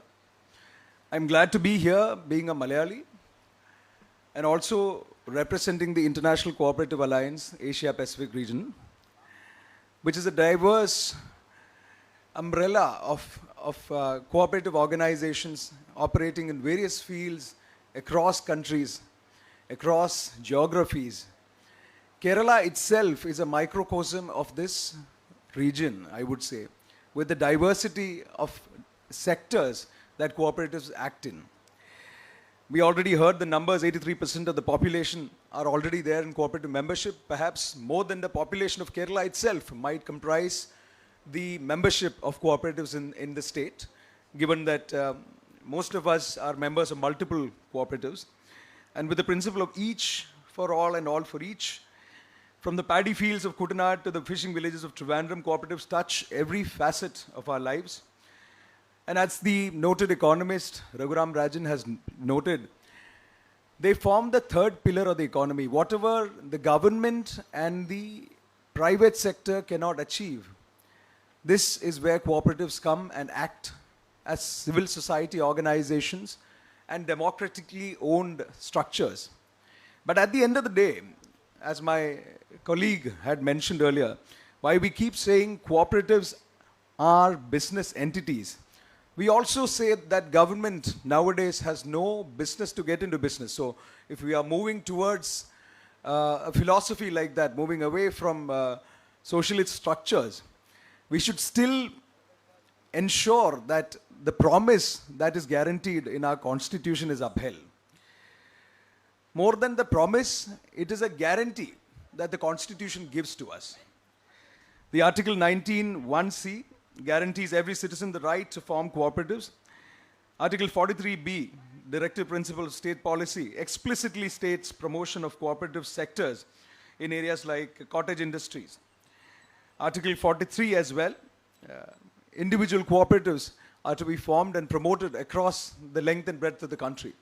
Even though the DPSP are more like guidelines or guiding lights for us, after 7 decades of gaining independence, I think it is time that we wake up to take many of these guiding beacons seriously, so that we need to use these enabling provisions to ensure that economic prosperity comes to the last person in the queue, as Mahatma Gandhi has mentioned.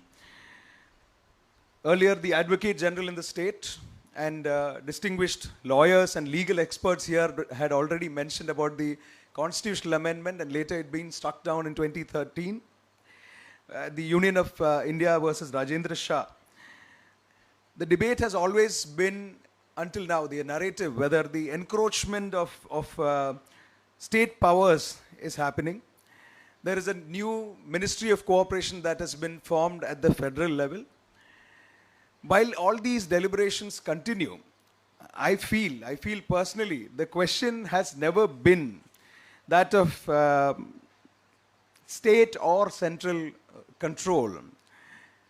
It's that question never exists, because cooperatives are grassroots movement organizations. They are bottoms-up organizations. They can only be in the state list. But at the same time, as a very diverse and a large country with a almost 126 crore people, the socialist principles enshrined in our constitution give us the flavor of a paternalistic welfare state. And this responsibility that any government, whether it be the state or the federal governments or the local governments in our country, cannot be shrugged away. So this brings us to the question that there needs to be a certain respect for boundaries as to what role each one of these play. At the same time, a centralized structure like a ministry or centralized promotional bodies like the NCDC, National Cooperative Development Corporation, they also have the legal as well as the fiduciary responsibility to play certain roles in certain aspects. For instance, there is a huge requirement for funding to come into the cooperative sector. We obviously cannot compete with the private sectors or the VC-funded startups of the world, especially when we are looking at livelihood generation, poverty, emancipation of poverty, and empowerment of marginalized communities, women, youth, and as my compatriot earlier mentioned, protection of areas such as intangible cultural heritages. Whether it be Kudiyatam or whether it be geographical indicated, GI tagged products that are eventually sold through cooperatives, that eventually ensure that the produce sold or the products that are sold eventually go back to the end person who is the producer, whether it be a tribal community, the farmers, the dairy community, whatever it may be. So coming back to my point, so the role must be clearly demarcated. as to which level of the government, what role they play in the third pillar of the economy. So it's never state versus center, and it should always remain the state. However, we view the center's role also in a cooperative economy or a cooperative ecosystem. And like Professor Shailendra mentioned, we should not confuse cooperative federalism with federalism on top of cooperatives. We need to, I think the very ethos of our country is strongly grounded in the principles on how do we agree to disagree. And I think at the time of independence, we were an agglomeration of hundreds of princely states which was brought together. And even today, when we look at the Panchayati Raj Act, the 73rd Amendment, the forward-looking vision of the earlier prime ministers that brought together decentralization, ultimately what Gandhiji had envisioned in Gram Swaraj, that itself is already inherent in the cooperative principles, the 7 cooperative principles. Earlier, the mention was there about the 6th cooperative principle, cooperation among cooperatives.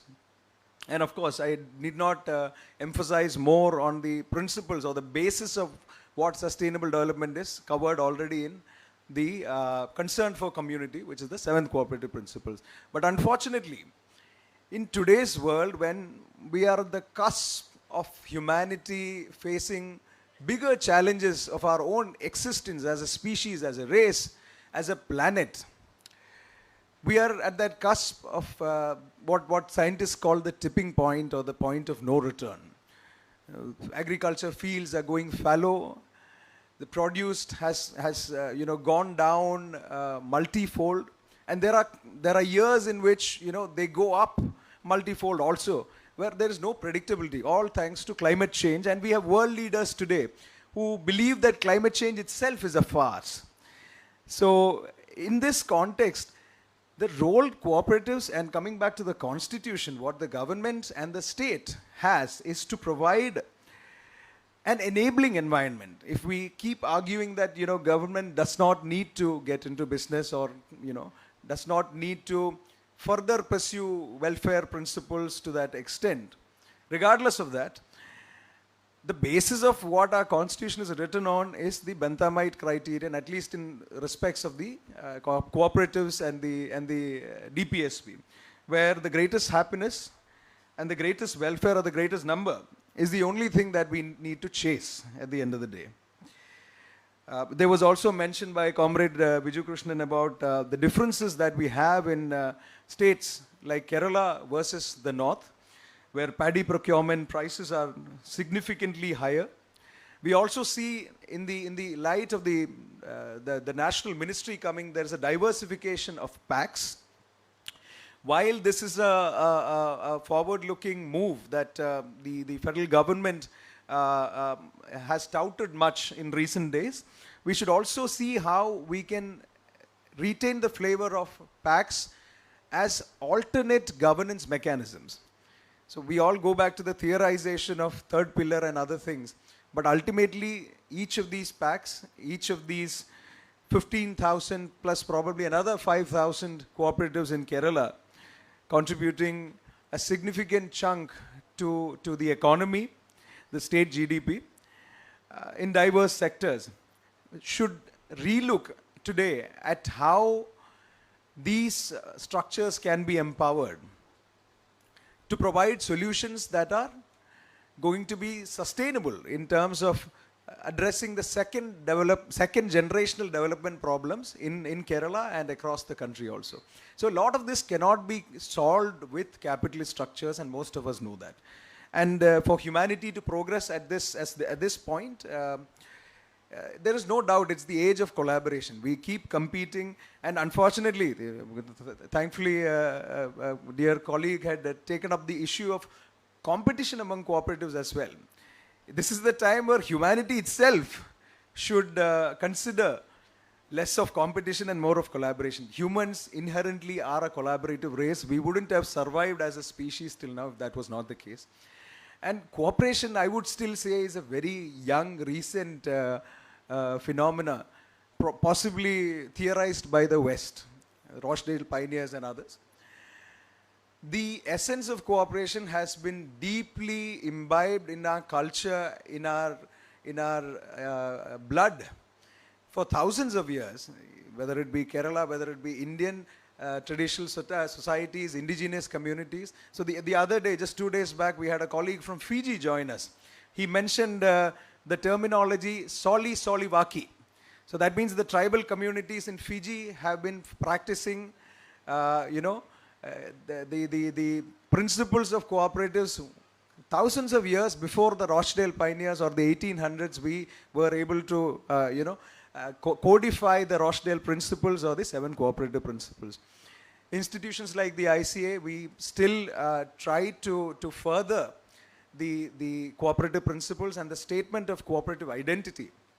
And that is one area that is a cause of concern as well, where cooperatives as they scale and cooperatives as they diversify, how much are they able to retain the flavor of their cooperative identity? Coming back to the point of the constitution, in 2021 we had a ministry that was formed, and after that also there have been several schemes and convergence of schemes. But we need to also see that when we have efficiency parameters, when we have convergence of schemes, when we have more money coming into the ecosystem, are we still retaining the flavor? Are the rights of each of these members, of these workers, of these producers, of these predominantly primary sector in our country, are they still being protected? And it is important that we do a self-introspection as a country.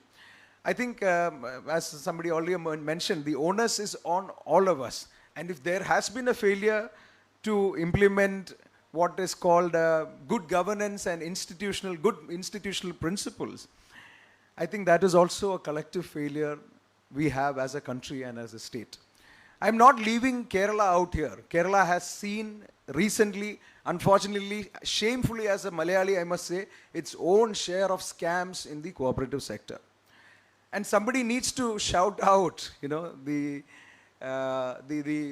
unfortunate governance issues that plague cooperatives as mostly credit societies, both in our country as well as the state. Like the Honorable Finance Minister earlier mentioned, it's not just private banks like Yes Bank that have failed us, but also several cooperative banks across states, Maharashtra, Kerala, several states that unfortunately have failed. But that does not mean that we question our faith in the principle of cooperation. Ultimately, cooperatives are formed with people like you and me, and people may be flawed, but ideologies and institution need not be. So there is always scope for a relook, rethinking, and course correction, which is where avenues like this also matter, which is where the voice and the space to speak, criticize, and introspect also matters. Thankfully, my home state of Kerala provides that, and India as a country enshrined in the principles, the basic fundamental rights in our constitution provides that. Several countries, they do not have that luxury either. Earlier, my compatriot from the ICA mentioned about the Cooperative Republic of Guyana. The very ethos of that country has been built on the dreams, blood and sweat of bonded laborers. So while we acknowledge the cooperative principles and the direction explicitly, how much are we able to do, or how much are we able to resist the incursions of the extreme capitalist greed and also free market risks that we have? The only reason why that the global economic crisis had not affected us as much is only because the nationalized institutions and our financial sector, which is still not entirely free markets. Post 1991, we have seen so many changes, a lot of them good, a few of them contestable. But anyway, we are at the cusp of another change today in terms of technology, AI, and increasingly connected highway of the internet that most of us have access to. So what we ride on this highway, or what we do looking forward from now, also defines what is our future at humanity at large, both in Kerala being an extremely ecologically fragile state, a state that has almost very little self-sufficiency in basic things like food. We still depend on neighboring states, and you know the studies are still debatable, but still we have such a high cancer incidence despite having a high human development index for health, education and such. Ultimately, what can the state also do for these people-based institutions or democratic collective institutions? CETA was a scheme that was announced a few years back, Cooperative Initiative for Technology in Agriculture, looking at PACs as an alternate governance mechanism. I think that was a forward-looking scheme. I think there is a lot to be done further on that scheme. I don't know the current position of it, promoted by the Department of Cooperation and the State Planning Board. Like our finance minister earlier mentioned, we are not a monolithic society. So we need to accept these diversities while at the same time seeing how we can cooperate with other states, with other institutions. Another alarming factor is that when groupings like the social and solidarity economy happen in the world, we should also ensure, or we should also make sure that cooperatives retain their role as leaders or the prominent players within the ecosystem and the basket. And as you know, private sector players also come in as social entrepreneurs or social startups and such, a crowding out does not happen for these people-based enterprises. Thirdly, we also spoke about the issue, I wish the registrar was also here, the issue of over-regulation. I myself had been closely associated, co-founded a collective, a technology skill collective called Tinker Foundation. So being closely associated with the cooperative movement, having done hackathons for the cooperative movement, eventually a question that was always asked is, you are a 21,000 plus strong community, why are you not a cooperative? Simple answer. The over-regulation, the very pain of having to go to the registrar's office, keep going up and down, and the unfriendly nature, I would say, of, I'm not talking about Kerala alone, this is a phenomena across India, across the global south also. Again, a commonality that I think the British legacy has left us with. I'm not blaming the British for this, but it's high time that we change this. The British-Indian pattern of cooperation in cooperative law is a commonality I think most of these colonial legacy countries have been left with, where the registrar is seen as a regulator more than a development actor for the cooperative ecosystem.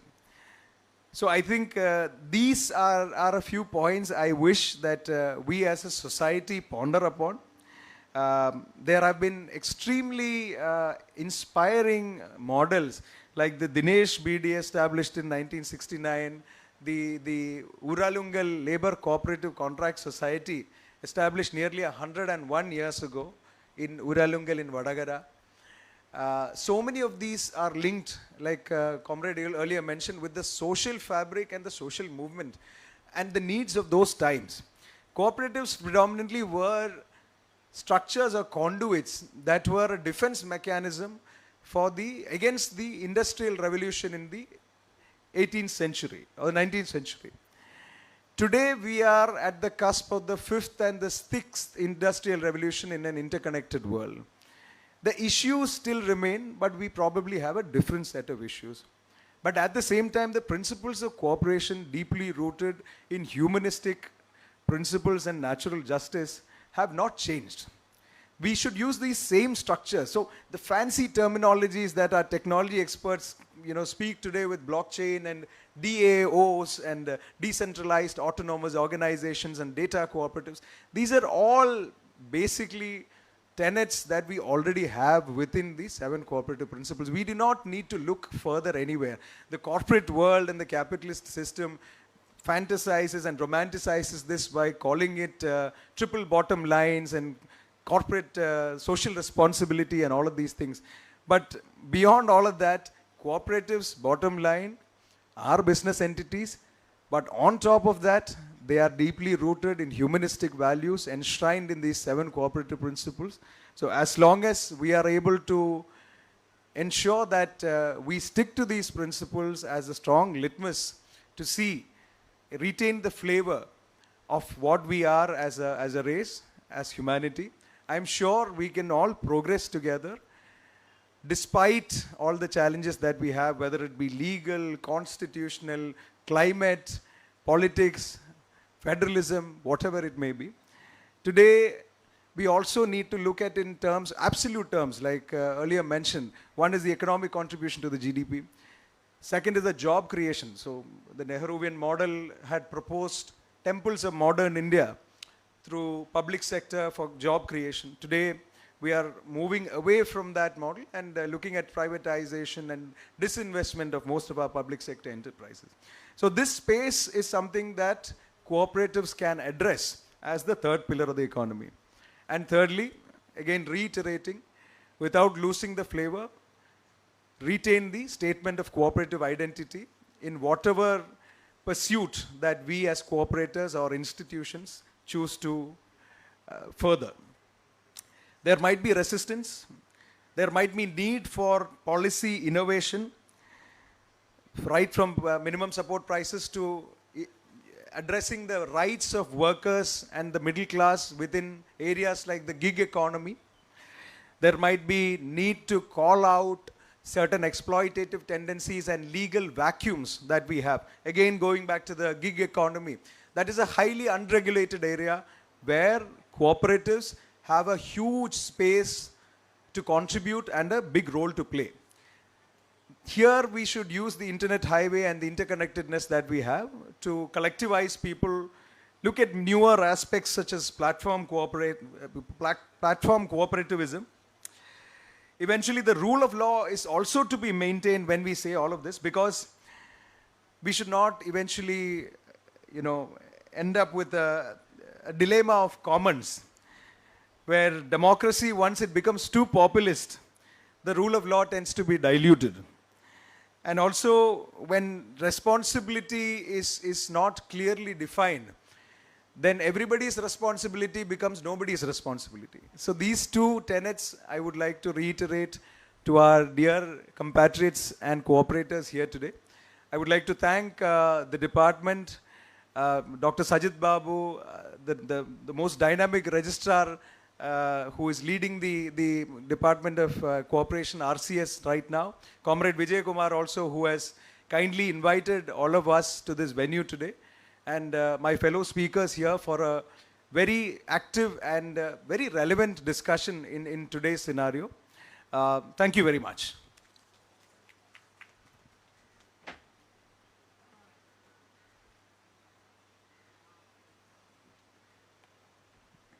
Thank you, sir. I request Sri Rebinraj KS, Deputy Registrar, to present the memento to Sri Ganesh Gopal, sir.